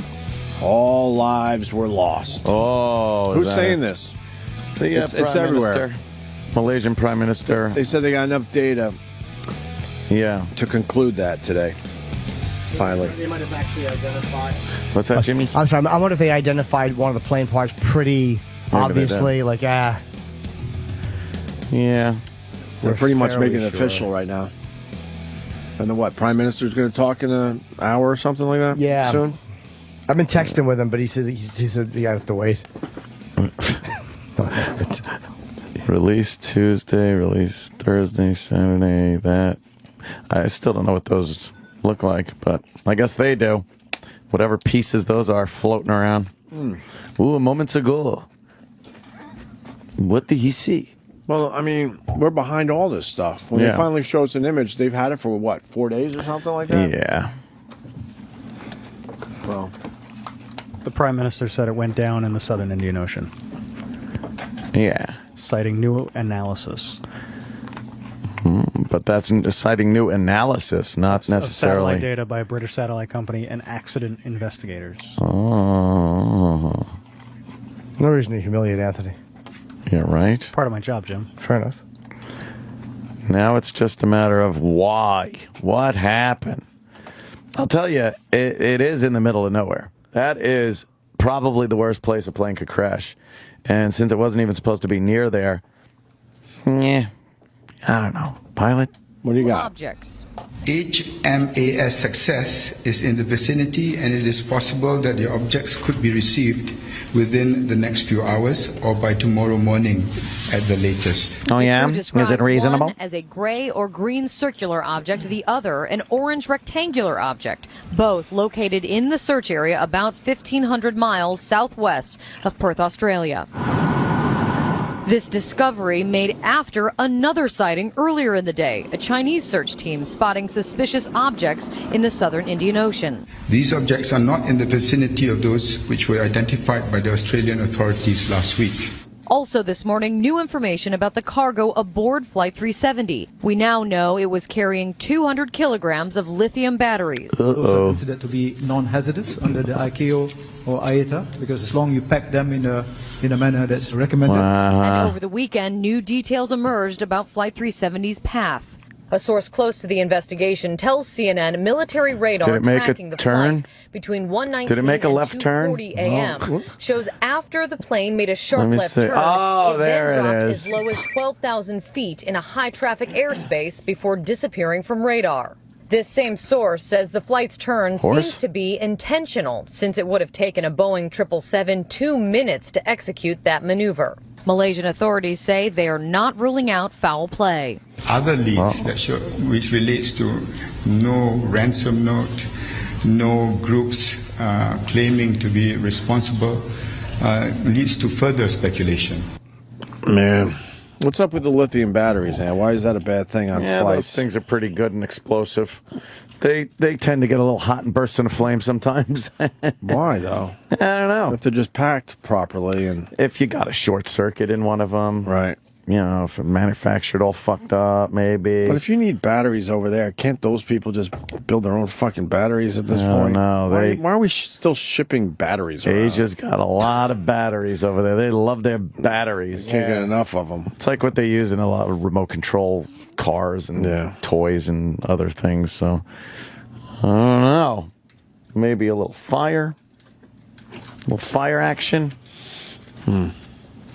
But then again, that doesn't explain why they didn't radio with a distress signal had been sent. Plenty of unanswered questions. Yeah, they need that flight recorder. That'll tell them. They're going to get it. Yeah, they'll It's going probably to be tough. find it. But They'll figure out the drifts and crap and the currents out there. And 13,000 feet underwater, though, that's going to be a little tough. Yeah, but Get one of those can get it. submersibles. They'll get it. You need James Cameron.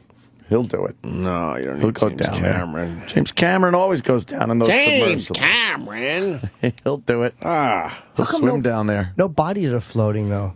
The sharks got him. Yeah. Ah, that's true. Yes, Ken? Can I say something? Sure.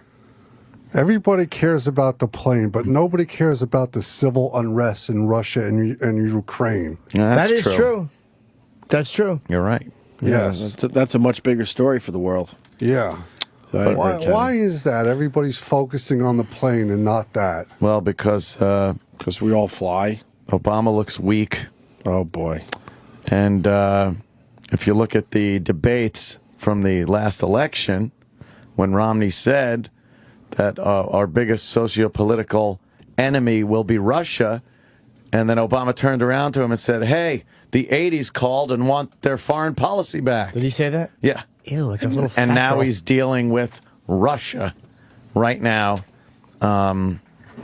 because he's got no foresight. The people around him have no foresight. He's surrounded himself with the people that are as inept at governing as himself. And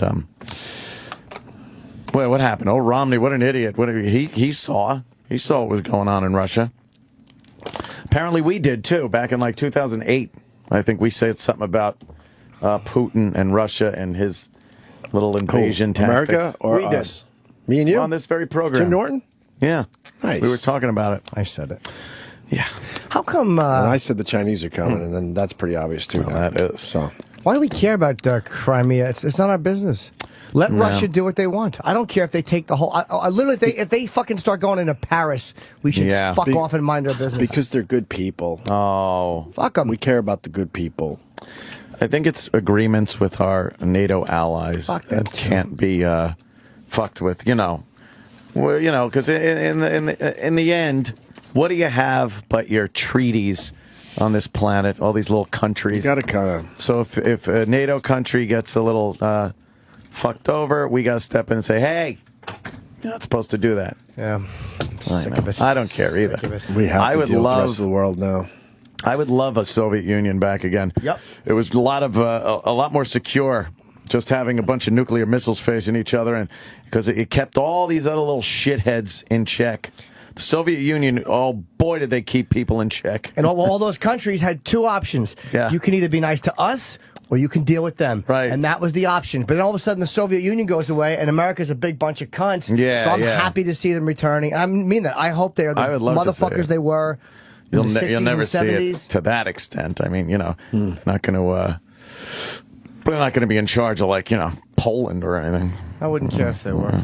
I like Polish girls though. Yeah. Yeah. Fat juicy- pussies. Oh man, I love Polish pussy. Let's end with that. Polish pussies. I have to plug. Yeah, go Jimmy. Tampa. Go man, go. The 11th and 12th, I'll be at the Side Splitters Comedy Club in Tampa. And then April 24th through 27th, I'll be here in New York at Caroline's. You can go to carolines.com for tickets. I have an hour of new material. Wait, when is that? April 24th through 27th. We're getting there already. Great. Yeah. All right, guys. We'll Going see you to that. tomorrow. Thank you. The Opie and Anthony Show is drawn to a close. Stay tuned to reflect, relive, and get the story behind the story of the finest moments of today's show. Sam Roberts' Opie and Anthony post show begins in moments. Unfortunately, the Opie and Anthony show is over. Fortunately, we have a hard time letting go. The stories behind the stories. The backstage drama. Everything that made today unforgettable. Call 866-WOW-1-WOW now. And look back on another legendary day of broadcasting. This is the Opie and Anthony Post Show with Sam Roberts. Sorry for the delay.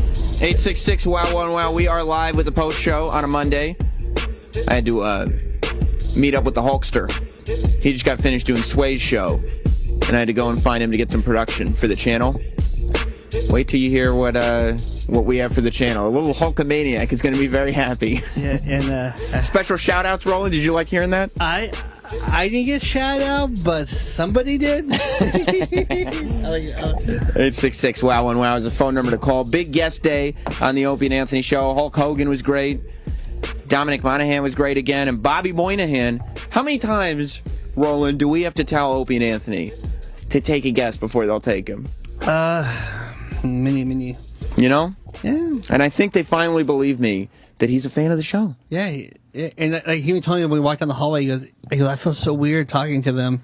It's so funny because I've never, most radio shows, especially on the level of Opie and Anthony, are so full of themselves that they'll convince themselves that famous people or other people are fans of the show. Mm-hmm. Opie and Anthony is the only big radio show that not only doesn't believe that celebrities are fans of the show, but when celebrities come in, they make them prove it. Yes. They're like, no, I don't think so. I don't think that's the case. Yes. Yeah, well, what's your favorite bit then? I mean, I would just take the compliments, I would think, if I were Opie and Anthony, but Yeah. Bobby Moynihan was a great guest. And Hulk is a buzz around here. Well, yeah, I mean... People want to take pictures. Do they? Yeah.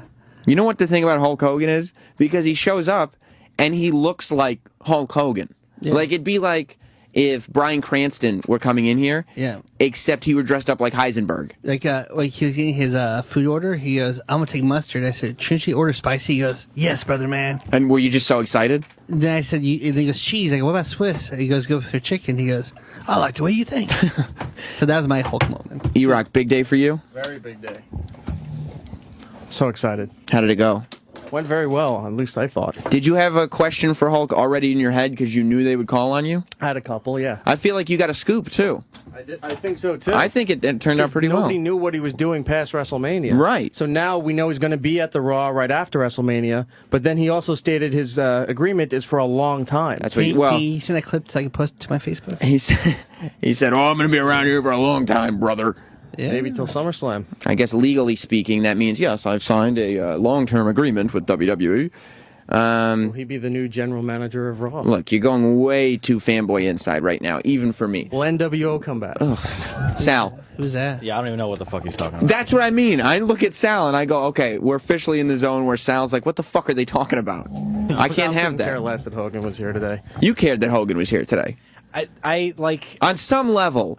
I really didn't, He didn't. He Oh, was wait. in the You know office what? and he did not care at all. You know what I forget? What? Sal's like 15 years old.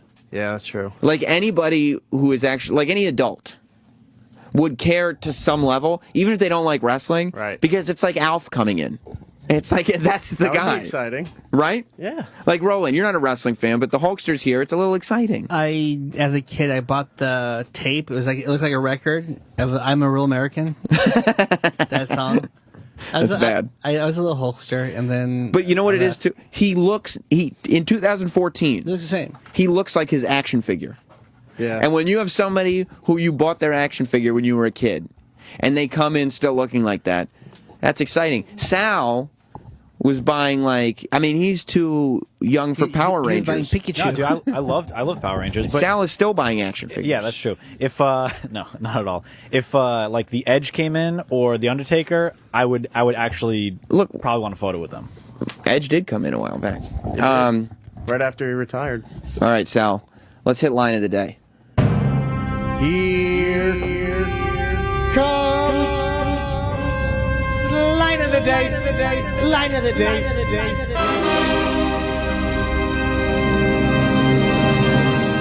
A little bit saying we were aware that was a tough spot, but that's not going to stop us from just beating the shit out of somebody. Oh, I wouldn't because we would do the same any other way. We've done the same thing to ourselves. You know? I'm familiar. Yeah, because no one was paying attention. You jumped on my homeless cake. The homeless cake of my life. See, there you go. Line of the day, Bobby Moynihan. And how many times do I have to say? It's so fucking cool when we have a great guest in here who's also a fan of the show. So cool. He was a great guest. Let me go to Lady Trucker. I hung up on you by mistake. Call back. Snowy in Michigan. Samuel, how you doing, sir? Good. Are you surprised Sal doesn't like wrestling or follow it? Do hipsters even follow wrestlers? Sal, where are hipsters at with pro wrestling? They love it, dude. Like they buy all those old vintage T-shirts. And I shit. would get, you know what? A hipster would probably be into Hulk Hogan because he's kind of got a skullet and he's got the and he's got the handlebar mustache. So that's And he gets women. How long will it be? That's true.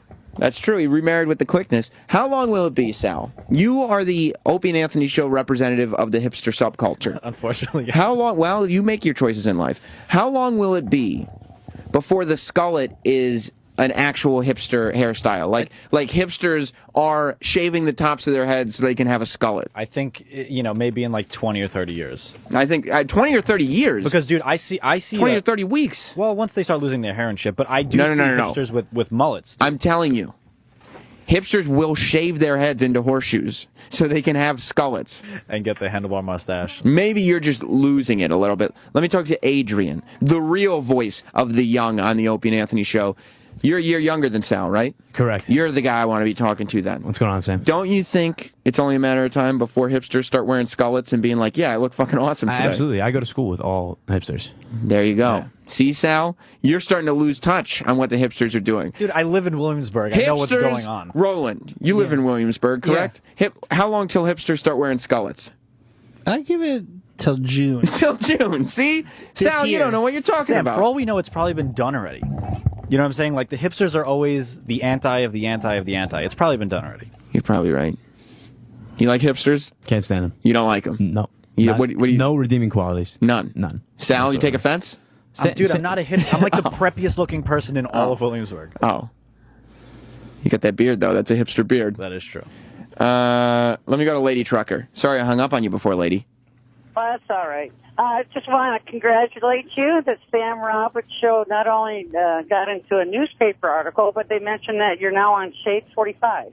Well, the interview did air on Shade 45, but did everybody see the Sunday Daily News this weekend? People buy papers? Well, it's online too. Oh. It's on the website version too. But yes, there was a mention of Sam Roberts and DJ Who Kid interviewing Kermit the Frog. Yeah, Who Kid said it was an old interview. Mm-mm. Oh no, it wasn't? Nope, it was the current one. Oh.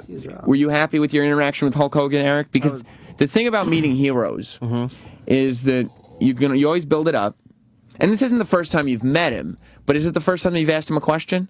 I believe so, yeah. And the thing about that, like, you build it up and you build it up, and it's almost impossible to live up to what you want it to be. Because, I mean, everybody who knows the history of the show knows it's true. And Opie brought it up today when Hulk Hogan was in studio.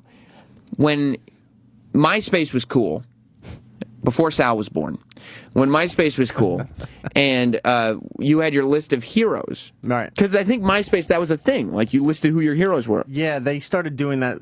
It's what Facebook does now. You know, which character are you? Those kind of things. They used to have lists that would post onto your fill in thing. a little quiz. Like a quiz, Yeah. you're right. Have you ever had a tattoo? Like all that stuff. And that's before you knew any better. Like when those came out, you're like, oh, this is kind of cool. I'll fill it out. And didn't realize that all of social media is just going to be lists and characters.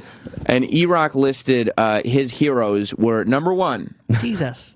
Papa Nagel, correct? Right. Number 2, the immortal one, Hulk Hogan. Yeah. Number 3 was?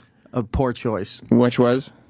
Greg Opie Hughes. Was that to you? Was that the biggest mistake you've ever made in your life? It wasn't until that point. Right. Yeah. Right. Because you cried that day on the air when they brought it up because you were so embarrassed. I don't know why I freaked out a little bit. But it was one of the early happened. E-Rock bashings. Right. So you probably weren't as prepared. No. Don't worry, I cried over Glenn Close. I know. And Jim cried over Roger Ebert. You know what? We should maybe for one of the weekends, because on the weekends now we've been doing themed best ofs. Like this weekend we had a great, which we should find some reason to replay. Do they go on demand? Yeah, it does. I got to make sure it's swiped. But okay, yeah, this weekend we did a great Lady Di's counting down the hits with Dennis Falcone as the host, and he counted down the hits of Lady Di's internship. He made sure to tell me the feedback he got. Which was? I didn't even know he was in the building this morning. And first thing he walks in, you should have seen the feedback that I got. And I was like, oh, good, Denny. It sounded great. He's proud of himself. Yeah. The week before, we did Best of 2004, correct? Right, but we have that, and that's on demand as well, I think. What if we do the best emotional breakdowns? The best of crying on the Opie and Anthony show. I think we could do that. Because we've got Roland crying because they threatened to cancel Glenn Close. You must have been in a weird state that day. No, it was very, I mean, to cancel a big star. Well, look, I would never cancel Glenn Close, but I would also, there's the old saying, there's no use crying over spilled milk or Glenn Close. Depends if the milk is Dominic and sells, then you cry. Well, there's that. There's E-Rock crying over his heroes list. And also, he cried during Tequila Day. That's different, though. Don't even know I'm crying. It was one of the best lines ever. Maybe a little clip of that. Yeah, that's a surprise cry. Sal, you've never cried on the air? No. I would have. Surprisingly enough, not yet, yeah. Tom in Wisconsin. Sam Roberts. What's up, buddy? Before I get, hey, not much. How are you, Sam? Good. Before I get to my point, I just will sing a little song for Roland. Just like me, they long to be Glenn closer to you. Anyway, I hope you get hit by a truck today. Just like stars suddenly appear. Hey, I think the bro culture is equally as devastating to the modern young man as the hipster culture seems to be. Got into a very active debate about the shirtless, show me your six-pack dude, bro.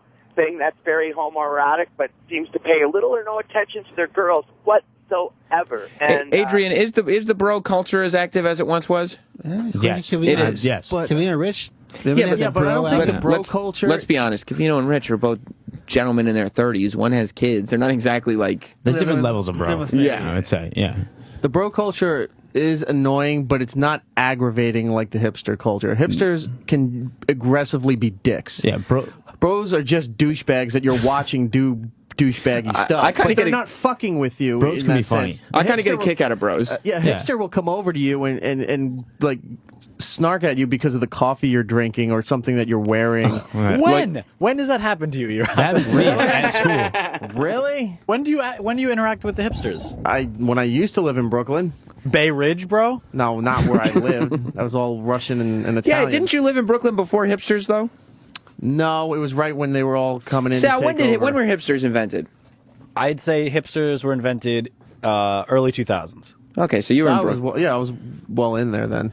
But not in Bay Ridge, bro, right, Sal? No, bro. That was definitely Greenpoint at the time and Williamsburg.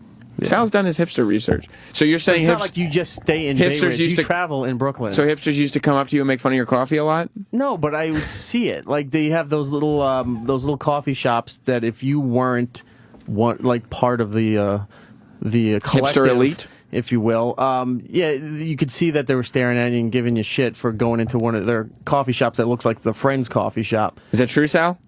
They exist, but I just don't think E-Rock has like actual first-hand experience with a hipster. Oh, I'm sorry, I didn't get bashed overly by the hipsters. No, I'm just saying. I've seen them. I've had interactions with them where they just come off as smug dicks. Are you talking about Sal specifically? Yeah, this is vicariously making fun of me. Let's put him in. But there is no Starbucks though in where we live in Williamsburg. Yeah, it's like all specialty shops. Sal, what do the Specialty hipsters think? bars. What do the hipsters think of Roland? Roland, I think they love his T-shirts. Roland always has like the next level, like funny. But his shirts aren't t-shirt. ironic. Yes, they are. He's wearing a Han Solo T-shirt because he loves it. And then I got. Oh, you mean it's intended to be ironic, but he's not ironic. He wears Indiana Jones and Star Wars, but he's never stopped loving them. Like he's wearing a Han Solo T-shirt today, like you're wearing a Hulkamania shirt today. Correct. Yeah, I wore my all right T-shirt, and everybody in Williamsburg was a buzz. But you were like, I didn't know I was being cool. I'm just a Matthew McConaughey fan. I just went like this. All right. No, all but right, if you all start right. wearing like a Mr. Bubble or a Dr. Pepper T-shirt, just because they mass print them at Target or something, I think he like has. that. Sal. Yeah. A lot of hipsters wearing Dr. Pepper T-shirts? Oh, yeah, of course. Well, what if I wore a Dr. Pepper T-shirt? I'm a Dr. Pepper super fan. I'm a diehard. See, that's legit. You'd be welcomed with open arms in North Brooklyn, yes. I want to hear what E-Rock's clip of the day was today. So WrestleMania 30. Scary, yeah. Coming up. Who doesn't remember one? One seems like yesterday. Seems like yesterday. Seems like yesterday. That's what old Muhammad people Ali say. And Mr. T. And Mr. T. Billy Martin and Liberace. Billy Martin and Liberace. I don't remember Billy Martin. Do you? What did Liberace do at WrestleMania? One? Probably smell the seats. Easy, brother. We're going there already. Wow, that's strong, man. That's strong. You gotta go there. That's right up your alley. A little Liberace joke mixed in with some talk about wrestling. Oh yes, it was funny all around. You love it. You love it. Yeah, I wanted to pipe in when Ant was like, "Who doesn't remember WrestleMania 1?" I wanted to be like, everybody you work with. Everybody, I guess. Because they went. Yeah. The child of the 80s. Yeah, really. I remember wanting to go to WrestleMania 2 because it was at Nassau Coliseum on Long Island, and my dad just had zero interest in spending any time with me when it involved wrestling. Well, he didn't want you to be gay. But your parents did? They didn't care. Oh, they were like, okay, so my son's gay. Big deal. My parents were more forward thinking. Well, on they were Instagram okay with my gayness. and Twitter, I have a picture of Sam with Hulk Hogan and Jimmy Hart. Yeah, interviewing them. Yes. Before the interview's out. Did you? No, I just told. I said before I came here the reason I was late for the pre-show. Did you hear me? Oh no, I did not. I said I had to get some production for the channel, and I said one little Hulkamaniac is going to be very happy with the. I want a copy of it. Well, I don't know if you're going to want to. I wouldn't. I don't know for sure if you're going to want a copy or not. Oh, you The third cry. I don't know if it'll make him cry, but let's just say I taught Hulk Hogan a new word today. You motherfucker. And it was an obe. It ends with labo. Yeah. But he did say it with passion, though. Yeah, he did. He was like, how do you pronounce this word, brother? I told him. You just love ruining everyone's life. No, it's not a ruin of. I think it's something. He did do a line for Sam. That was a little more complimentary. Yeah, it was. Kevin in New York. Besides, that's something you should take pride in. And I got him to mention Sex Bagel. I know you like that name. 2 for 2, are you? What's up, Kevin? Hey, Sammy. Hey, E-Rock, you nailed it. That should have been line of the day. I laughed and laughed. The Liberace? Give it to E-Rock. Oh, yeah, E-Rock hit it today. All right, so Sal's got 1 point on E-Rock for calling him out on the coffee thing, but E-Rock's got 1 point on Sal for picking a better line of the day. Because some guy called in about it? No. That's 2 votes. No. E-Rock, do you vote for your line as line of the day? Sure do. All right, that's 2. Sal, who's going to back you up? I back up every line of the day that I choose. Right now, it's 2-1. You are losing. Becky backs I vote for Sal's line of the day. Oh, you son of a bitch. All right. Tiebreaker. Does Roland have a clip? I do. No. I was running around. Does Roland have a clip, Sal? I do not have one in the system. Then you get no vote. Then in my defense, somebody was being during the interviews. I do help. Get more time with your interview. I think that was English. Yeah, I'm not sure. I think I might just move on from that statement. Should I? He said he was helping somebody. Yes. I just heard syllables. That's what it was. Okay. My brain had a fart. I'll play Sal's clip then. Anything else you want to add to the story? What? Right. I ain't going to say nothing about that. A lot of them got gray locks. A lot of them. A lot of them have dreadlocks, huh? I really enjoy Bill on the phone. I got to tell you, because I feel like with Bill, that's Lady Di's roommate, Bill. We found out today that Lady Di was mugged. And then we found out that Lady Di went through a period of her life where she was drinking 36 beers a day. But Bill got on the phone, and I can never figure out what angle Bill is going to take. Because one moment, Bill is sitting there saying bad things about O&A. And then Ant fires back at him with something, and Bill just goes, Yeah, he gives that laugh. You're fucking funny. You're fucking funny. And I go, you wanted to kill him a minute ago. But I couldn't tell you, I am intrigued more by Bill than I think any of the sort of cast of characters that's surrounding Lady Di's life. You're a Bill fan, Eric? I'm getting there. You are? I need to hear some more. I love that he was trashing Lady Di today. Yeah. I thought that was funny. Today's call kind of turned the page a little bit where we thought Bill was just being an asshole to her all the time. Mm-hmm. But as he was explaining everything, he is actually looking out for her. Yeah, and he has reason to be mad at her. When he was talking on the show earlier, He said she had 26 or 28 beers in the fridge and she didn't think she had enough, so she was already buzzed, took his car. He said drunk. He didn't say buzz. He said she was drunk. She was drunk, and okay. jumped in his car and drove to the liquor and then store. all this happened. Right. And it could have been prevented had she just been happy with 28 beers in the fridge. After the show, Conquin called me and howled with laughter. Oh, He right, said, yeah. "Is this true?" I go, "Yeah." He just howled. Just to you. Yeah. He couldn't call the show. He just called you. Yeah. That's so funny. He goes, "Is that true?" Yeah. He starts laughing. That's great. Now, did you have a more pleasant day because you were Lady Di free today?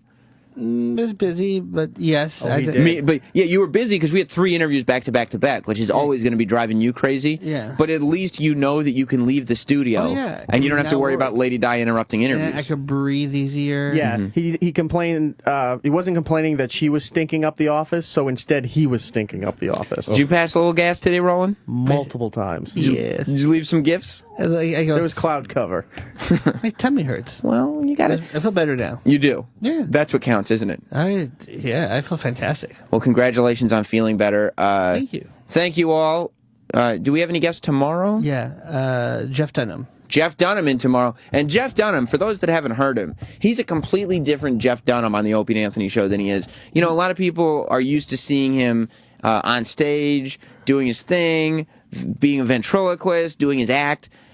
But on O&A, he's just a dude. He's completely down to earth. He brought talks. out his, he doesn't puppet. bring out his puppet. He talks about his personal life. He really is a great guest. So I'm He looking has a forward to dark that. side to him. And he does have a dark side, doesn't he? It was showing up a little bit on his last appearance, where you started to see, he's not this hokey guy. Right. He's a real human being, and he's got some problems with people. Yeah. And he's not afraid to tell you. It's a busy week, though. Yes. I can't wait. Well, we look forward to even more. Stay tuned, because the Opie and Anthony West Coast Encore, not replay, Encore starts next. Goodbye, everybody. Thanks for listening to Opie and Anthony and the Opie and Anthony Post Show. If you missed a minute, get it later today at SiriusXM.com/on-demand. Or stay tuned. Today's replay starts in minutes. Here on the Opie and Anthony channel. It's real.